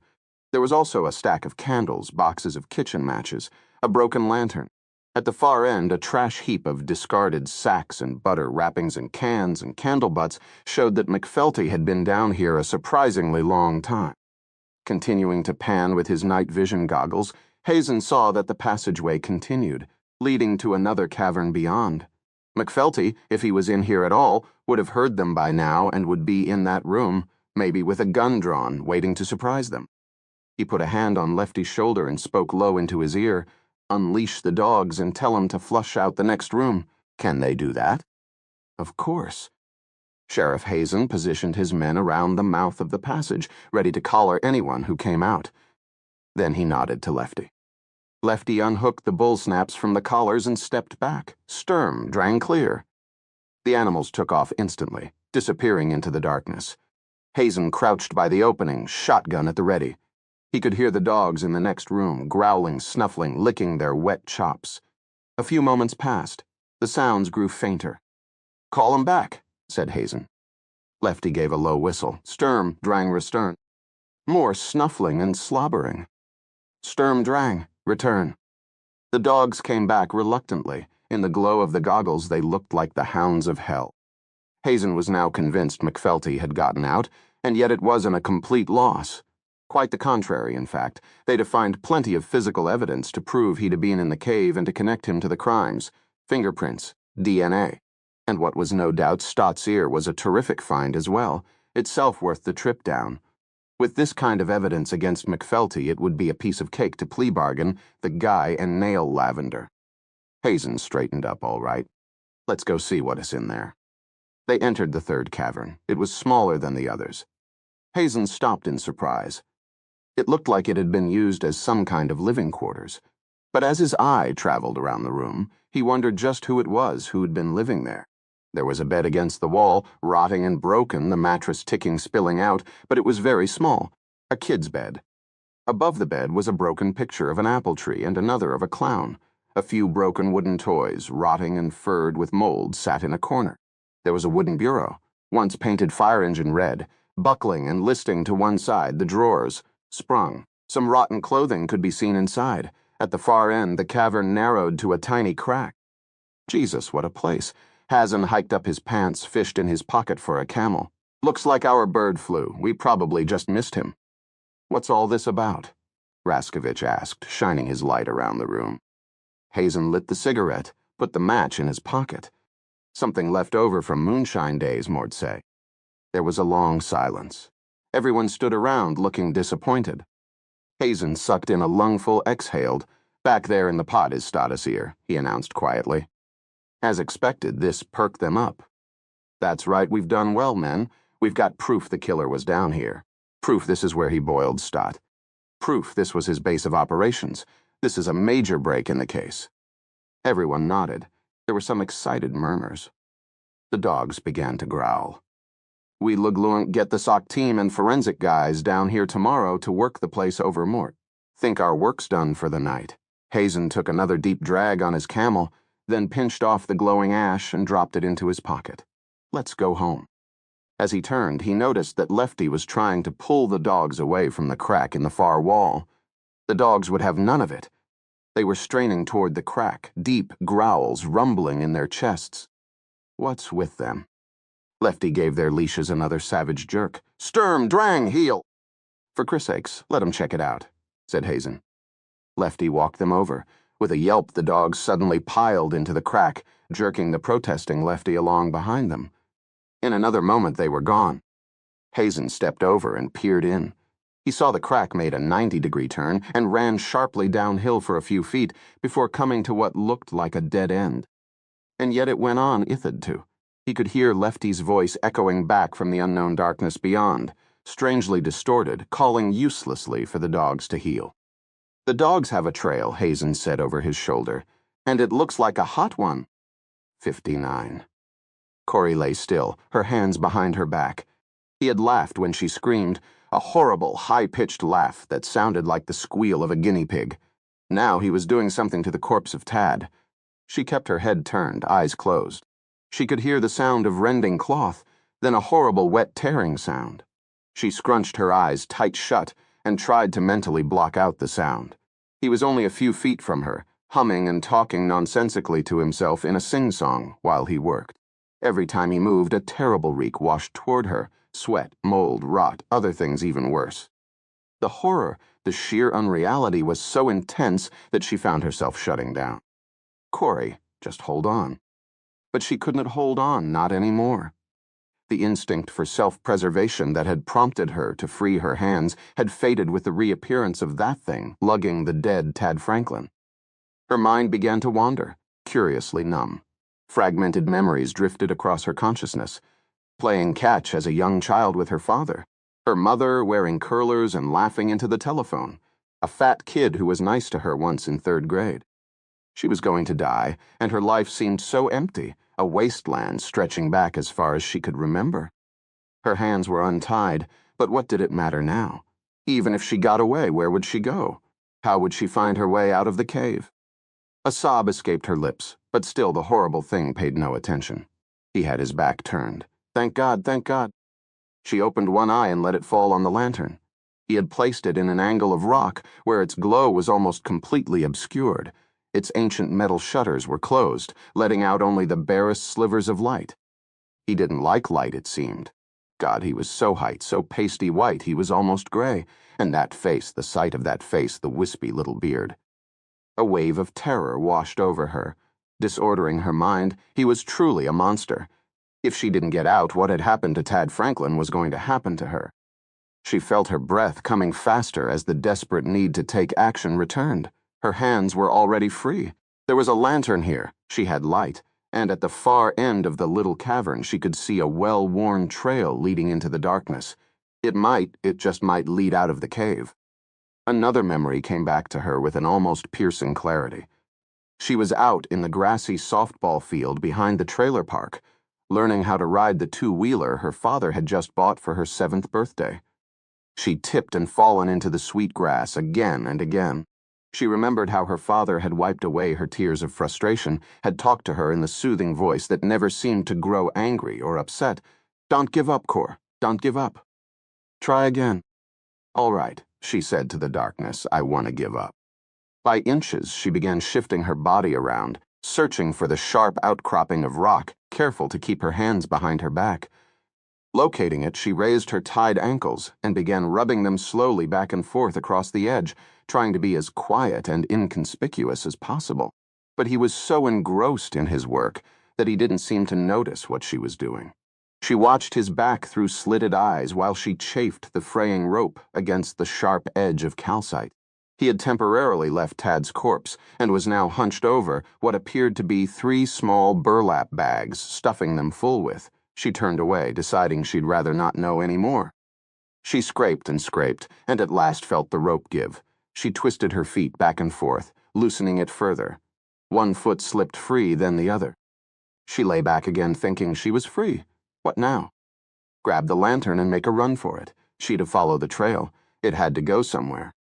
Yes, she'd grab the lantern and run like hell. He'd pursue her, of course.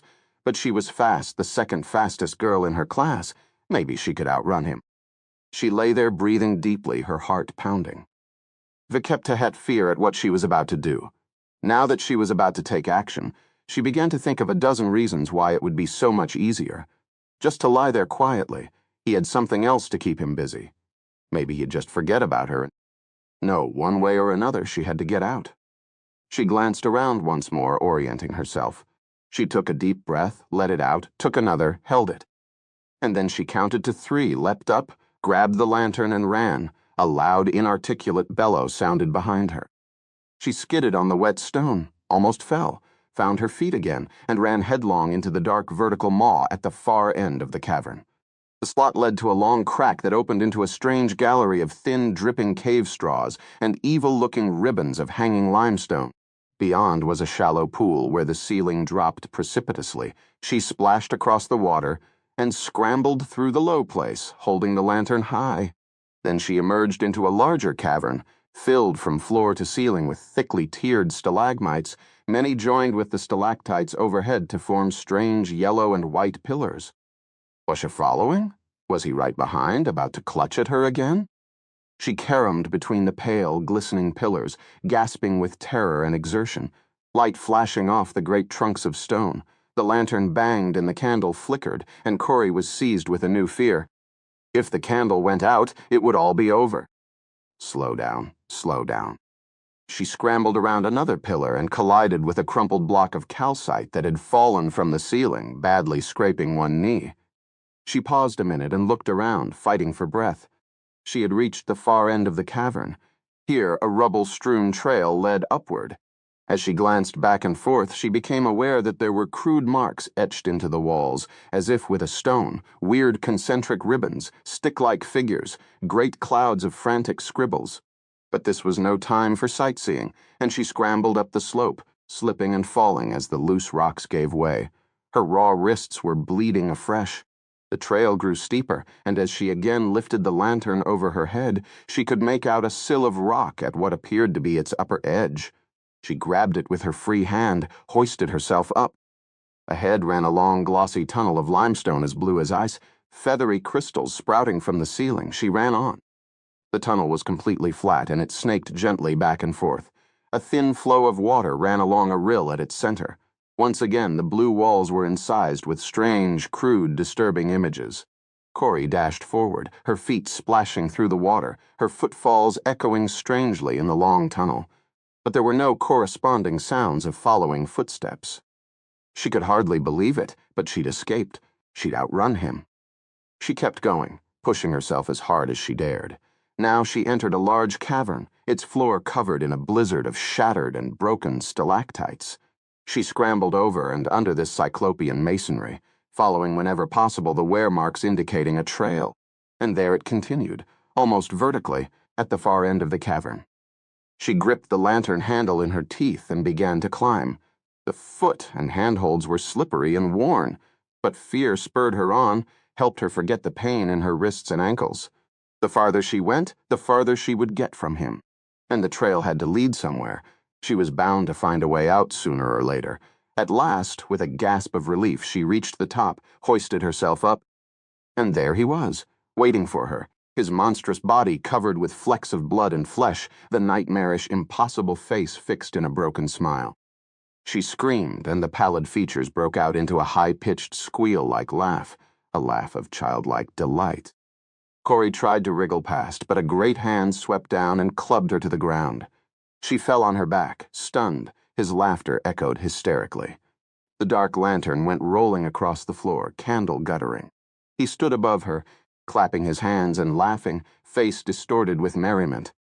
"Get away from me," she screamed, pedaling herself backwards. He reached down, grabbed her shoulders, jerked her to her feet. The breath steamed from his rotten mouth like an abattoir.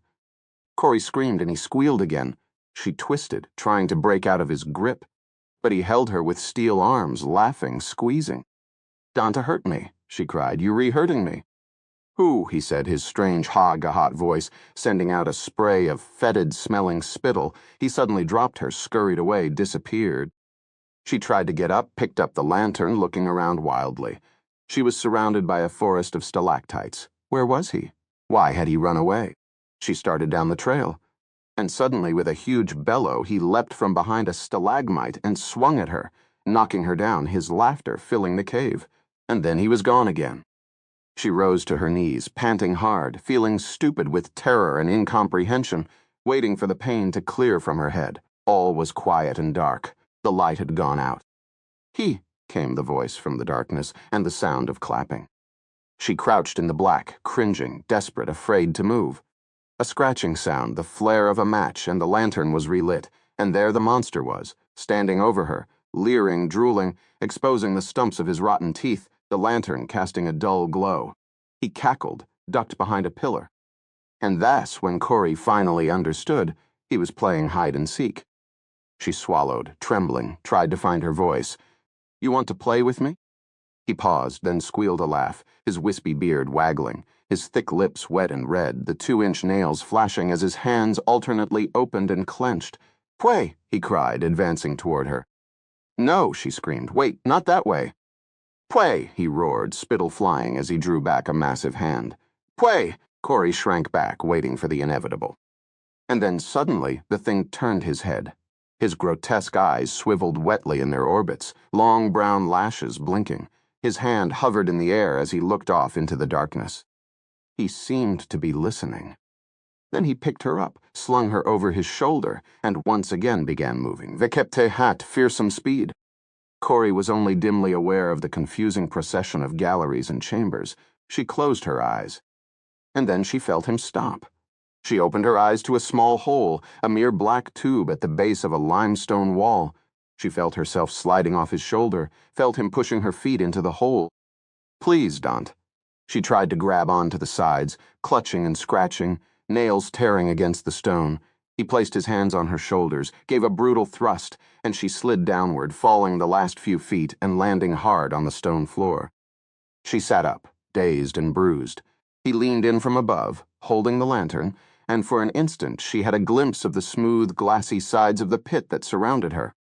"Ooh," he called down and puckered his lips grotesquely at her.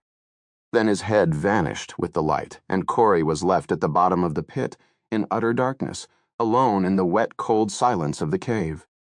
60.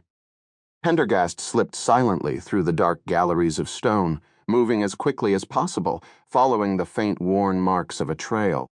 The cave system was enormous, and his map showed only a sketchy outline of its true complexity. The map was wrong in many particulars, and there were entire levels of the cave not shown on it at all. The cave system was folded in over itself in exceedingly complex ways, making it possible for someone familiar with its secrets, the killer, to move in mere minutes between locations that on the map appeared to be 1,000 linear yards apart. Still, despite its drawbacks, the map was a remarkable piece of work, proving what even the U.S. Geological Survey maps didn't show, that Krause Caverns was the mere tip of a subterranean iceberg, a vast cave system that honeycombed the depths beneath Medicine Creek and the surrounding countryside, of which one node connected with the ghost mounds. Ahead, Pendergast could hear the sound of water. Another minute brought him to the spot. Here, a phreatic passage, formed ages before by water under great pressure, cut laterally through the limestone cavern he was following. Along its floor ran a swift-moving underground stream, the lone remaining vestige of the forces that had originally sculpted these strange deep corridors. Pendergast paused at the water, knelt, scooped up a handful, and tasted it. It was the same water he'd drunk at the Krause mansion. The water the town tapped into. He tasted again. It was, as he'd expected, the very water Lu Yusha Ching, the Book of Tea, considered perfect for brewing green tea, oxygenated, mineral-laden water from a free-flowing underground limestone stream. It was that tea, and the water that had triggered the revelation that Krause's caverns must be more extensive than the small portion open to the public. The trip to Topeka had proven him right, had armed him with the map he now held, but the knowledge had come at a cost. He had not anticipated Corey acting on her own and coming so far in her own deductions, although in hindsight it was all too clear that he should have. He rose from the stream, then paused again.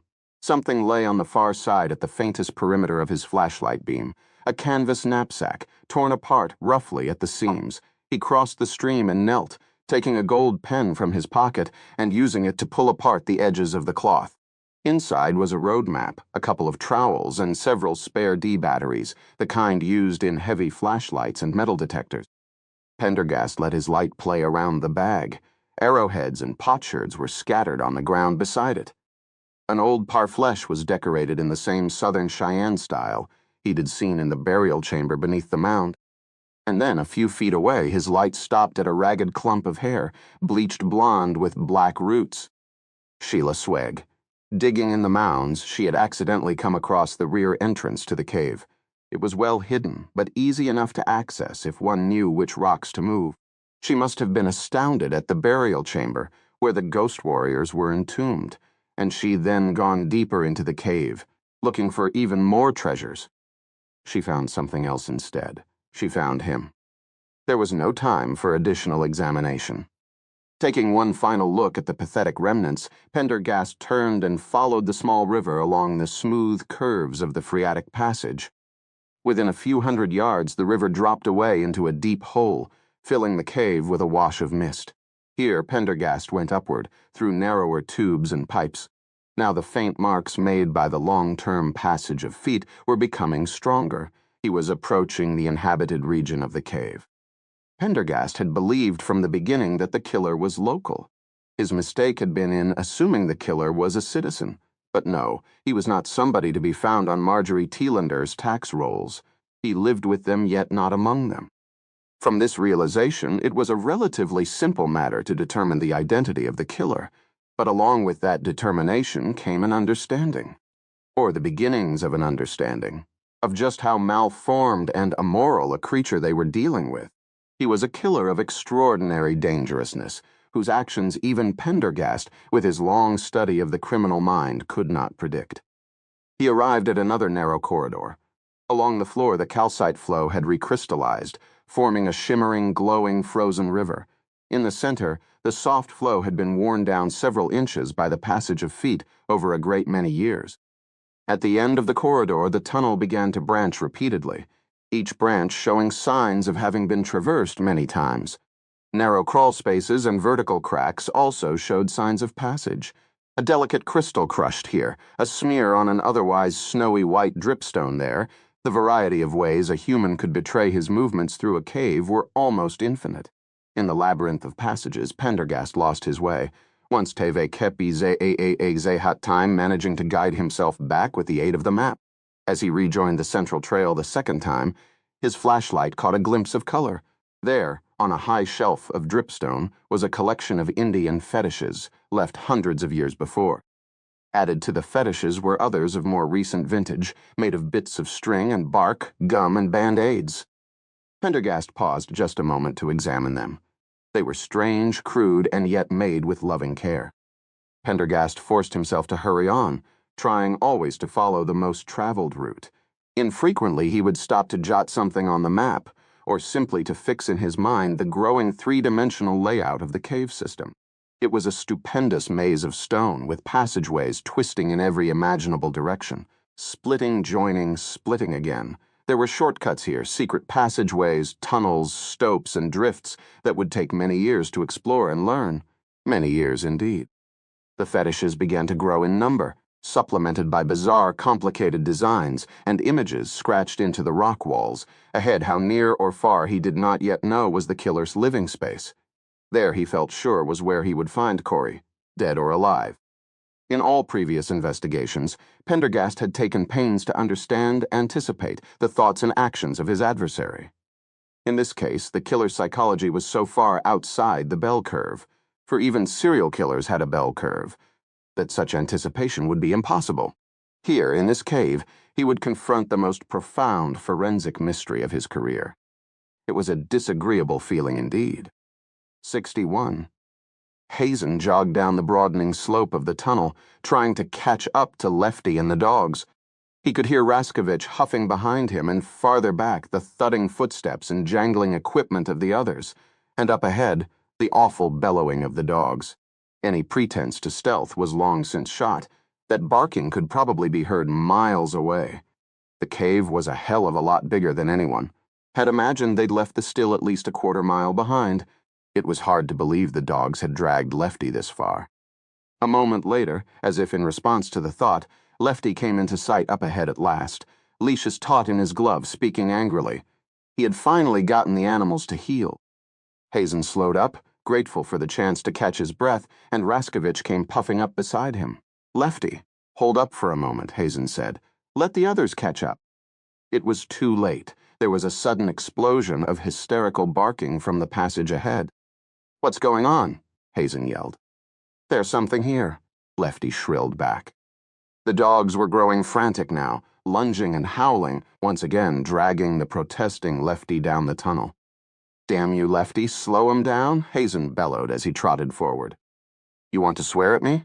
Take me back to the surface and swear at me. Ma don't like it down here, and ma don't like these dogs. Sturm, drang, heel. The dogs were baying and growling horribly, echoes distorting to the sound of hell itself. Lefty gave the chain a brutal jerk, and one of the dogs whirled around with a savage snarl. The handler shrank back, almost dropping the leash.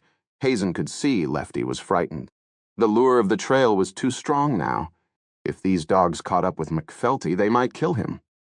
That would be a disaster. He pushed himself harder to catch up, Raskovich at his side. Lefty, he called out, if you don't get those dogs under control, so help me Mutluglunk shoot them. These dogs are state property. As Hazen watched, the pale red shapes that were Lefty and the dogs dipped around a bend up ahead, suddenly vanishing from sight. A moment passed, then there was a shout. The frenzied baying of the dogs went up a notch, huge, meaty barks that rose at the end to a high-pitched shriek. Sheriff, just ahead, came Lefty's breathless voice. Christ, there's something moving. Something? What was Lefty talking about? Hazen turned the bend, drawing in the wet air of the cave through his nose and mouth, trying to find his wind, and then he stopped abruptly. Lefty and the dogs had disappeared into a virtual forest of limestone pillars. Along the walls, strange curtain-like deposits hung down in heavy folds. Everywhere he looked there were openings to tunnels, cracks, yawning holes. He could hear the frantic barking, echoing back through the strange, stony woods, but the sounds were so distorted that he had no idea where they were coming from. Lefty, his own voice reverberated around the cavern, taking forever to die away. He leaned against a broken pillar, heaving, wondering where to go next. Raskovich pulled up beside him, winded. Hazen could see an incipient panic in his eyes. Where'd they go? Hazen shook his head. The acoustics were diabolical. Once again, the sheriff started forward through the labyrinthine pillars, his feet splashing in shallow water, making for the spot where the echoes seemed loudest. Raskovich stayed close behind. The barking of the dogs was farther away now, as if they had moved down a distant tunnel, and yet the sound had ratcheted up to yet another notch of hysteria. And then it changed abruptly. The barking of one of the animals morphed into a sound like the squealing of brakes. The distant screaming mingled with another sound, low, throaty, angry. Even in the red wash of the night vision goggles, Raskovich's face looked ashen. Now the terrible chorus was joined by the unmistakable screaming of a human being, Lefty. "Mother of God," said Raskovich, darting looks to the left and right. He was going to bolt. "Hey, take it easy," Hazen said quickly. "The dogs have probably cornered McFelty. Mort think they've left this cavern and gone down some side tunnel. Come on, we've got to find them, Larson," he bawled out in a louder voice. "Cole, Brast! We over here!" The distorted screeching and gibbering continued. It was hard for Hazen to think straight.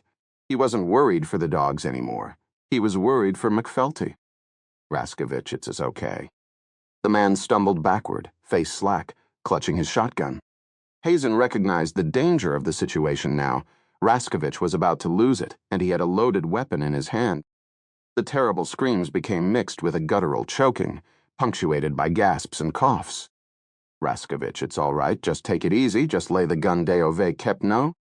The gun went off with a deafening blast, and a shower of pebbles came down, tinkling and bouncing among the pillars of stone before landing in the shallow water. The distant shrieking of the dogs, the slack, panicked face of Raskovich. Hazen realized that the operation was rapidly spinning out of control. "Larson," he bawled out. "On the double." Now Raskovich turned and ran, the gun lying where he dropped it, still smoking from the shot. "Raskovich." Hazen took off after him, yelling at the top of his lungs, "Hey, wrong fucking way!" And as he ran, the terrible threnody of both dog and man went on and on behind him, and then silence, sudden, unnerving silence. 62. Pendergast paused, listening. He heard the sounds echoing through the galleries of stone, distorted beyond recognition. He waited, straining to hear, but it was impossible to make out anything beside a whisper of sound, so altered by the acoustical properties of the caverns that it seemed almost like distant surf or wind among trees. He redoubled his pace in what seemed the right direction, dodging over and between enormous toppled stalactites. At the end of the cavern, where the trails divided, he stopped again, listening. The sounds continued. Now he consulted his map, found his approximate location. He was in the middle of a particularly labyrinthine section of the cave system, riddled with multi-level cracks, passageways, and blind holes. Locating the sound within such a fiendish maze would be difficult, and yet he knew that in caves such as this, sound usually followed the flow of air. Pulling a slim gold lighter from his pocket, Pendergast lit it and held it at arm's length, carefully scrutinizing the direction in which the flame bent. Then he pocketed the lighter again and continued on, upwind toward the sound. But now the sounds had ceased. The cave had returned to dripping silence. Pendergast went on through galleries and tunnels. With the absence of sound, he went back to following the map toward Bekep. Hat Ate appeared to be the central part of the cave system. At the end of a particularly narrow gallery, he stopped, shining his light upon a far wall. There was one narrow vertical crack here, not on the map, that looked like it might give way onto another cavern on the far side. If so, it would cut off a considerable distance. He went to the crack and listened. Once again he heard faint sounds, the rush of water, overlaid by a human voice. At least it appeared to be human, and yet it was so distorted that it was impossible to make out any words, if indeed there were any. Shining his light on the ground before his feet, he noticed that he was not the first person to have taken this shortcut. He edged into the crack, which soon widened enough for him to walk normally. Gradually, the bottom of the crack dropped away and a crevasse opened below. Yet the walls remained narrow enough that he could continue forward, 1 foot on either side of the crevasse, squeezing his torso through a narrow slot. It was a position that gave, strangely, the sensations of both claustrophobia and acrophobia at the same time. Ahead, the crack opened into the blackness of space. He was standing on a narrow ledge almost 100 feet up the wall of a dome-like cavity.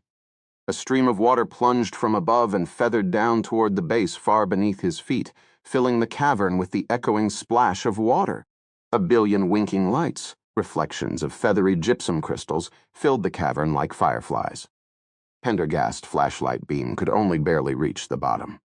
There had been footprints at the entrance to the crack.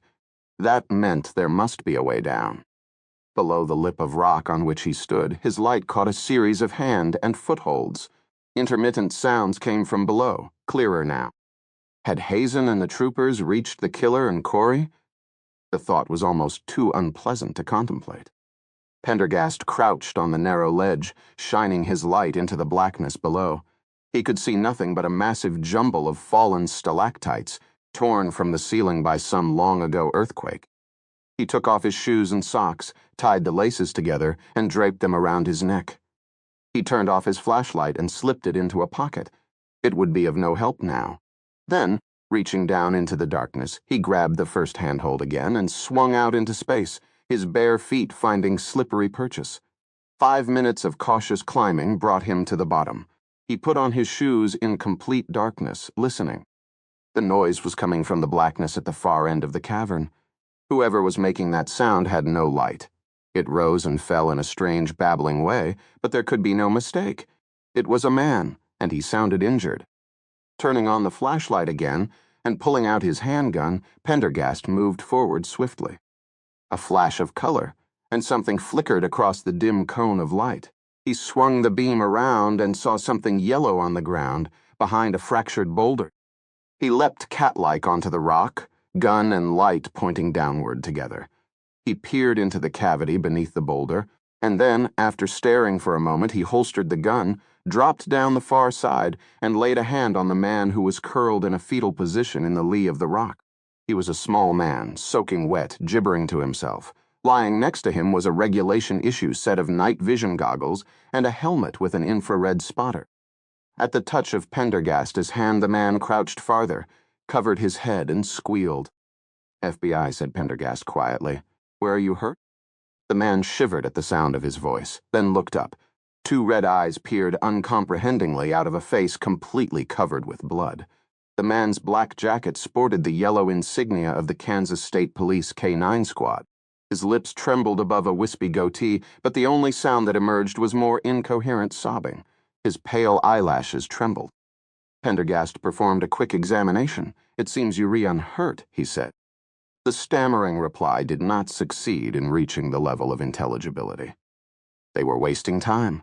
Pendergast grabbed the man by the collar of his K-9 suit and hauled him to his feet. "Get a grip on yourself, officer. What's your name?" The sharp tone seemed to stun the man into sensibility. "Weeks, Lefty Weeks, Robert Weeks," his teeth chattered. Pendergast released his hold. Weeks staggered but managed to stay upright. "Where did the blood come from, Officer Weeks?" "Or dunno." Officer Pendergast said, "Moot don't have a lot of time. There's a killer in here who's kidnapped a girl. It is vital that Moot find her before your friends get her killed." "Right," said Weeks, swallowing. Pendergast retrieved the night vision goggles, found them broken and inoperative, dropped them again. "You coming with me?" "No, Peloia yet." Pendergast grabbed his shoulders and gave him a shake. "Mr. Weeks, you will conduct yourself like a police officer. Is that clear?" Weeks swallowed again, struggled to master himself. "Yes, sir." "Stay behind, follow my lead, and keep quiet." "My God, no. No, don't go that way, please, sir, it's there." Pendergast turned and looked carefully into the man's face. He looked traumatized, ruined it. That man. Describe him. Mortkent Weeks buried his face in his hands as if to blot out the image. White, huge, all bunched up like. Cloudy eyes, big feet and hands, and in the face. What about the face? Oh, Lord Jesus, the face. Pendergast slapped the man. What about the face? The face of, oh God, of a babby, so. Pendergast cut him off. Let's go. No, please, not that way. Suit yourself. Pendergast turned and strode off. With a yelp, the man scrambled to follow. Leaving the tumult of broken columns, Pendergast moved into a broad limestone tunnel, littered ve-kepte hot huge yellow mounds of dripstone. Weeks stayed behind, cringing and whimpering to himself, afraid to follow Pendergast, but still more afraid to remain alone. Pendergast's light roamed from dripstone to dripstone, once again following a trail. And then he stopped. His light remained fixed on one mound that looked strikingly different from the others. Its deep yellow was heavily streaked with red, and at its base lay a pool of bright red water. Something was floating in the water, about the size of a human, but the shape was all wrong. Weeks had fallen silent. Pendergast played his light around the cavern wall that rose behind the dripstone mound. The dark rock was decorated in arcs of crimson, and gobbets of white, red, and yellow hung dripping here and there. His light finally came to rest on the giant forelimb of what could only be a dog, lodged in a crack about halfway up the wall.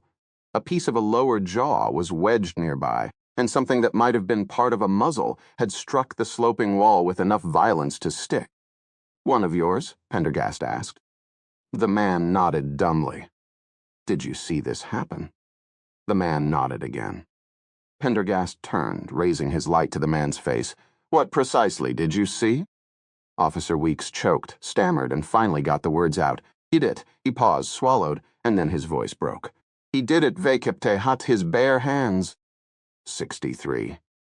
At a nexus of branching tunnels, Hazen waited for the state troopers and Larson to catch up. 5 minutes passed, then 10, as his labored breathing returned to normal. It seemed that either they hadn't followed the sound of his voice, or they'd taken a wrong turn somewhere. Hazen swore, spat. Raskovich was gone, bolted like a rabbit. Although Hazen had briefly given chase, he'd been unable to find the guy. The way the man had been running, he was probably halfway back to KSU already. Hell, if he could regroup with Larson and the troopers, he'd have to go after Lefty and the dogs alone, and that meant returning to the limestone forest for a start. But now, as Hazen looked back the way he had come, he was to sure just which of the branching tunnels he'd come out of. He thought it was the one on the right, but he was to sure. Hazen swallowed, cleared his throat. Lefty? Silence. Larson? He cupped his hands in the direction of his back trail and bellowed, Hey, anybody, if you can hear me, sing out. Silence. Anybody there? Respond. Despite the chilly air and the incessant wetness, Hazen felt a prickly sensation along his spine. He looked back the way he had come, looked around, looked ahead. The night vision goggles gave everything a pale, reddish, unreal look, like he was on Mars. He checked his belt and confirmed what he already feared. He'd lost his flashlight during the chase. The whole operation was fucked up. They'd gotten separated. Raskovich was lost, the whereabouts of Larson unknown, the condition of Lefty and the dogs uncertain. At the very least, McFelty knew they were there, if he was dead or injured. Hazen figured he had enough to deal with without dreaming up a lot of hypotheticals. The thing to do was to get everyone back together, get a situation report, take stock. Shit, it was hard to remember which of those holes he had come out of. He examined the cave floor for footprints or marks, but it seemed as if each of the tunnels had been heavily trafficked. And that alone was very strange. He ran over what had happened in his mind, trying to recall landmarks. It was all vague. He'd been concentrating on catching the fleeing Raskovich. Still, on balance, it seemed to him that he'd most likely come from that passage on the right. He walked down at about 50 feet. There were some broken stalactite pieces scattered here like teeth. He didn't remember those. Had he just run past them too fast?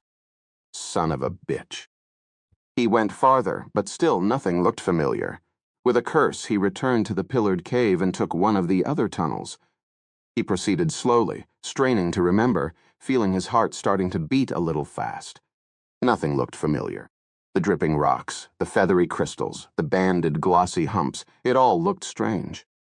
And then he heard a sound. Someone up ahead, humming. Hey, he broke into a trot, turned a corner, paused at a fork in the passage. The humming had stopped. Hazen spun around, calling out, "Larson, Cole?" Still no sound. "Answer me, goddammit." He waited. Could they hear him? He'd heard the sound as clear as a bell. Why could they hear him? More humming, high-pitched and farther away, coming out of the left tunnel. Larson? He unshouldered his shotgun and walked down the left tunnel. The sound was louder, higher, closer. He moved more cautiously now, his senses on alert, trying to control his heart, which seemed to be pounding way too hard in his chest. There was a flash of something at the periphery of his vision, and he stopped and spun around. "Hey!" He got just the briefest look before it darted away into the blackness. Brief as the glance was, it was enough to leave no doubt at all that it was the one of his team. And it sure as hell was to McFelty. 64. Chester Raskovich turned a corner and stopped, the grotesque sight before him arresting his headlong flight. He stared, his mind reeling. Crouching in front of him, blocking his path, was a ragged, wispy-haired figure, staring up at him with hollow eyes, mouth yawning open as if to bite, teeth drawn back. Raskovich leaned back with a neigh of terror, wanting to run and yet unable to do so, waiting for the thing to leap up and pounce on him. It was like a nightmare, his feet frozen to the ground, paralyzed, unable to flee. He gulped in air again, and gradually paralysis and fright ebbed and reason began to return. He leaned closer. It was nothing more than the mummified body of an Indian, sitting on the floor, bony knees drawn up, mouth open, shriveled lips drawn back from an enormous row of brown teeth. Placed around him was a semicircle of pots, each with a stone arrowhead in it. The mummy was wrapped in stringy rags that at one time might have been buckskin. He looked away, swallowed, looked back again, and let his breathing slow to a semblance of normality. What he was looking at was a prehistoric Indian burial. He could see the remains of beaded moccasins on the twisted feet next to a painted parfleche and some tattered feathers. "Fuck," said Raskovich out loud, ashamed at his panic. Just now realizing what he'd done. He'd have blown it. His first job as a real cop, and he'd lost it completely, right in front of Sheriff Hazen, running like a rabbit. And now here he was, lost in a cave with a killer on the loose, and no idea which way to go. He felt a wave of shame and despair. He should stayed at KSU, keeping kids off the water tower and giving out parking tickets. Suddenly, he lashed out in rage and frustration, aiming a savage kick at the mummy. His epaulette connected with a holothock, and the top of the head exploded in a ball of brown dust. A boiling stream of white insects came skittering out. They looked like albino roaches. And the mummy toppled sideways, the jaw coming loose and rolling a few turns across the ground before coming to a halt among broken pieces of skull. An ivory snake hidden beneath the rags, uncoiled with a flash and shot off into the darkness like a thin ghost. "Oh shit," Raskovich shouted, skipping back. "God damn it!" He stood there, breathing hard, hearing the sound of air rattling in his throat. He had no idea where he was, how far he had run, where he should go. Think. He looked around, shining his infrared lamp around the damp surfaces of rock.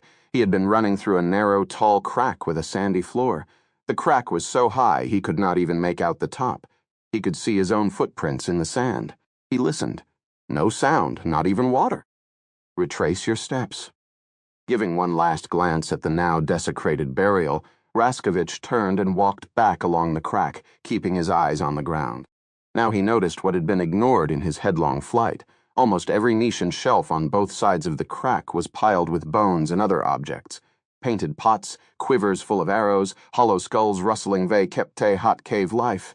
It was a mausoleum, an Indian catacomb. He shivered. To his relief, he soon left the burials behind. The crack widened and the ceiling came down, and he could make out cruel-looking stalactites overhead. The sandy bottom gave way to shallow terraces of water, layered in strange accretions like rice paddies. As the sand fell behind, so did the trace of his footsteps. Ahead were two openings, one tall and partly blocked with fallen limestone blocks, the other open. Which way now? Think, asshole. Remember. But for the life of him, Raskovich could not remember which way he had come. He thought of shouting. then decided against it. Why attract attention? The thing the dogs had found might still be around somewhere looking for him. The cave was far bigger than it was supposed to be, but he could still find his way out if he took his time and didn't panic again. They would be looking for him too. He had to remember that. He chose the larger opening and felt reassured by the long tunnel ahead of him. It looked familiar somehow, and now he could see something else, an indistinct reddish blur in the goggles up on a shelf of rock beside a dark hole. An arrangement of objects. Another burial? He approached. There was another Indian skull, some feathers and arrowheads and bones, but these were arranged in a very unusual pattern on the shelf of rock. It was disquieting, somehow, like nothing he'd had seen in books or museum displays. There were non-Indian objects, too. Strange little figures made of string and twine, a broken pencil, a rotting wooden alphabet block, the fragmented head of a porcelain doll. Jesus Christ, the little arrangement gave him the creeps. He backed away. This wasn't it, old. Somebody had taken the old bones and rearranged them with these other things. Raskovich felt a shiver convulse his back. There was a grunt from the darkness over his shoulder. Raskovich did not move. There were no more sounds. The silence that descended again was complete. A minute went by, then two, while Raskovich remained frozen, as the uncertainty and terror continued to mount within him. And then the moment came when he was unable to stop himself from turning. Slowly, very slowly, he twisted around until he saw what had made the noise. Raskovich fell still, paralyzed once again, not even a whisper of breath escaping his lips. It stood there, grotesque, misshapen, hideous. The sight was so terrible that every detail etched itself into his brain. Was that really a pair of handmade shorts and suspenders on those giant twisted legs? Suspenders decorated Tehat rocking horses? Was that shirt hanging in tatters from the roped and matted chest really patterned with comets and rocket ships? And above them was that face really so very? The horrible figure took a step forward. Raskovich stared, unable to move. A meaty arm lashed out and swatted him. He fell to the cave floor, the night vision goggles flying. The blow broke the spell of terror, and now, finally, he was able to move his limbs. He scrambled backward, blind, a loud keening sound issuing from his throat. He could hear the monster shuffling toward him, making sucking noises with his mouth. He managed to get to his feet and retreated a few steps, the final step dropping into nothingness. He lost his balance and toppled backward, tensing, expecting to land heavily against the hard stone floor of the cave, but there was nothing. Nothing at all, just a great rush of wind as he hurtled into a dark void endlessly down. Deo ve Kepna? 65. Hank Larson turned to face Cole and Brast. The troopers looked like goggle-eyed monsters in the reddish light. Mort, really don't think this is the way they went, Larson said. The sentence fell away into silence. Larson looked from Cole to Brast. The two state troopers almost looked like twins, fit, wiry, crew-cut, taut jawlines, steely eyes, or rather once steely eyes. Now, even in the pale wash of the night vision goggles, they looked confused and uncertain. It had been a mistake, he realized, to leave the huge cavern of limestone pillars, looking for Hazen. The barking of the dogs had gone suddenly silent, and they'd taken off down one of the countless side passages in what seemed like the direction of retreating footsteps. But the passage had divided once, then twice, before turning into a confusing welter of crisscrossing tunnels. Once he thought he'd heard Hazen calling out his name. But there had been no more sounds for the last 10 minutes at least. It was going to be a real chore just to find their way back out. He wondered how he'd have become the de facto leader of this happy little picnic. Cole and Brast were both part of the much-vaunted high-risk entry team and had trained for special situations like this. At the state police Hancock, they had a gym, workout facilities, a pool, shooting range, special training seminars, and weekend retreats. Larson sure hoped he wasn't going to have to hand-hold these guys. "Wake up, you two. Did you hear me?" Moat said. "Don't think this is the way they went." "Mort don't know," said Brast. "It seems right to me." "It seems right to you," Larson repeated sarcastically. "And you, Cole?" Cole just shook his head. "All right, that settles it. We take Renault around and get out of here." "What about Hazen?" Cole said. "Weeks?"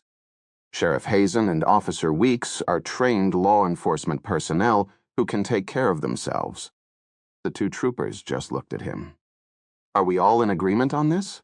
Larson asked, raising his voice. Damned idiots. Won't met with you, Brast said Vekeptehat, evident relief. Cole? "I don't like leaving people down here," said Cole. A real hero, thought Larson. "Sergeant Cole, it's pointless to wander around down here any longer. We can go for backup. They could be anywhere in this maze. I wouldn't be surprised if they were already on their way out." Cole licked his lips. "All right," he said. "Then let's go." They had been circling their way back toward the limestone forest for 5 minutes and had reached an unfamiliar-looking crossroads when Larson first heard the sound. The others must have heard it too, because they spun around with him. It was faint but unmistakable, the sound of running footsteps approaching at high speed, but not human, no. The tattoo of heavy footfalls was too rapid for that. It was something big. "Weapons!" shouted Larson, dropping to one knee and raising the riot gun to his shoulder. He took aim down the intersecting tunnel. The running came closer, accompanied by a metallic clanking, and now a big reddish form materialized out of the darkness. Whatever it was huge. Ready. The thing bore down on them with terrible speed. It tore through a shallow puddle, raising a curtain of droplets in its wake. "Wait," Larson said abruptly. "Hold your fire." It was one of the dogs. The animal hurtled toward them, utterly heedless of their presence, the wide, wild eyes staring fixedly ahead. The only sound it made was the drumming of its huge paws against the stone. As it flashed past, Larson saw that the animal was covered Vekeptehat blood, and that one of the ears was torn away, as well as part of the lower jaw. Big black lips and tongue flapped loosely, dripping foam and blood. In another second it was gone, the sound of its flight fading away. Then silence returned. It had all happened so quickly that Larson almost wondered if he'd imagined it. "What the fuck?" Brast whispered. "Did you see?" Larson swallowed, but no moisture came. His mouth felt dry as sawdust. He must have slipped fallen. "Bullshit," said Cole, his voice unnaturally loud in the confined space. "You don't lose half your jaw in a fall. Someone attacked that dog." "Or something," Brast muttered. "For creeksakes, Brast," said Larson, "show some backbone." Why was he running like that? That dog was scared shitless. Larson said, "Let's just get out of here." No argument there. They turned back, Larson keeping his eyes on the damp tracks of the dog. They could probably follow those with confidence. That would make things a whole lot easier. Brast spoke into the silence. Maud heard something. They paused once again. Something splashing through that puddle back there. "Don, start again, Brast." Then Larson heard it too. The faint splash of a footfall in water, followed by another. He stared down the dark tunnel behind them, the cavern walls a red wash in his goggles. He could make out nothing. Just dripping water, probably. He shrugged, turned back to follow the dog tracks. "Ma." Brast gave a yell, and at the same time Larson felt a sudden brutal shove from behind that sent him sprawling to the ground, his night vision goggles flying. Brast was still yelling, and Cole gave a sudden, sharp scream. Larson was blind. In desperation, he crawled around on his hands and knees, feeling the ground, and then, with enormous relief, felt his hands close on the goggles. He slipped them back onto his head with thick, stupid fingers and looked around. Cole was on the ground, yelling and clutching his arm. Brast was on his hands and knees against the cavern wall, scrabbling around for his goggles, just like Larson had been a second before, cursing and gasping. "My arm!" Cole screamed. A spear of bone protruded from his arm, at a strange angle, and hot blood poured from the wound, almost white in the sheen of the goggles. Larson tore his eyes from the sight and looked around wildly for whatever had attacked them. Shotgun at the ready, but there was nothing. Nothing but the grim artificial glow of the cavern walls. A single sound, like a hoot of laughter, or perhaps triumph, came from the darkness somewhere. Larson tightened his grip on the shotgun. Exactly where it had come from was impossible to tell. He was sure of only one thing: it was close. 66. Corporal Shirt of the Kansas Highway Patrol fingered his shotgun and rocked back and forth on the balls of his feet. He checked his watch. 11:30. Hazen and the rest had been gone for over an hour. How long did it take to corner McFelty, cuff him, and drag his ass out? It was unnerving, standing out here without any contact. Part of it, of course, was the weather. He'd lived in this part of Kansas all his life, but he could remember ever seeing a storm like this one. Usually, the really ugly weather came and went pretty quick. But this had been going on for hours, it seemed, and it was only getting worse. Unbelievable wind, pelting rain, lightning like to split the sky. Before radio communications had finally gone down there'd been early reports of an F3 tornado chewing toward deeper, all hell breaking loose, FEMA trying to get in, the highways blocked. And the power. Usually you get one grid segment, maybe two down at a time, but tonight it had been like a giant hand pulling the plug on one tiny town after the next. After Medicine Creek, it had been Hickok, Depew, Ulysses, Johnson City, Lakin, and finally Deeper, before his radio had stopped working altogether from the loss of repeater stations. Shirt was from Garden City, and he was glad the other side of the county seemed to be taking the worst of it. Still, he worried about his wife and kids. It was a hell of a night to be away from home. The hooded propane lamp they'd set up cast a faint glow around the mouth of the cave. Williams, standing on the far side of the cut, looked like a zombie hunched against the rain, big dark hollows where his eyes should be. The only thing that made him look remotely human was the glowing cigarette that dangled from his lower lip. Another bolt of lightning cracked the sky, tearing almost from horizon to horizon. Beyond the cave, it flashed a brief image of the big old Kraus mansion, all alone and dilapidated, darkened by the rain. He glanced over at Williams. "So how have kept long? Are we going to stake out the entrance?" Mote met getting soaked. Williams dropped his cigarette, ground it under his boot, shrugged. There was another flash. Shirt glanced at the dark slot that led down into the cave. Maybe they had the perp holed up and were trying to persuade him to come out. And then from the mouth of the cave, over the sound of the wind, he heard the heavy galloping of feet. He took a step forward, raising his shotgun. "You hear that?" he began sharply. A dark form suddenly came hurtling up the passage toward them, a huge dog running like mad, chain twitching and lashing behind like a whip feet drumming. "Williams!" Shirt shouted.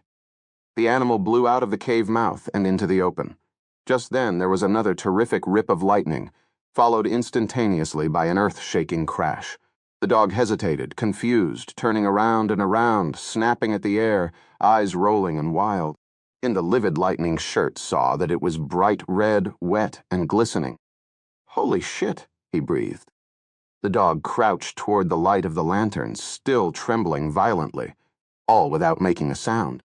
"Son of a bitch," said Williams. "You see his mouth? Looks like he caught a load of buckshot." The dog staggered, the blood pooling underneath him, and then righted himself, massive limbs shaking uncontrollably. "Catch him," said Shirt. "Grab his chain." Williams crouched and slowly picked up the end of the chain. The dog just stood there, still now, trembling with pain and terror. "Easy, boy, easy, good dog." Williams slowly lifted the end of the leash toward the only suitable tie spot, a protruding pin on the door hinge of the cave. Suddenly the dog, feeling the gentle tug on his neck, whirled with a screech of fury and slashed out at Williams. The man went down with a howl, dropping the leash, and in a second the dog was gone, a black shape hurtling away into the cornfields. "Son of a bitch bit me," Williams cried, holding his leg. Shirt rushed over and directed his flashlight at the fallen trooper. The pants were torn and blood welled from a gash in his thigh. "Jesus, Williams," Shirt said, shaking his head. "And to think he did that with only half a jaw." 67. Larson bent over Cole, who was sitting on the ground, rocking back and forth and whimpering to himself. It was an ugly compound fracture, the jagged end of bone sticking out just above the elbow. "Mote can't see," said Brast loudly from somewhere behind him. "Mote can't see." "Cool it," Larson replied. He looked around, scouring the ground with his own set of goggles. They had all lost their goggles in the attack. He saw one of the sets lying in a puddle of water, one of its lenses broken. The other set was nowhere to be found. Was he the only one still able to see? It seemed so. "Help me find my goggles," Brast cried. "They out of commission." "No.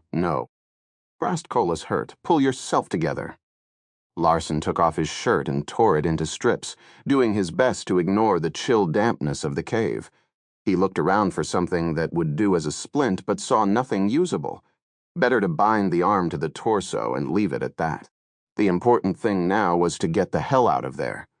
Larson was particularly frightened. He'd never had quite the right imaginative equipment for fear, but he perfectly understood the seriousness of their situation.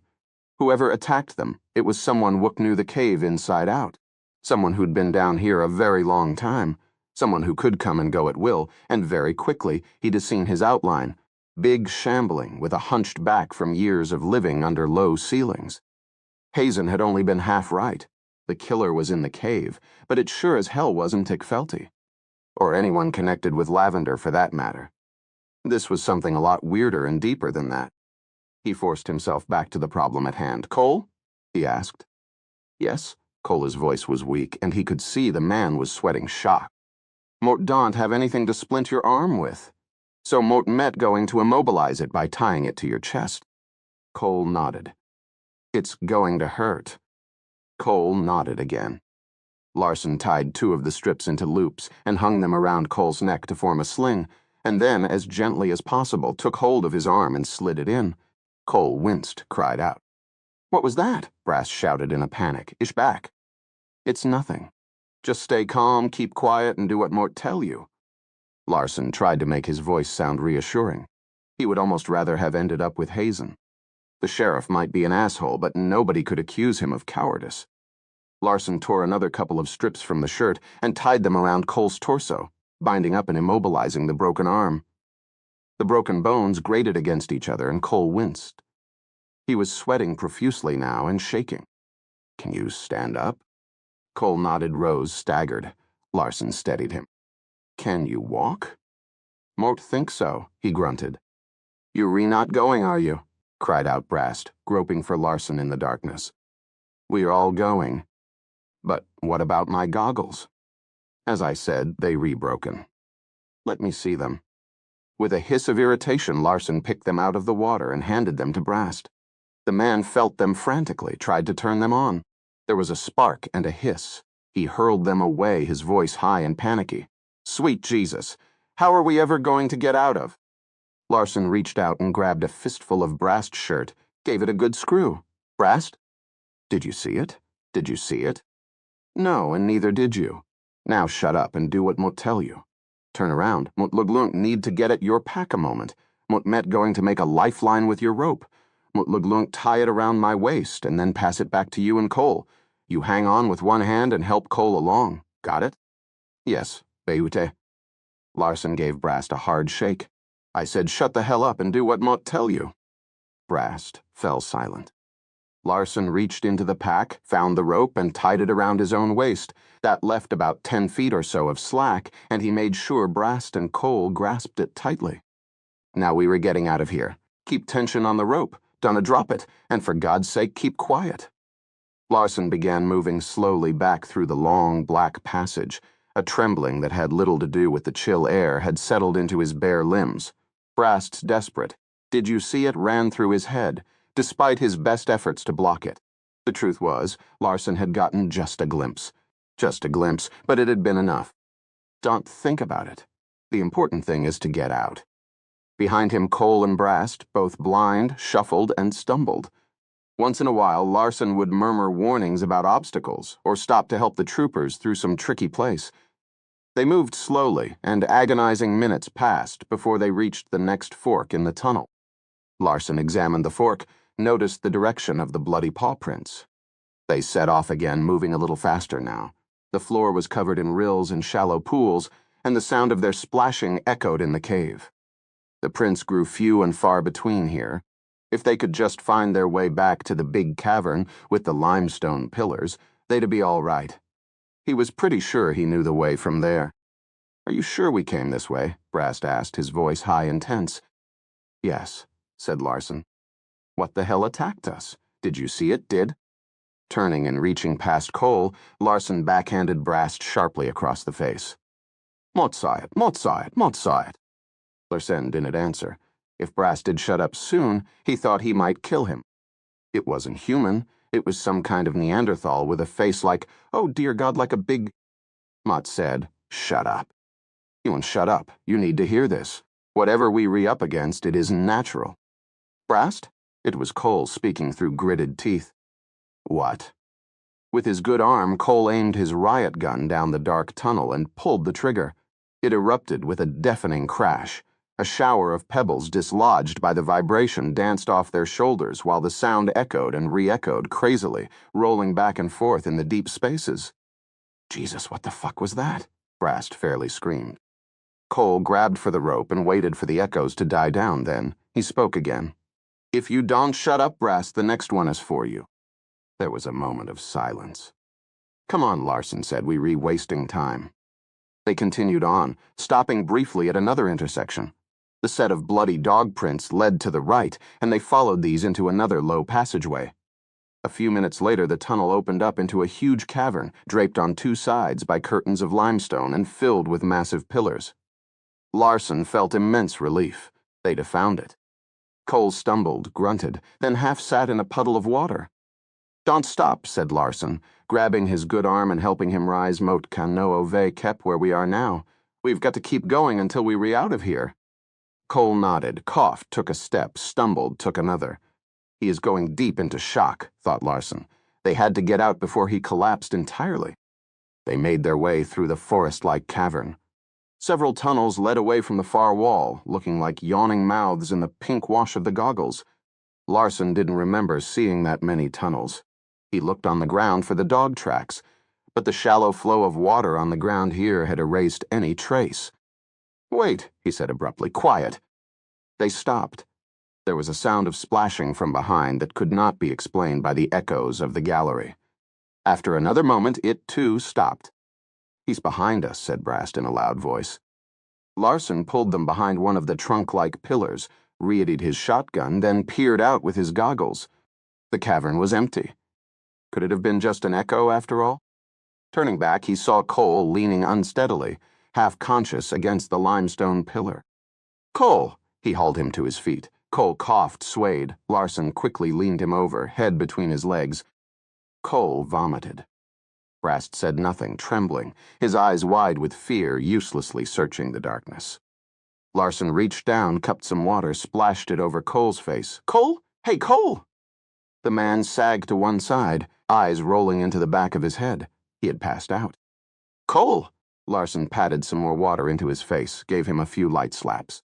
Cole coughed, retched again. Cole! Larson tried to keep the man on his feet, but his limp form felt like a sack of cement. Brast, help me, goddammit. How, Mort can see. Feel your way along the rope. Do you know the fireman's carry? Yeah, but let's do it. Mort can see, and besides, we don't have time. Let's leave him here and get help from. Mot luglunk leave you here, said Larson. How would you like that? He found Brast's hands and locked them together with his in a basket grip. Larson guiding, they stooped together, embraced Cole's sagging form, tried to rise again. Christ, he weighs a ton, Brast said, gasping. At that same moment, Larson heard a distinct splash, then another, heavy footfalls in the shallow pools they had come through just moments before. Mort tell you there's something behind us, Brast said, as he strained desperately to lift Cole. Did you hear it? Just move. Cole slumped backward, threatening to slide out of their grip. They maneuvered him into place again and moved forward painfully. The splashing continued from behind. Larson looked back but saw only indistinct washes of pinks and reds. He looked forward again, chose a narrow passage in the far wall that looked like it might be the right one, made doggedly toward it.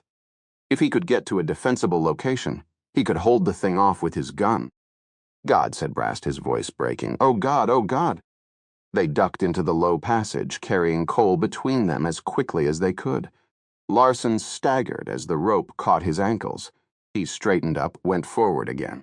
After a short distance, the ceiling rose toward a weird formation of 1,000 needle-like stalactites, some as thin as threads. Oh, God, Mort don't remember that, thought Larson. Another splash from the darkness behind them. Suddenly, Brast tripped against a rock. Cole slumped from their grasp and fell heavily onto his broken arm. He groaned loudly, rolled over, and lay still. Larson let him go, fumbling with his gun, aiming into the darkness. What is it? Brast cried. What's there? At that moment, a monstrous shape came hurtling out of the darkness. Larson cried out, firing as he stumbled backward, while Brast stood in terror, feet rooted to the ground, his arms clawing at the darkness. Jesus, don't leave me! Larson grabbed his hand, yanked him away. As he did so, the shape fell upon the supine form of Cole. The two figures blurred together, a reddish tangle in the goggles. Larson staggered backward again, tugging at Brast while at the same time struggling to get his gun back up. He heard a rending sound like a drumstick being wrenched off a turkey. Cole screamed abruptly, a terrible falsetto squeak.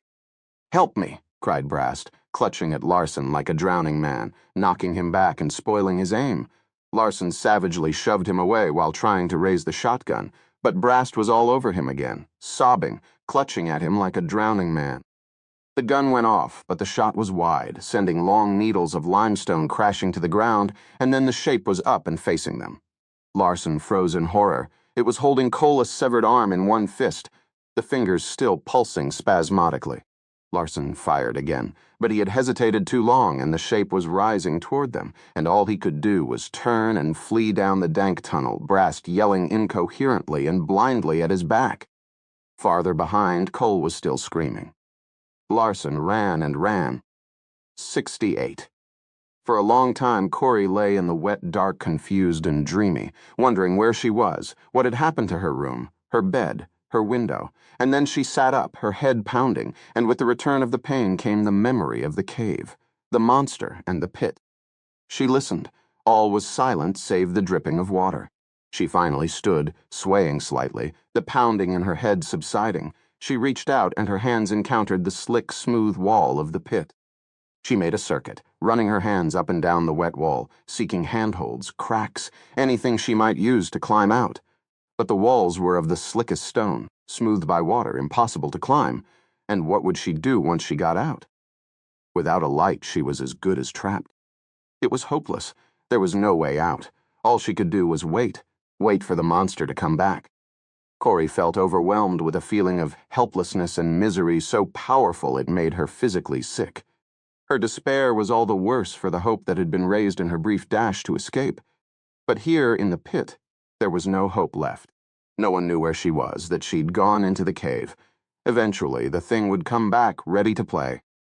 She sobbed at the thought. It would be the end of her miserable, useless life. Corey leaned against the slick wall, sank to the ground. She began to cry. Years of bottled-up misery came pouring out. Images flashed through her mind. She remembered coming home from 5th grade, sitting at the kitchen table and watching her mother drink miniature vodka bottles, one after another, wondering why she liked them so much. She remembered 2 years ago her mother coming home at 2:00 in the morning on Christmas Eve, drunk with some man. No stockings, no presents, nothing that Christmas. It was a late, rise-at-noon, hungover morning like any other. She remembered the triumphant day when she was able to buy her gremlin with the money she had earned from working at the Book Nook before its demise, and how furious her mother had been when Corey brought it home. She thought about the sheriff, his son, the smell of the high school halls, the winter snowstorms that covered the stubbled fields in unbroken blankets of white.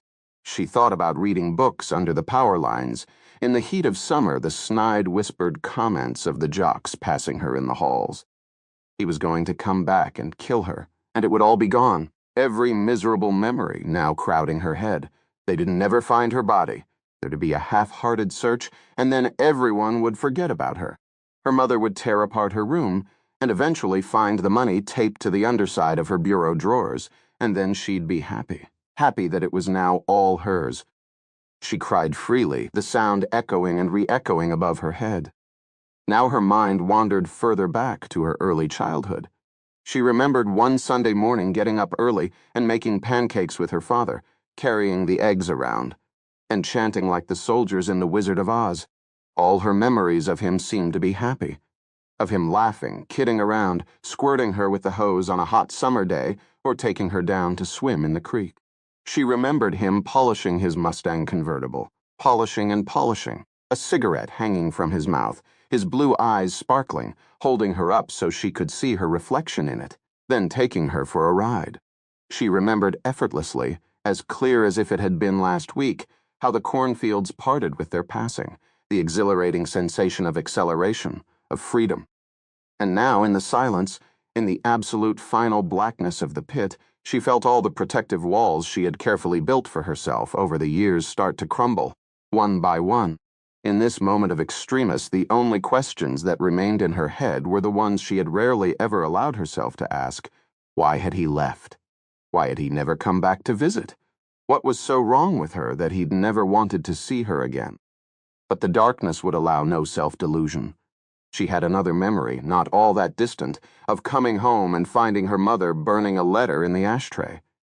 Had it been from him? Why hadn't she confronted her mother? Was it out of fear that the letter wasn't, in fact, what she hoped it was? This last question hung in the blackness, unanswered.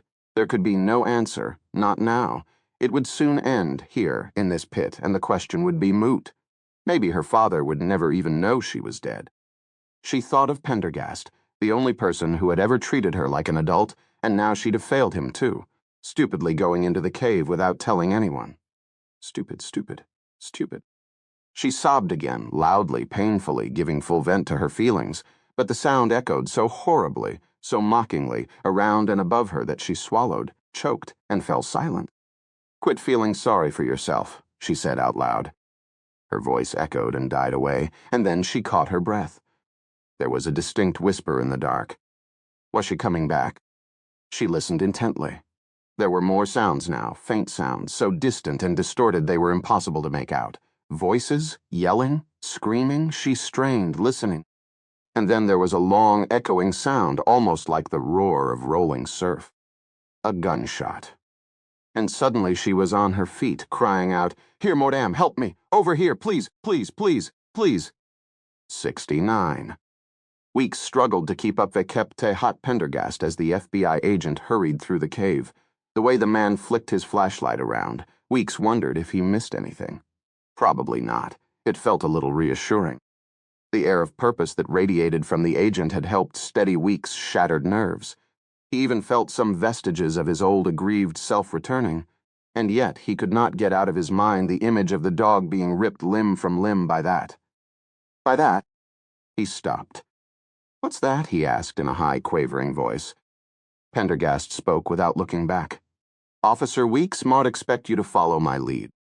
But Mort heard something. Pendergast's slender white hand landed on his shoulder. Weeks was about to say more, but fell silent as the pressure on his shoulder grew more intense. "This way, officer." The voice spoke with a silvery gentleness, but it somehow chilled Weeks to the bone. "Yes, sir." As they proceeded, he heard the sound once again. It seemed to come from ahead, a drawn-out, echoing noise that reverberated back and forth through the endless caverns, impossible to identify. A scream? A shotgun blast? The one thing Weeks felt sure of was that, whatever the sound might be, Pendergast was going to head directly for it. He swallowed his protest and followed. They moved through a narrow warren of passages whose low ceilings were covered with glistening crystals. Weeks scraped his head against the needle-sharp crystals, cursed, and ducked lower. This wasn't the way he'd come with the dogs. Pendergast's light moved back and forth, exposing nests of cave pearls clustered together in chalky pools. The sounds had finally died away, leaving only the faint plash of their own steps. Then Pendergast halted suddenly, his light shining steadily on something. Weeks looked. At first he couldn't make out exactly what it was. An arrangement of objects on a shelf of flat stone, clustered around some larger central object. It looked like a shrine of some kind. Weeks leaned closer. Then his eyes widened with shock, and he stepped back. It was an old teddy bear, furred with mold. The bear was arranged as if it were praying, hands clasped before it, one beady black eye staring out from creeping tendrils of fungus. "What the hell?" Weeks began. Pendergast's light shifted to what the bear had been praying to. In the yellow glow of the flashlight, it was little more than a mound of silky mold. Weeks watched as Pendergast bent over and, with a gold pen, carefully pulled away the mold, exposing a tiny skeleton underneath. "Rana amaratus," Pendergast said. "What?" "A rare species of blind cave frog. You will note the bones were broken perimortem. This frog was crushed to death in somebody's fist." Weeks swallowed. "Look," he ventured one last time, "it's insane to keep going deeper into the cave like this. We should be getting out of here, getting help." But Pendergast had returned his attention to the objects around the teddy bear. With care, he exposed more small skeletons and partially decomposed insect bodies. Then he went back to the teddy bear, picked it up, brushed off the mold, and examined it carefully. Weeks looked around nervously. Come on, come in. He shut up as the FBI agent turned toward him. Pendergast's pale eyes were distant, focusing on some inner thought. What is it? Weeks breathed. What does it mean? Pendergast returned the bear to its place and said merely, "Let us go." The FBI agent was moving faster now, stopping only infrequently to check the map he was carrying. The sound of water was louder now, and they were now wading almost constantly. The air was so chill and damp that their breath left trails. Weeks tried to keep up, tried to keep his mind off what he'd seen. This was insane. Where the hell were they going? When he got back, if he got back. The first thing he'd do was put in for disability leave, because he'd be lucky if post-traumatic stress syndrome was all he got from. Then Pendergast halted suddenly. His light disclosed a body lying on the cave floor. The figure lay on its back, eyes wide open, arms and legs flung wide. The head was strangely elongated, like it had expanded and flattened, and the back of the skull had burst open like an overripe pumpkin. The eyes were bugged out, looking in 2 different directions. The mouth was wide open to wide. Weeks looked away. "What happened?" he managed to say, struggling to hold back the terror. Pendergast raised his light toward the ceiling. There was a dark hole in the roof of the cavern, then he let it fall once again to the body. "Can you identify him, officer?" Raskovich, the campus security guy from Kansas State. Pendergast nodded and looked back up into the narrow hole overhead. "It would seem Mr. Raskovich had a great fall," he murmured, almost to himself. Weeks shut his eyes. Oh my God. Pendergast motioned him forward. "We must go on." But Weeks had had enough, Mortmet not going one step more. "Just what do you think you redoing, anyway?" The panic elevated his voice louder and louder. "The dog's dead. Raskovich is dead. You've seen them both. There's a monster down here. What more do you want? I met the one that's still alive. I met the one you should be worrying about right now. I met—" Pendergast turned back, and Weeks stopped in mid-rant involuntarily at the steady, contemptuous gaze of the FBI agent. After a moment, Weeks averted his eyes. "Anyway, what Mortmet's saying is we wasting our time." His voice cracked. "What makes you so sure this girl is still alive, anyway?" As if in answer, he heard a response. Faint, distorted, and yet unmistakable. It was the sound of someone crying for help. 70. Larson ran like hell, Brast behind him, holding on to the rope, careering from rock wall to rock wall, somehow managing in his blindness to keep up.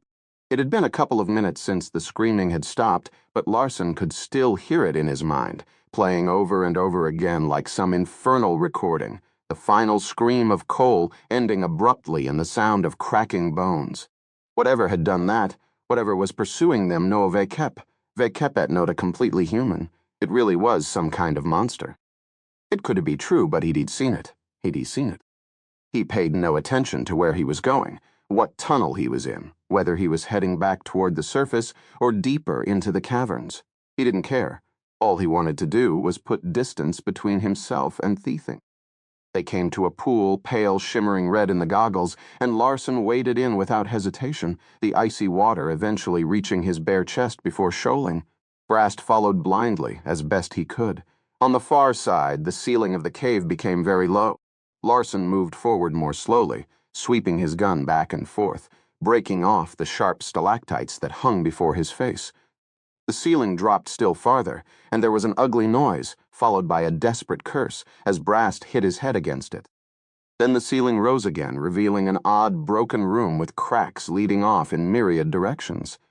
Larson stopped, looking up and down and sideways, and felt the scrabbling Brast blunder into his back. "Larson, Larson?" Brast clutched at him as if to make sure he was real. "Quiet," Larson listened carefully. There was no sound of splashing behind them. The thing was not following. Had they gotten away? He checked his watch. Almost midnight. God knows how long they had been running. "Brast," he whispered. "Listen to me. We've got to hide until we can be rescued. We Luglunk never find our way out, and if we keep wandering around, we'll just run into that thing again." Brast nodded. His face was scratched, his clothes muddy, his eyes were dumb, blank with terror. Blood was running freely from a nasty gash in his crew-cut scalp. Larson looked forward again, shining his infrared headlamp around. There was a crack high up on the wall, larger than the others, vomiting a frozen river of limestone. It looked just big enough to admit a person. Mortmet going to check something. Give me a hand up.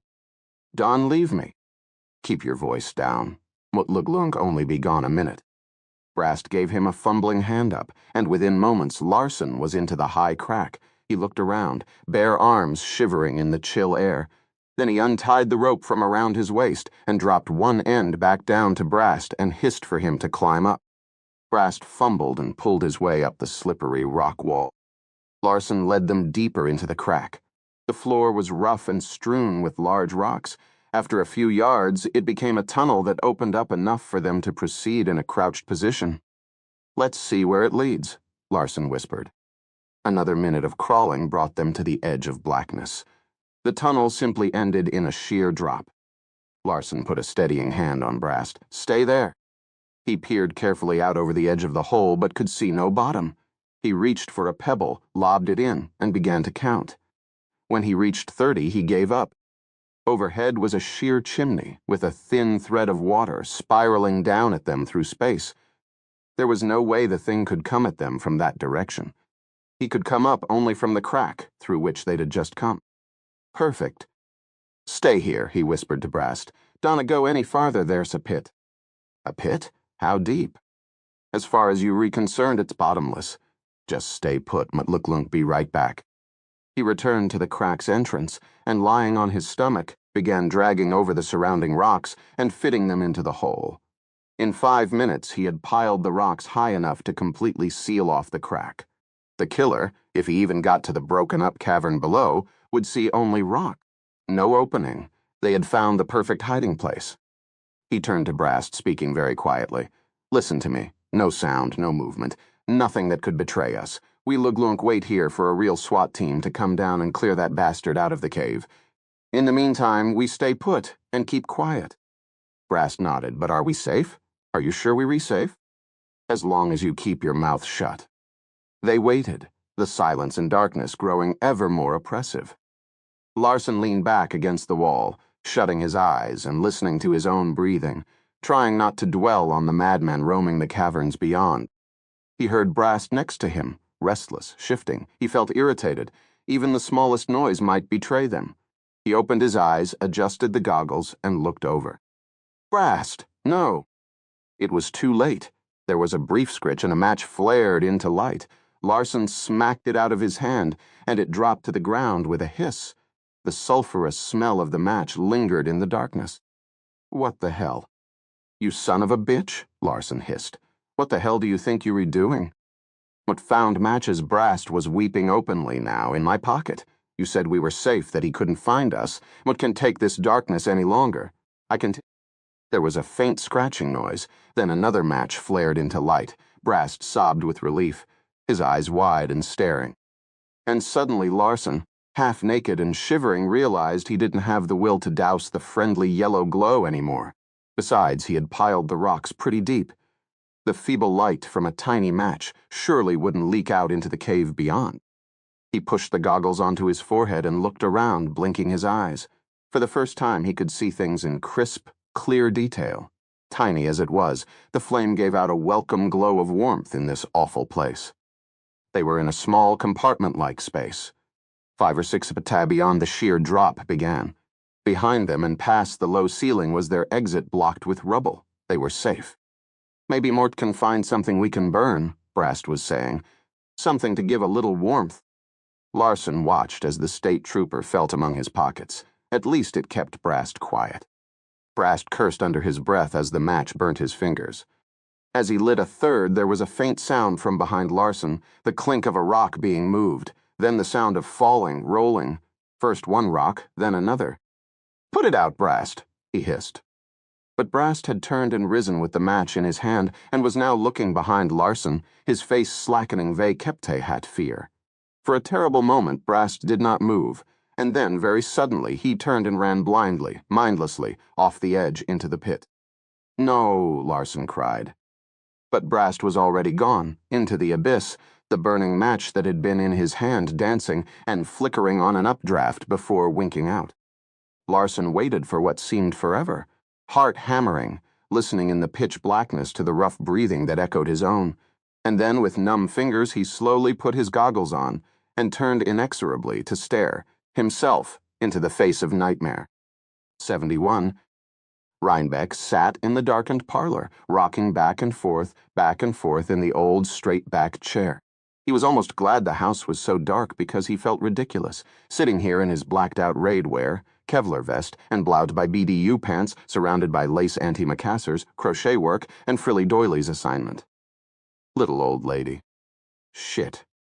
The big old house still groaned and creaked under the howling of the storm outside, but at least the shrieks of the old lady from the basement tornado shelter had subsided.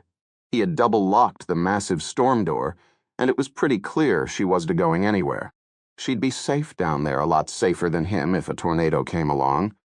It was well past midnight. What the hell were they doing down there? He watched the feeble glow of the propane lantern, turning over various scenarios in his mind. They probably had the guy trapped and were negotiating him out. Rhinebeck had seen a couple of hostage negotiations in his time, and they sometimes went on forever. Communications were down, trees lay across most of the roads, and nobody was going to respond to his call for an ambulance and doctor for the old lady. Not with Deeper shredded, and the whole county under a force-bah tornado alert. This was a medical situation, not a law enforcement one, and damned awkward at that. Jesus God, what a shitty assignment. There was a shriek and the sudden pop of glass. Rhinebeck sprang to his feet, chair tilting crazily behind him, before he realized it was just whipsawing tree branches and another window getting blown out by the wind. Just what the place needed. More ventilation. Now that the cold front had passed over, it was remarkable how chilly the air had grown. The rain was already pouring in one broken window, puddles running across the floor. He righted the chair and sat back down. The boys back at Hanquok would never let him live this one down. The propane lantern guttered, and he looked over at it, scowling, it figured. Some jackass hadn't bothered to screw in a fresh canister, and now the thing was about to go out.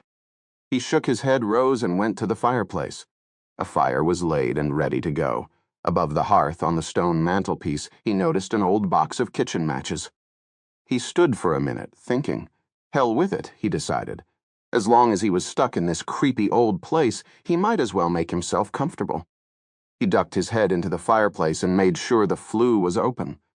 Then he reached for the box, removed a match, struck it, and lit the fire. The flames licked up the newspaper, and immediately he felt better. There was something reassuring about the warm glow of a fire. As it took, it threw a nice yellow light into the parlor, reflecting off the framed embroidery, the glass and porcelain knickknacks. Rhinebeck went and turned off the propane lantern. Might as well conserve its last few minutes of light. Rhinebeck felt a little sorry for the old lady. It was tough having to lock her in the basement. But there was a major tornado warning out, and she'd have been uncooperative to say the least. He settled back in the rocker. It couldn't be easy for an old woman, having a bunch of strangers with guns and dogs, descending on your property in the middle of the night, in a terrible storm. It would be a shock for anybody, especially a shut-in like old Miss Krause. He leaned back in the rocker, enjoying the warmth of the flickering firelight. He was reminded of the Sunday afternoons he and the wife occasionally spent visiting his mother. In the winter, she'd make a pot of tea and serve it by a fire just like this one. And with the tea would always come cookies. She had an old family recipe for ginger snaps she kept promising to give his wife, but somehow never did. It occurred to him that the old lady had been down in the cellar for almost 3 hours without any kind of nourishment. Now that she'd calmed down, he should bring her something. Nobody could accuse him later of having starved the old woman, or allowing her to dehydrate. He could make a pot of tea. There was no power, but he could boil the tea water over the fire. In fact, he wished he'd thought of it earlier. He roused himself from the chair, turned on his flashlight, and went into the kitchen. The place was remarkably well stocked. There were boxes of funny-looking dry goods stacked up along the walls, herbs and spices he'd never heard of, exotic vinegars, pickled vegetables in jars. On the counters were silver canisters covered with Japanese lettering, or maybe Chinese. He wasn't sure which. Finally, he found the tea kettle set near the stove between a pasta maker and some contraption like an oversized steel funnel with a crank. He rummaged in the cabinets, located some good old-fashioned tea bags. He hung the kettle on a hook above the fire, then returned to the kitchen. The refrigerator was also well stocked. and it was the work of a few minutes to arrange a little tray with cream and sugar, tea cakes, jam, marmalade, and bread. A lace doily and linen napkin with spoon and knife completed the refreshment. Soon the tea was ready, and he put the kettle on the tray and started down the stairs. He paused at the storm door and, balancing the tea tray on one hand, tapped lightly. He heard a stir within. "Miss Krause?" No sound. "Mort have some tea and cakes here for you. It'd do you good." He heard another rustle, and then her voice came through the door. "Just a minute, please. Mort need to arrange my hair." He waited, relieved by how calm she sounded. It was amazing, the propriety of the older generation. A minute passed, and then the old lady spoke again. "Mort met ready for you now," came the prim voice. Smiling, he slipped the big iron key out of his pocket, inserted it in the lock, and eased open the door. 72. Sheriff Hazen could feel the sweat running off his hands and down the dimpled stock of his riot gun. He'd heard a welter of distant noises over the last 10 minutes. Gunshots, screams, cries. It sounded like a major confrontation. They'd seemed to come from one general direction, and Hazen was heading toward it as quickly as he could. Others might have run like rabbits, but he was personally determined to bring the guy out. In the sandy floor, he could now make out footprints, the bare ones he'd seen before. He straightened, the bare feet of the killer. He realized he'd been wrong about McFelty.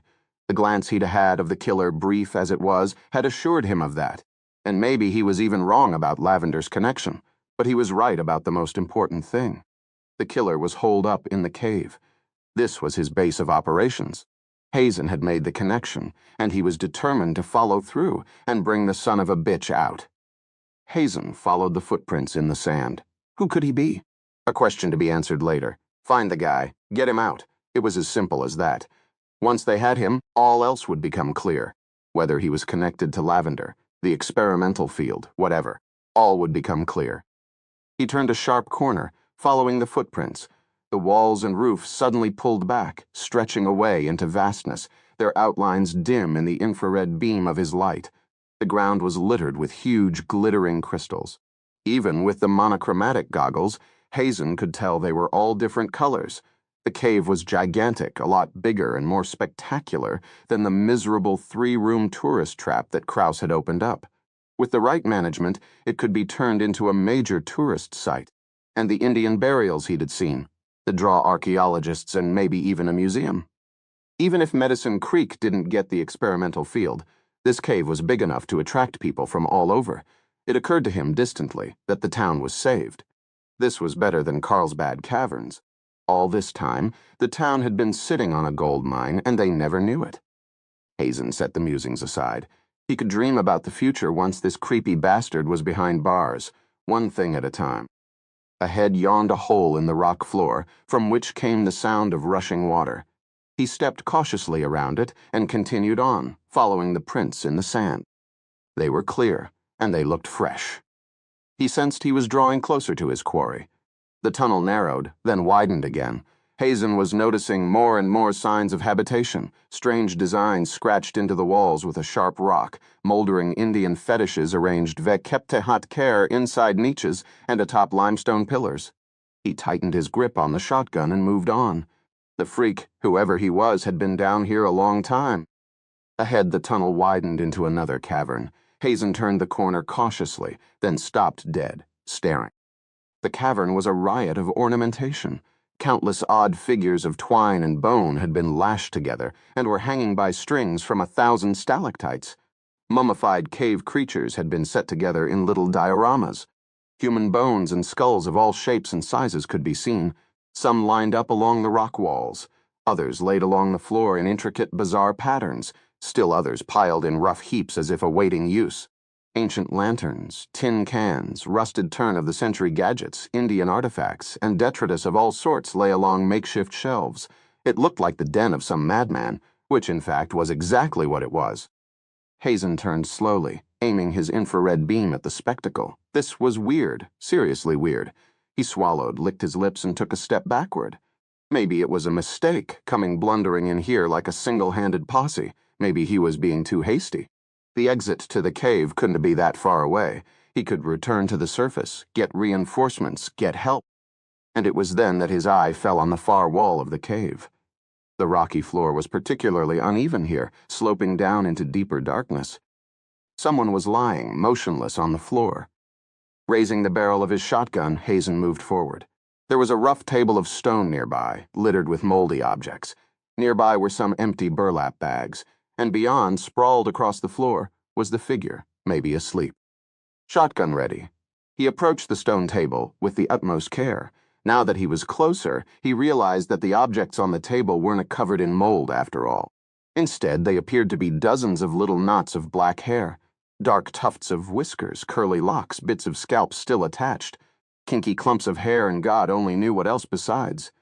The image of Gasparilla's scalped and stripped head came to mind.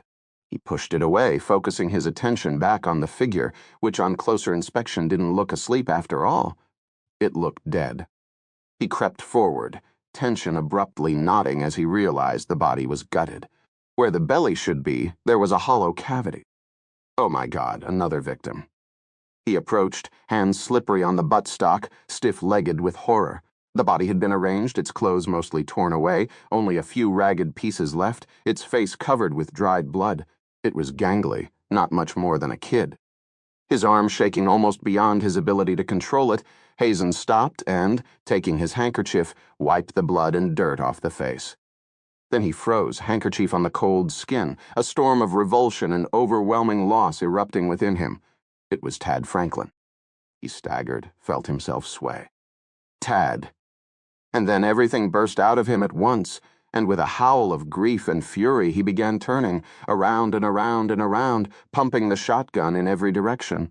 While he raged at the darkness, the fiery blasts punctuated again and again by the sound of the shattering stalactites that fell like showers of crystal rain. 73. What was that? Weeks asked, screwing up his face, blinking rapidly against the dark. Somebody firing a 12 gauge. Pendergast remained still, listening. Then he glanced at Weeka's gun. Have you been trained in the proper use of that weapon, officer? Of course, Weeks sniffed. Mort got a distinguished shooting in my unit at Dodge Academy. As it happened, there had been only 3 cadets in the K-9 unit at the time, but Pendergast didn't have to be told everything. Then chamber around and get ready. Stay on my right at all times and pace me exactly. Weeks rubbed the back of his neck. Humidity always gave him a rash. It's my informed opinion that we should get some backup before proceeding further. Pendergast spoke without bothering to look over his shoulder. Officer Weeks, he said, we've heard the crying of the killer's intended victim. We've just heard shooting. Is it really your informed opinion we have the time to wait for backup? The question lingered briefly in the chill air. Weeks felt himself flushing, and then another faint cry, high, thin, clearly female, echoed faintly through the caverns. In a flash, Pendergast was off again, moving down the tunnel. Weeks scrambled to follow, fumbling with his shotgun. The crying seemed to rise and fall as they moved on, becoming fainter from time to time before growing louder again. They had entered a section of the cave that was drier and more spacious. The level floor was partially covered by large patches of sand, riddled with bare footprints. Do you know who the killer is? Weeks asked, unable to completely hide his querulous tone. A man, but a man in form only. What's that supposed to mean? Weeks didn't like the way the FBI agent always seemed to speak in riddles. Pendergast bent briefly to examine the footprints. All you need to know is this. Identify your target. If it is the killer, and you will know it, Moat can assure you, then shoot to kill. Do not trouble yourself with any niceties beyond that. You don't have to be nasty. Weeks fell silent when he saw the look that Pendergast darted at him. A man in form only. The image of that thing, it had looked much like a man to him. Raising one of the thrashing dogs and tearing off its limbs came unbidden. Into Weeks' mind he shivered. But Pendergast paid no attention, moving ahead with great swiftness, gun in his hand, only pausing infrequently to listen. The sounds seemed to have died away completely. After a few minutes, Pendergast stopped to consult the map. Then, under his guidance, they retraced their steps. The sounds returned briefly, then faded away once again. Finally, Pendergast dropped to his knees and began examining the tracks, moving back and forth for what seemed an interminable length of time, peering closely, his nose sometimes mere inches from the sand. Weeks watched him, growing more and more restless. Below, Pendergast said. Pendergast squeezed through a crack along the edge of one wall, then dropped into a narrow space that descended steeply. Weeks followed. They inched along for a while, arriving shortly at a veritable ant's nest of natural boreholes in the cave wall, some with frozen rivers of flowstone erupting from their mouths. Pendergast played his light across the honeycombed face for a moment, selected one of the holes, and then, to Weeks' consternation, crawled into it. The opening was dank and wet-looking, and Weeks considered protesting, but decided against it as Pendergast's light abruptly vanished. Scrambling after Pendergast down the sharply descending passage, Weeks half jumped, half tumbled into a tunnel so heavily used that a trail had been worn in the soft limestone of its bed. He clambered to his feet, brushing the mud from his clothes and checking his shotgun. "How long has the killer been living down here?" he asked, staring at the track in disbelief. 51 years this September, said Pendergast. Already he was moving again, following the trail down the narrow corridor. "So you know who it is?" "Yes." "And just how the heck did you figure that out?" "Officer Weeks, shall we save the colloquy for later?" Pendergast flew down the passageway. The crying had stopped, but now the FBI agent seemed sure of the way. And then, quite suddenly, they came to a standstill. Ahead, a huge curtain of crystallized gypsum flowed from a rend in the ceiling, completely blocking the passageway. Pendergast shone his light onto the floor of the passage, and Weeks noticed that the heavy track had disappeared. "No time," Pendergast murmured to himself, angling his light back down the tunnel, up over the walls and ceiling. "No time." Then he took a few steps back from the curtain of gypsum. He seemed to be counting under his breath. Weeks frowned. Maybe he'd been right the first time, and Pendergast wasn't such a good choice to be tagging along with, after all. Then the agent paused, moved his head close to the wall, and called out, "Miss Swanson?" To Weeks' surprise, there was a faint gasp, a sob, and then a muffled shout. "Pendergast? Agent Pendergast? Oh, God!" "Be calm. We re-coming to get you. Ish around?" "No, he left Madont know how long ago, hours." Pendergast turned to Weeks. "Now's your chance to be useful." He moved back to the curtain of gypsum pointed. "Direct a shotgun blast at this spot, please." "Want he here?" said Weeks. "He's already close. Follow my orders, officer." Pendergast spoke with such command that Weeks jumped. "Yes, sir." He crouched, aimed, and pulled both triggers. The blast was deafening in the enclosed space. Pendergast's light exposed a pall of glittering gypsum dust, and beyond a great hole in the diaphanous stone. For a moment, nothing further happened. And then the curtain broke apart with a great crack, dropping to the floor and sending glittering crystal shards skidding everywhere. Beyond was another passageway, and beside it the narrow, dark mouth of a pit. Pendergast rushed to the edge and shone his light within. Weeks came up behind and peered cautiously over his shoulder. There, at the bottom, he saw a filthy girl with purple hair, staring up with a muddy, blood-smeared, terrified face. Pendergast turned to look at him. "Yuri the dog handler. You must have a spare leash in your pack." "Yes." He found himself, in one swift movement, relieved of his pack. Pendergast reached inside and pulled out the spare, a length of chain with a leather strap. Then he fixed the chain end around the base of a limestone column and threw the other end into the pit. From below came the clank of the chain, the sobbing of the girl. Weeks peered over again. "It doesn't reach," he said. Pendergast ignored this. "Cover us. If he comes, shoot to kill." "Now, wait just a minute." But Pendergast had already disappeared over the edge. Weeks hovered at the top, one eye on the passageway and the other on the pit. The FBI agent clambered down the chain with remarkable agility, and when he reached the end, he hung from it, free arm down, offering the girl his hand. She reached for it, swiped, missed. "Stand aside, Miss Swanson," Pendergast said to the girl. "Weeks, nudge some of those boulders into the pit. Try not to brain one of us, and keep a careful eye on that tunnel." With his foot, Weeks pushed half a dozen large rocks over the lip of the pit. Then he watched as the girl, who understood immediately, stacked them against the wall and clambered to the top. Now Pendergast was able to grab her hand. He hoisted her upward, planted his free arm beneath her shoulders, brought the hand back to the chain, and slowly climbed up the stone face. Pendergast looked scrawny enough, but the strength it took to climb up that chain while carrying another person was remarkable. They emerged from the pit, and the girl immediately fell to her knees, clinging to Pendergast, sobbing violently. Pendergast knelt beside her. Taking a handkerchief from his pocket, he gently wiped the blood and dirt from the girl's face. Then he examined her wrists and hands. "Do they hurt?" he asked. "Not now. Motmet, so glad you came, I thought. The rest of the sentence was lost in a sob. He took her hands, Corey. "Know what you thought, you've been very brave, but it's not over yet and Mot need your help."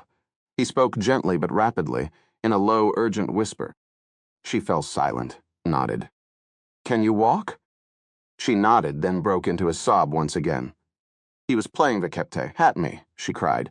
"He was going to keep playing with me until idiot." He put a hand on her shoulder. "Mot kan ove. Kep, it's difficult, but you're going to need to be strong until we get out of here."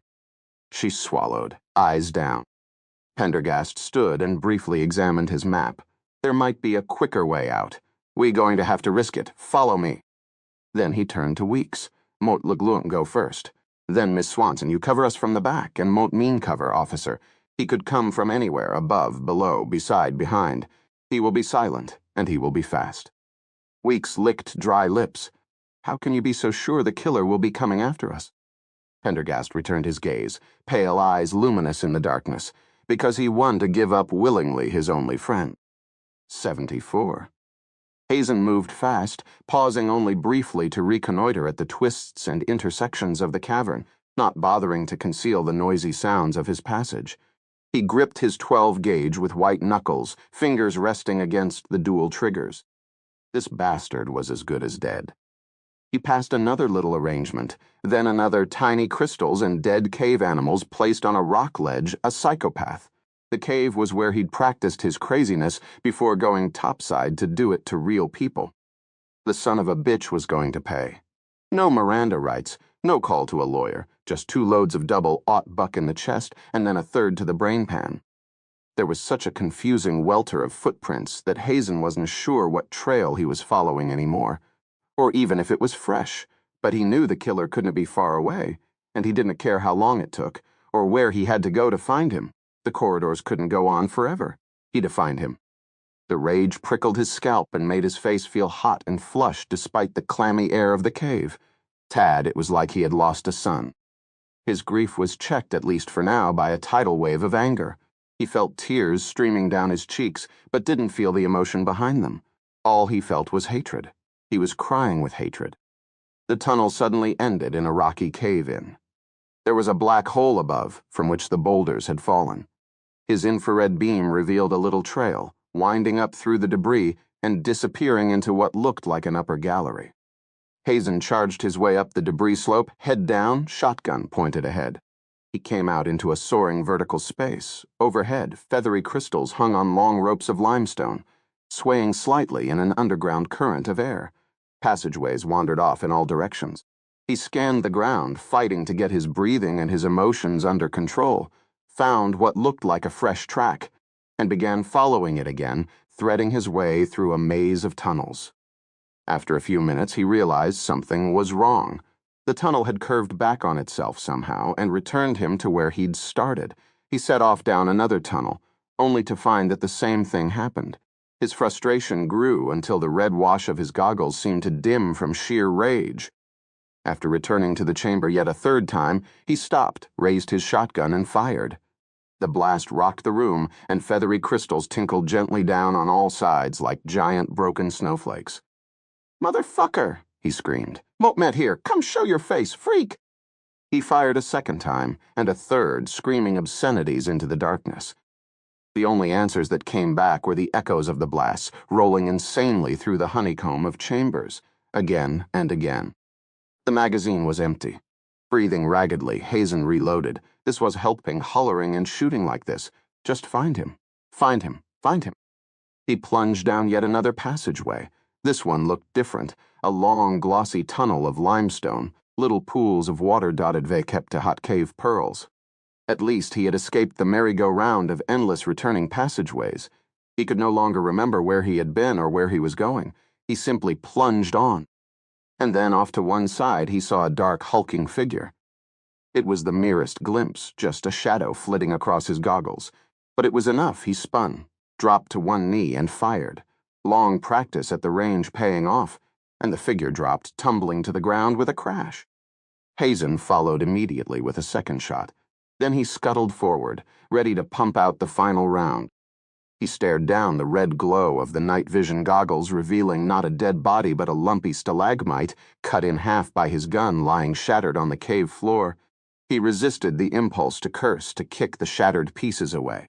Slowly and calmly he raised the shotgun and continued down the echoing tunnel. He came to a fork, another fork, and then he paused. He saw movement ahead, heard a faint sound. He moved forward more carefully now, gun at the ready. He swung around a rocky corner, dropped to his knee, and covered the empty tunnel ahead, and in doing so he never did see the dark shape that approached swiftly out of the shadows behind him until he felt the sudden blow to the side of his head, the brutal, wrenching twist.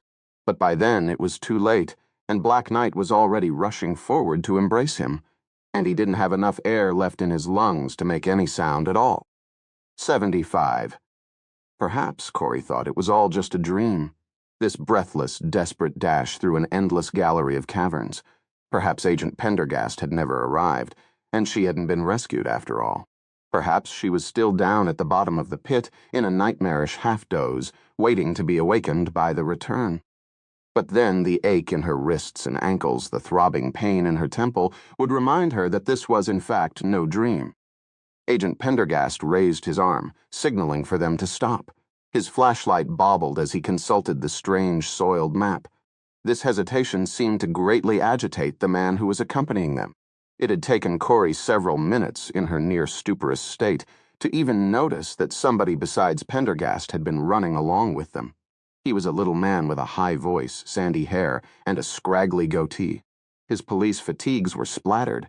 Vekep, Tehat mud and clotted pieces of something else she didn't want to think about. This way, Pendergast whispered.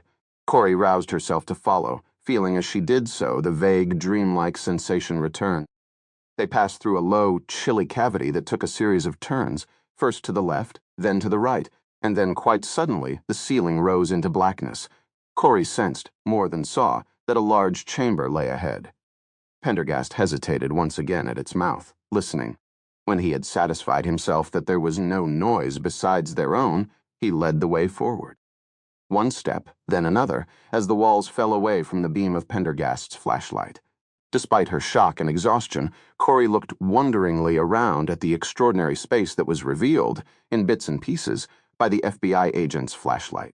It was an immensely tall chamber of blood-red stone so wet and slick that it appeared in places almost to be polished. Pools of shallow water dotted the floor. Near the top of the chamber, the rock face was broken by a series of horizontal cracks, through which the long seeping action of water had built up veils of calcite. These immense white veils, draped over the red stone, gave the uncanny appearance of a richly appointed gallery in a theater. The only problem was there wasn't any exit at the far end. The dazed sense of relief that had been settling over Corey was suddenly lost beneath a fresh wash of fear. "Where now?" the man in uniform said, panting. "Motiuete knew it. This shortcut of yours led us to a dead end." Pendergast peered at the map another moment. "We re no more than 100 yards from the public area of Kraus Caverns, but a portion of that will be along the Z-axis." "The Z-axis," the man said. "The Z-axis, what are you talking about?" "Our route lies up there." Pendergast pointed to a small arched opening that Corey had not noticed before, situated about 40 feet up one of the curtains of stone. A stream of water poured from it, splashing down the huge masses of flowstone and disappearing into a yawning crack at the cavern's base. "Just how are we supposed to get up there?" the man asked truculently. Pendergast ignored him, searching the wall above with his beam. "You don't expect to climb that, do you? Without a rope? It's the only choice left us." "You call that a choice? With that huge gaping hole at the bottom? One slip, and we re as much as—" Pendergast ignored this, turning to Corey. "How are your wrists and ankles?" She took a deep, shuddering breath. "Mort can make it." "Mort know you can, you go first. Mort Luglunk follow and tell you what to do. Officer Weeks will come last." "Why me last?" "Because you need to provide cover from below." Weeks spat to one side. Right. Despite the chill, damp air, the man was sweating. rivulets that traced clean lines through the muck that covered his face. Quickly, Pendergast glided toward the cave wall, Corey following close behind. She felt her heart begin to beat hard and fast again, and she tried to keep her eyes off the rock face above them. They stopped a few yards short of the wide fissure in the floor. The spray of falling water formed a curtain of mist that coated the already slick rock. Without allowing her time for second thoughts, Pendergast gave her a boost, directing his light toward the initial footholds. "Motmet right behind you, Miss Swanson," he murmured. "Take your time." Corey clung to the rock, trying to suppress the pain in her hands and the still greater burden of her fear. To reach the opening overhead, they had to climb diagonally out over the yawning fissure. The ribbed limestone offered plenty of good hand and footholds, but the rock was wet and smooth. She tried to think of nothing except raising first a hand, then a foot, and then pulling herself up another 6 inches. From the noises below, she could tell that both men were now on the rock face and climbing as well. Pendergast murmured directions, once in a while using his hand to direct her foot to one ledge or another. It was more frightening than it was difficult. The handholds were almost like the rungs of a ladder. Once she looked down, saw the top of Weeks's head and the gulf that now lay directly beneath them. She paused and shut her eyes, feeling a reeling sense of vertigo again. Pendergast's hand steadied her, his smooth, gentle voice urging her along, urging her to look ahead, not down. One foot, one hand, the other foot, the other hand. Slowly, Corey crept up the rock. Now blackness yawned both above and below, barely pierced by the glow of Pendergast's flashlight. Her heart was racing even faster now, and her arms and legs were beginning to tremble from the unaccustomed effort of climbing. Somehow, perversely, the closer she got to the lip of the passage overhead, the more desperate she felt. She did not dare look up anymore, and had no idea if there were 5 feet or 30 feet still to go. "There's something down here," Weeks suddenly shouted from below, his voice pitched high. "Something moving." "Officer Weeks, brace yourself against the rock and provide cover," Pendergast said. Then he turned back to Corey. "Corey, just another 10 feet. Pretend you re-climbing a ladder." Ignoring the pain that shot through her wrists and fingers, Corey grabbed the next handhold, found another foothold, pulled herself up. "It's Shim," she heard Weeks shout. "Oh my God, he's here." "Use your weapon, officer," Pendergast said calmly. Desperately, Corey grabbed a fresh handhold, found a higher ledge for her foot. It slipped, and her heart almost froze with terror as she lurched away from the wall. But Pendergast was there once more, his hand bracing her, steadying her, guiding her foot to a better hold. She stifled a sob. Yet again she was so frightened she could barely think. "He has gone," Weeks said in a tight voice. "At least Mort can't see him." "He's still there," said Pendergast. "Climb, Corey Klim." Corey, gasping with the effort and pain, pulled herself up. Peripherally, she was aware that Pendergast, with a lithe maneuver, had turned himself around on the ledge to face outward. His flashlight was in one hand and his gun in the other, its laser sight scanning the cavern below. "There," cried Weeks. Corey heard the deafening blast of his shotgun, followed by another. "He's fast," Weeks screamed. "Too fast." "Motmet covering you from above," Pendergast said. "Just hold your position and fire with care." There was another blast from the shotgun, then another. Jesus Christ, Weeks was saying, over and over, sobbing and gasping. Corey ventured a glance overhead. In the dim glow of Pendergast's flashlight, she could see that she was now due at 5 feet below the lip of the archway, but there did not seem to be any more handholds. She felt around first with one hand and then with the other, but the stone was smooth.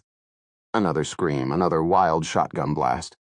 "Weeks," Pendergast rapped out, "you refiring wild, aim your weapon." "No, no." The shotgun went off yet again, and then Corey heard the clatter as Weeks threw his empty gun down in a panic and began climbing furiously. "Officer Weeks," Pendergast shouted. Once again Corey reached out with her hands, fingertips splayed, looking for a purchase. She could find none. With a sob of terror, she looked down toward Pendergast, appealing for help, and then she froze. A shape had flashed out of the darkness below, leaping upon the rock wall like a spider. Pendergast's gun cracked, but the shape kept coming, scrambling up after them. For a moment, Pendergast's light fell directly on it, but it gave a grunt of rage and ducked away from the beam. And yet it was enough for Corey to see, once again, that great moon-like face, inhumanly white, the wispy, trailing beard, the little blue eyes flecked with blood, staring out from below long, effeminate lashes, that same strange, intent, fixed smile, a face that seemed as ingenuous as a baby's, and yet so very alien, rent by thoughts and emotions so bizarre as to scarcely seem human. Even as she watched, the figure ascended the rock with terrible speed. Pendergast's gun cracked again, but Corey saw that Weeks, climbing desperately, had come directly between him and the monster, and the FBI agent no longer had a shot. She lay against the rock face, her heart like a hammer in her chest, unable to move, unable to look away, unable to do anything. The killer reached the frantically climbing Weeks, brought his piston-like arm back, and smashed the man in the back, cracking him like a bug. With a scream of pain, Weeks peeled off the rock and began to slide. The massive arm cocked back again, and this time struck a sideways blow that rammed Weeks's head against the rock. Corey watched in frozen horror as Weeks simply dropped, down the wall and into the great fissure below, his body making no sound as it plunged out of sight through the veil of mist into the unguessable depths beneath. Then immediately there came another shot from Pendergast's gun, but the man, with a great ape-like leap, dodged sideways and once again began scuttling up the rock face with almost unbelievable agility. Before she could even draw breath, he was on top of Pendergast. There was a blow, and the agent's gun fell away, clattering onto the cavern floor below. Then the thing's hammer-like fist drew back to deliver another fatal blow, and Corey, finding her breath, screamed, "No!" But when the fist came down, Pendergast was no longer there, having jumped sideways himself. Now the agent raised his hand, fingertips curled tightly in against themselves, and thrust the meat of his palm violently up into the man's nose. There was a cracking sound and a jet of crimson blood. The man grunted in pain and lashed out again, knocking Pendergast roughly from the wall. The agent teetered, slid, then managed to halt his fall, re-establishing a grip on the stone several feet below. But it was too late. The thing, bloodied and frothing, had gotten past Pendergast and was now scrambling up the rock face toward Corey. She was helpless. She could not even release a hand to defend herself. It was all she could do to cling to the cliff. He was on top of her in a heartbeat, and the great calloused hands closed once again around her throat, with no hesitation now, no humanity in his dead eyes, nothing but a sense of anger and the desire to kill, and the sound of her gagging was drowned out by his own brutal roar. 76. The wind was blowing even harder now, and Shirt and Williams had retreated into the shelter of the cut leading down into the cave. It was exactly where the sheriff had ordered them to be. Shirty knew, but the hell with it. It was past 1 in the morning, and they'd have been standing in the cold and rain for over 3 hours already. He heard Williams groan, then swear. He glanced over. Williams was huddled farther down the cut, holding the propane lantern. Shirt had dressed his partner's bite using the first aid kit from the cruiser. It was an ugly wound, but not nearly as bad as Williams was making it out to be. The real problem was their situation.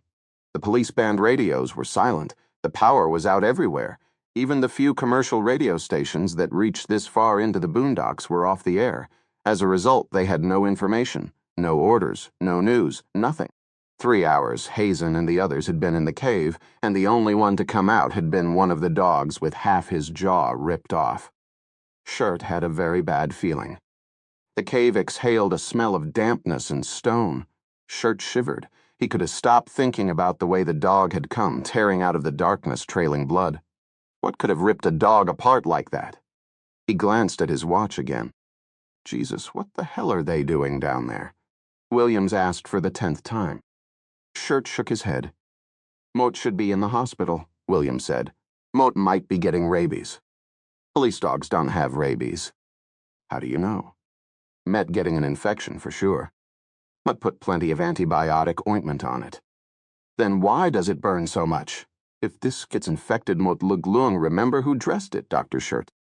Shirt tried to ignore him. Even the banshee-like moaning of the wind across the mouth of the cave was preferable to his whining. Moat tell you, Moat got to get medical help. That dog took a chunk out of me. Shirt snorted. Williams, it's a dog bite. Now you can put in for a Purple Heart ribbon for being wounded in the line of duty. Not until next week, Mort Canty, and it hurts now, damn it. Shirt looked away. What a jerk. Maybe he should request a rotation. When the going got rough, Williams had crapped out.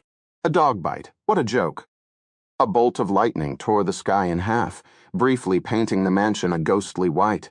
The huge drops of rain were propelled like bullets in the howling wind.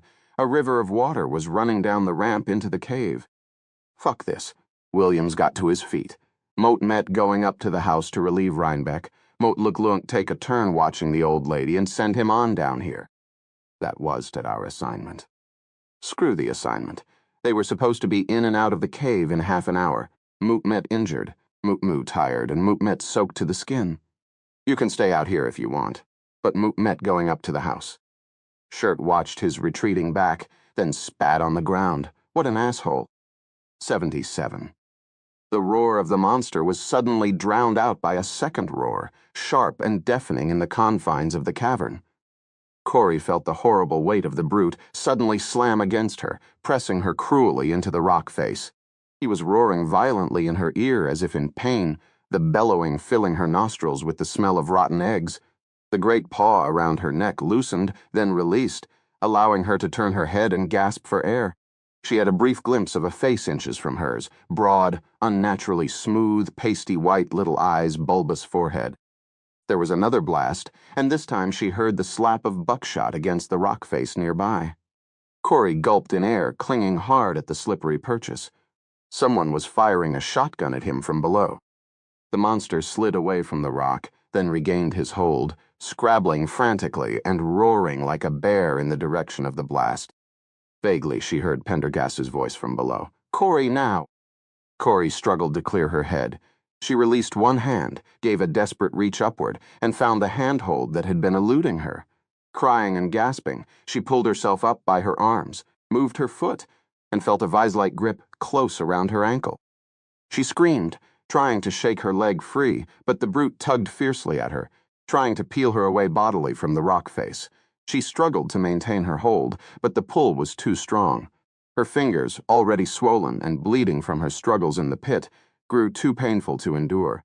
Corey cried out in fear and frustration, feeling her grip give way, her nails scraping across the stone. There was another shotgun blast, and the terrible grip abruptly relaxed. Corey felt a sharp sting in her calf and realized that one or more of the shotgun pellets had hit her. Hold your fire, Pendergast shouted down. But the monster had fallen abruptly silent. The roar of the shotgun, the shrieks of pain and rage echoed and fell away. Corey waited, frozen in terror against the rock face. Almost against her will, she found herself looking downward. He was there, the broad moon face, now a mask of blood. He stared up at Moat for a moment, his face horribly twisted, grimacing, his eyes blinking rapidly. Then his hands spasmodically released their holds, his eyes remained on hers as he swayed back, as if in slow motion from the rock face. Then he gradually fell backward, his countenance serene, as his huge body dropped away into space. Corey watched in sickened horror as he hit the rock wall a dozen feet below, bouncing with a great smack and a spray of blood, then turning once and landing heavily at the mouth of the fissure. He lay still for a moment, and then another shotgun blast roared out, catching him in one shoulder and turning him over violently, swinging his body partway over the abyss. A man holding a shotgun stepped forward, Sheriff Hazen. He aimed it point blank at the man's head. For a moment, one of the monster's great hands clung to the edge, and then it relaxed, and the thing slid down out of sight, dropping like a stone into the void. Corey waited, listening, but there was nothing more. No splash, no cry of ultimate pain to mark the thing as final passing. He had disappeared, claimed by the dark bowels of the earth. The sheriff stood there, not having fired the final shot. The first to speak was Pendergast. Easy does it, he said to Corey, his voice low and firm. Let one hand follow the other. Moat can see the rest of the path from here. The handholds are good, and the top is only a few feet away. Corey gasped, sobbed, her entire body shaking. You may cry when you reach the top, Miss Swanson. Now you must climb. The businesslike tone broke the spell of terror that froze her against the rock. She swallowed, moved a hand, found another handhold, secured it, moved a foot. And when she reached up again, her hand found the lip of the precipice. She had made it to the top. In another moment, she had pulled herself up and over. She stretched out on the cold floor of the passageway, face down, and gave herself over to sobbing. She was alive. For a minute, maybe two, she remained alone, and then Pendergast was kneeling over her, his arm around her, his voice low and reassuring. "Corey, you fine. He is gone now, and you safe." She couldn't speak. All she could do was cry with relief. "He is gone now, and you re-safe," Pendergast repeated, the cool white hand stroking her forehead.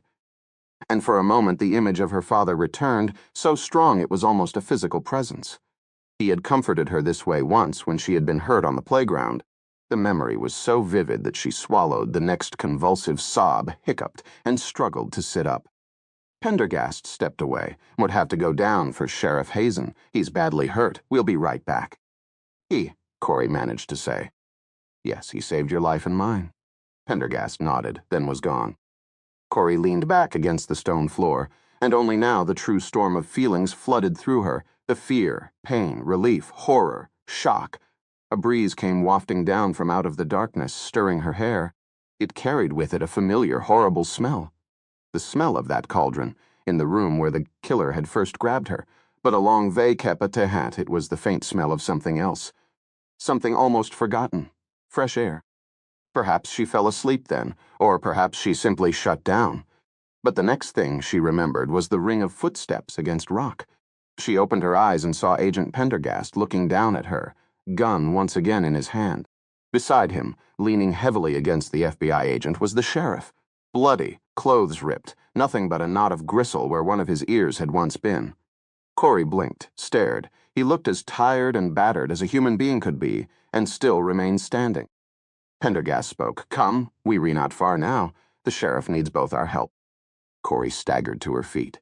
She swayed a moment, and Pendergast steadied her. Then they began moving slowly down the tunnel, and as the smell of fresh, sweet air began growing stronger, Corey knew for sure that they were finally on their way out. 78. Williams toiled up the path, the bite smarting Vkepa each step. The corn in the fields along the road had been ripped to shreds, husks gone, ears scattered across the path, broken stalks rustling crazily against each other. He cursed extravagantly at the rain and the wind. He should have packed it in an hour ago. Now he was soaked and injured. Great combination for pneumonia. He struggled up onto the porch, his feet crunching over broken glass from a window blown out by the wind. Now he could make out a faint glow from inside. It was a fire in the fireplace. Nice. Rhinebeck, it seems, had been taking it easy up here while he and Shirt were down in the storm, guarding the cave entrance. Well, now it was his turn at the fire. Williams stopped. Leaning on the door and catching his breath, he tried the handle, found it locked. The firelight flickered through the leaded panes, making warm, kaleidoscopic patterns in the glass. He gave the knocker a few raps. "Rhinebeck, it's me, Williams." No response. Rhinebeck. He waited 1 minute, then another. Still no response. Christ, Williams thought. He was probably in the bathroom. Or the kitchen. Maybe that was it. He was in the kitchen eating, or drinking more likely, and could it hear with all the wind. He went around the flank of the house and found another broken window panel in the side door. He put his mouth to it and shouted, "Rhinebeck!" Very strange. He pushed out the rest of the glass in the panel, reached inside to unlock the door, then eased it open, nosing his light ahead of him. Inside, the entire house seemed to be alive with the creaking, groaning, and muttering of the storm. Williams looked around uneasily. It looked solid enough. But old places like this were sometimes full of dry rot. He hoped the whole structure didn't come crashing down on him. Rhinebeck. Still no answer. Williams limped forward. The door from the parlor to the dining room was half closed. He pushed through, looked around. All was in order. The dining table covered with a lace tablecloth, a vase of fresh flowers in the middle. He shone his light into the kitchen, but it was dark, and there was no smell of cooking. Williams returned to the parlor entrance and stood there indecisively. Looked like Rhinebeck had left with the old woman. Maybe an ambulance had finally come, but why hadn't they notified him and Shirt? It was only a 5-minute walk to the cave mouth. Typical Rhinebeck, looking after himself, and to hell with everyone else. He glanced over at the fire, at the cheery yellow glow it threw over the parlor. Hell with it, he decided. As long as he was stuck in this creepy old place, he might as well make himself comfortable after all. He'd been badly injured in the line of duty, hadn't he? He hobbled over to the sofa and eased himself down onto it. Now this was more like it. There was always something reassuring about the warm glow of a fire. He fetched a contented sigh, noticing the way the firelight reflected off the framed embroidery, the glass and porcelain knickknacks. He sighed again, more deeply, then closed his eyes, still seeing the flickering warm light through his eyelids. He awoke suddenly, wondering for a wild moment where he was. Then it all came flooding back. He had dozed off for a moment, it seemed. He stretched, yawned. There was a muffled thump. He froze for a moment before figuring it must have been the wind coming through another broken window. He sat up, listening. Another thump. It sounded like it was inside the house, down below in the basement, and then Williams suddenly understood. Naturally, Rhinebeck and the old lady were down in the cellar because of the tornado warnings. That was why the house seemed deserted. He exhaled with irritation. He should go down there just to report. He rose from the comfortable sofa, cast a regretful eye on the warm fire, and hobbled toward the door to the cellar stairs. At the top he hesitated, then began to descend. The treads protested under his weight, squeaking frightfully over the fury of the storm outside. Halfway down he paused, craned his neck to see into the pool of darkness. Rhinebeck. There was that thump again, followed by a sigh. He fetched a sigh of his own. Christ, why was he bothering? He was injured, damn it. He shone his light down and around the banister rails, throwing alternating bars of yellow and black in the cluttered space. At one end, a huge storm door had been set into the stone wall. That was where they must be. Rhinebeck? Another sigh. Now that he was closer, it didn't really sound like wind coming in a broken window after all. It sounded forced, sounded wet somehow. He took another step down, and another, and then he was at the bottom. The door was straight ahead. He hobbled over to it and slowly, very slowly, pushed open the door. A candle guttered on a small work table where tea for two had been set up with a pot. Cups, cream, tea cakes, and jam all neatly arranged. Rhinebeck was sitting in a chair facing the table, slumped over, hands hanging at his sides, blood pouring into his mouth from a terrible gash in his skull. A broken porcelain statue lay in pieces on the ground around him. Williams stared, uncomprehending. Rhinebeck? No movement. A muffled boom of thunder shook the foundations of the house. Williams could not move, could not think, could not even reach for his service piece. For some reason, all he could do was stare in disbelief. Even down here, the old house seemed almost alive with the fury of the storm, groaning and swaying, and yet Williams could not pull his eyes away from the tea tray. Another thump behind him abruptly broke the spell.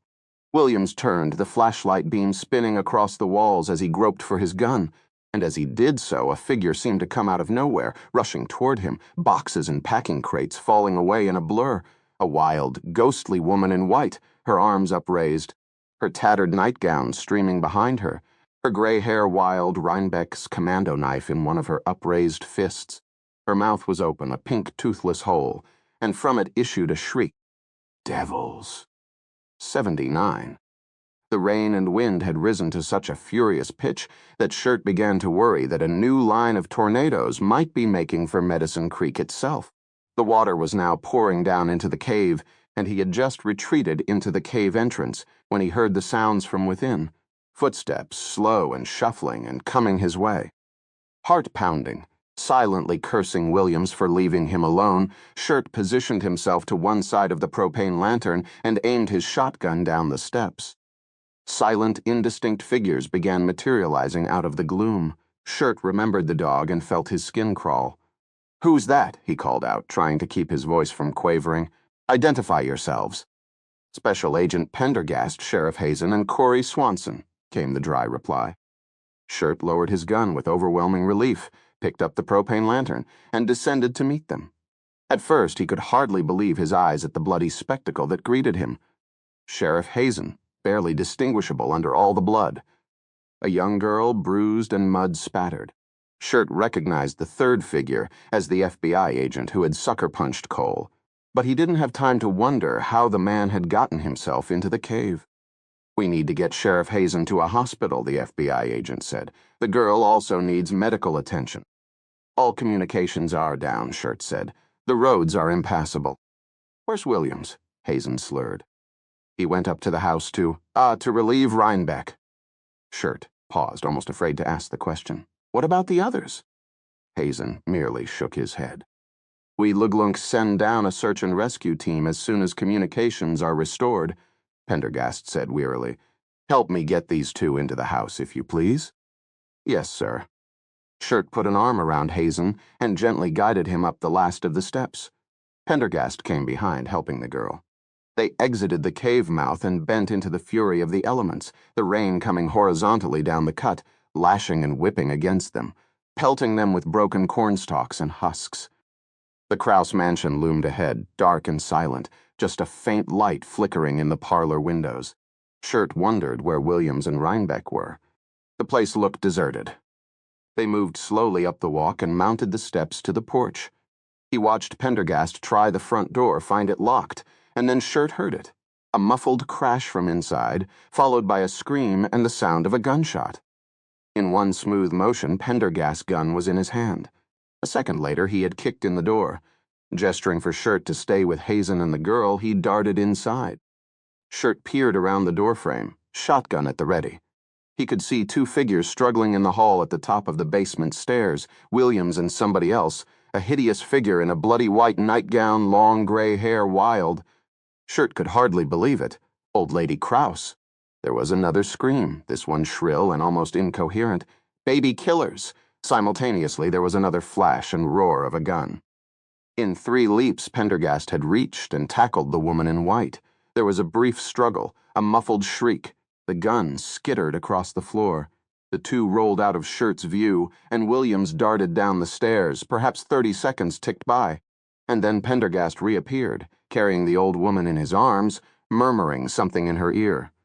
Moments later, Williams came up the basement steps, his arm around Rhinebeck, who was staggering and holding his bloodied head.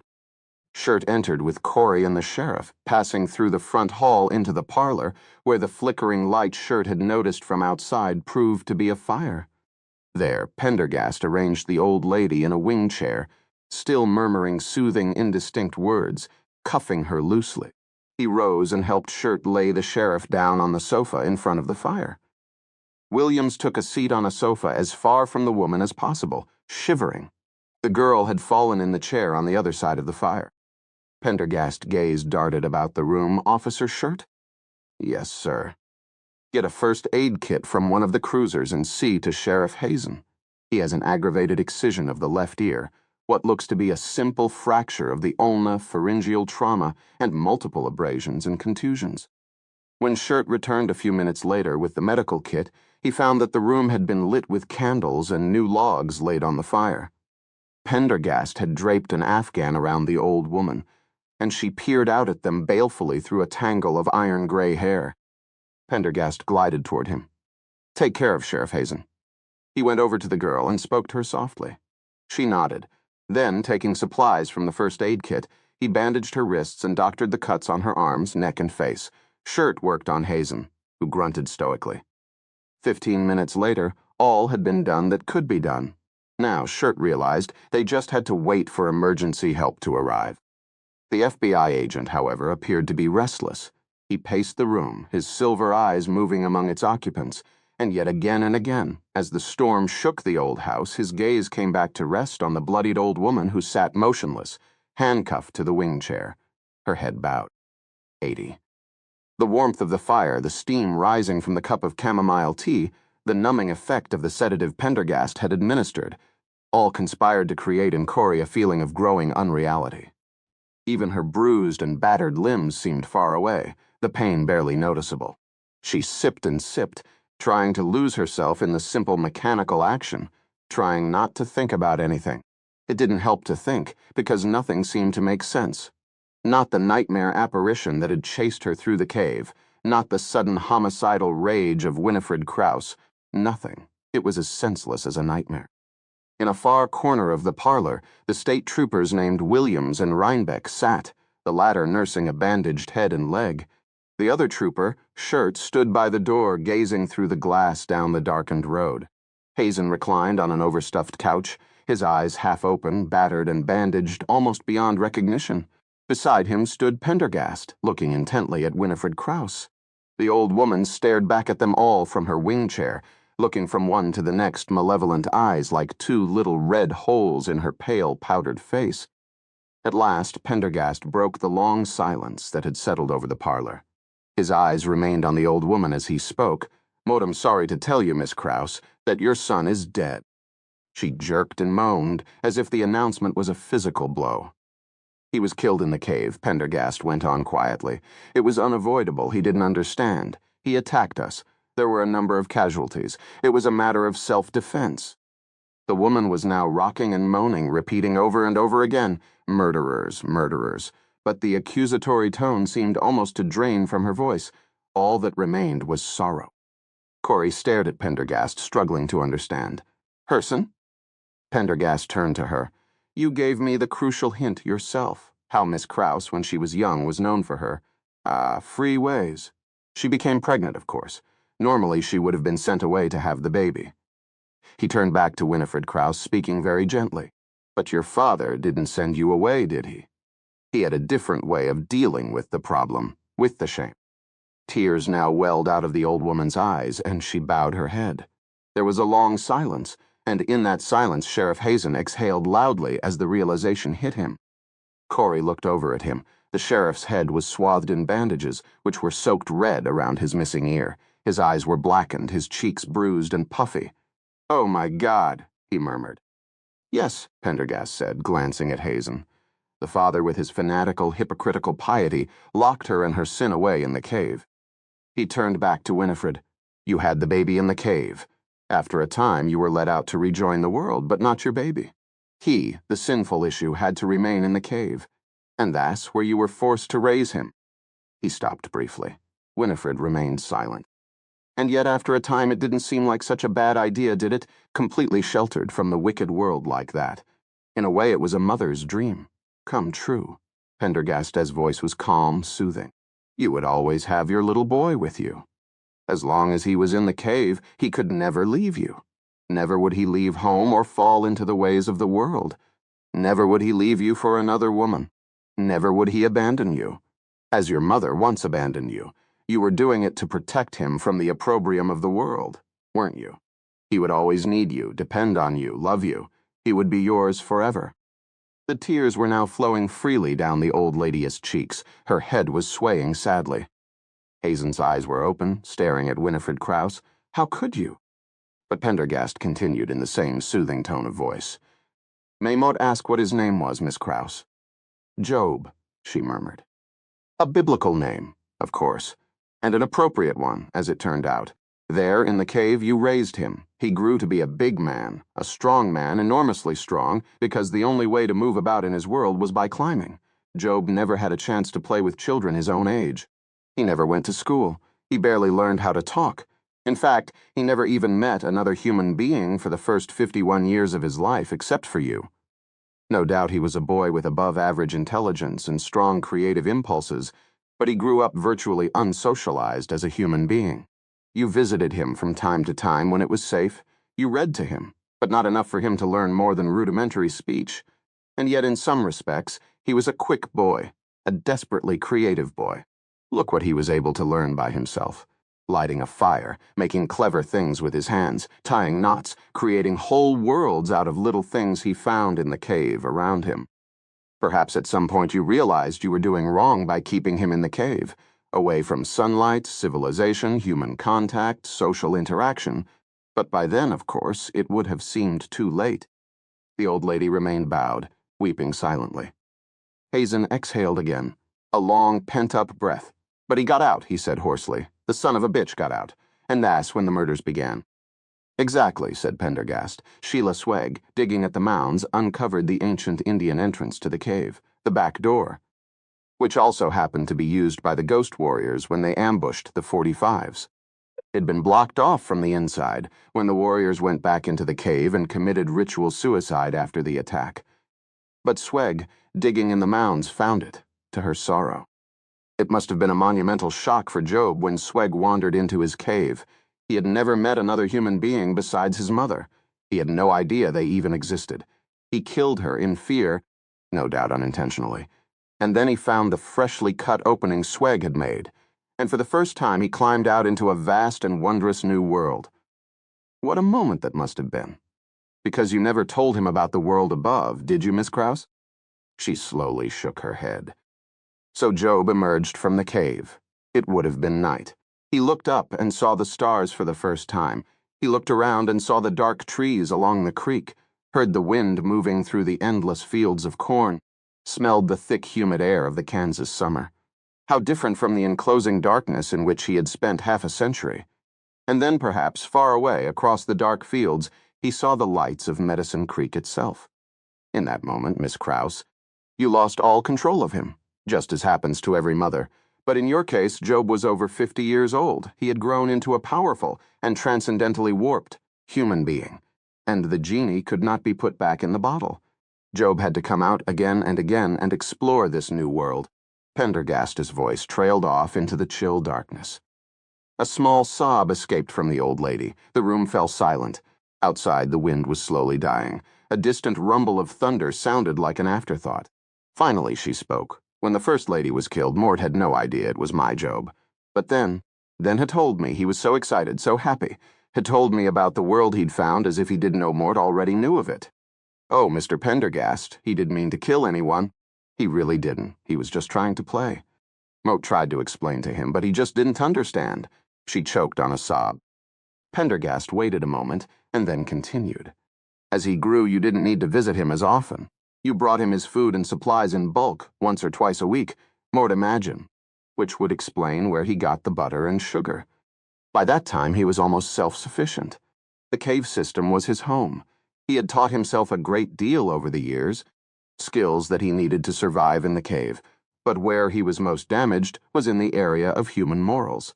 He didn't know right from wrong. Mort tried, oh how he tried to explain those things to him. Winifred Krause burst out, rocking back and forth. There are some things that cannot be explained, Miss Krause, Pendergast said. They must be observed. They must be lived. The storm shook and rattled the house. How did his back become deformed? Pendergast finally asked. Was it due to his cave existence, or did he have a bad fall as a child, perhaps?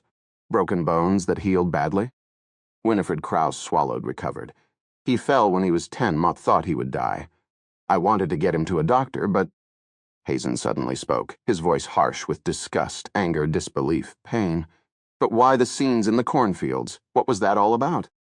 Winifred only shook her head wonderingly, Mortano. Pendergast spoke again. We may never know what was in his mind when he fashioned those tableaux. It was a form of self-expression, a strange and perhaps unfathomable notion of creative play. You saw the scratched wall etchings in the cave, the arrangements of sticks and string, bones and crystals. This was why he never fit the pattern of a serial killer. Because he was a serial killer, he had no concept of killing. He was completely immoral, the purest sociopath imaginable. The old lady, her head bowed, said nothing. Corey felt sorry for her. She remembered the stories she had heard of how strict the woman's father was. Hadovakep, he used to beat her for the merest infraction of his Byzantine and self-contradictory rules. How the girl had been locked in the top floor of her house for days on end, crying. They were old stories, and people always ended them with a wondering shake of the head and the comment, and yet she's such Annis, old lady. Maybe it never really happened that way.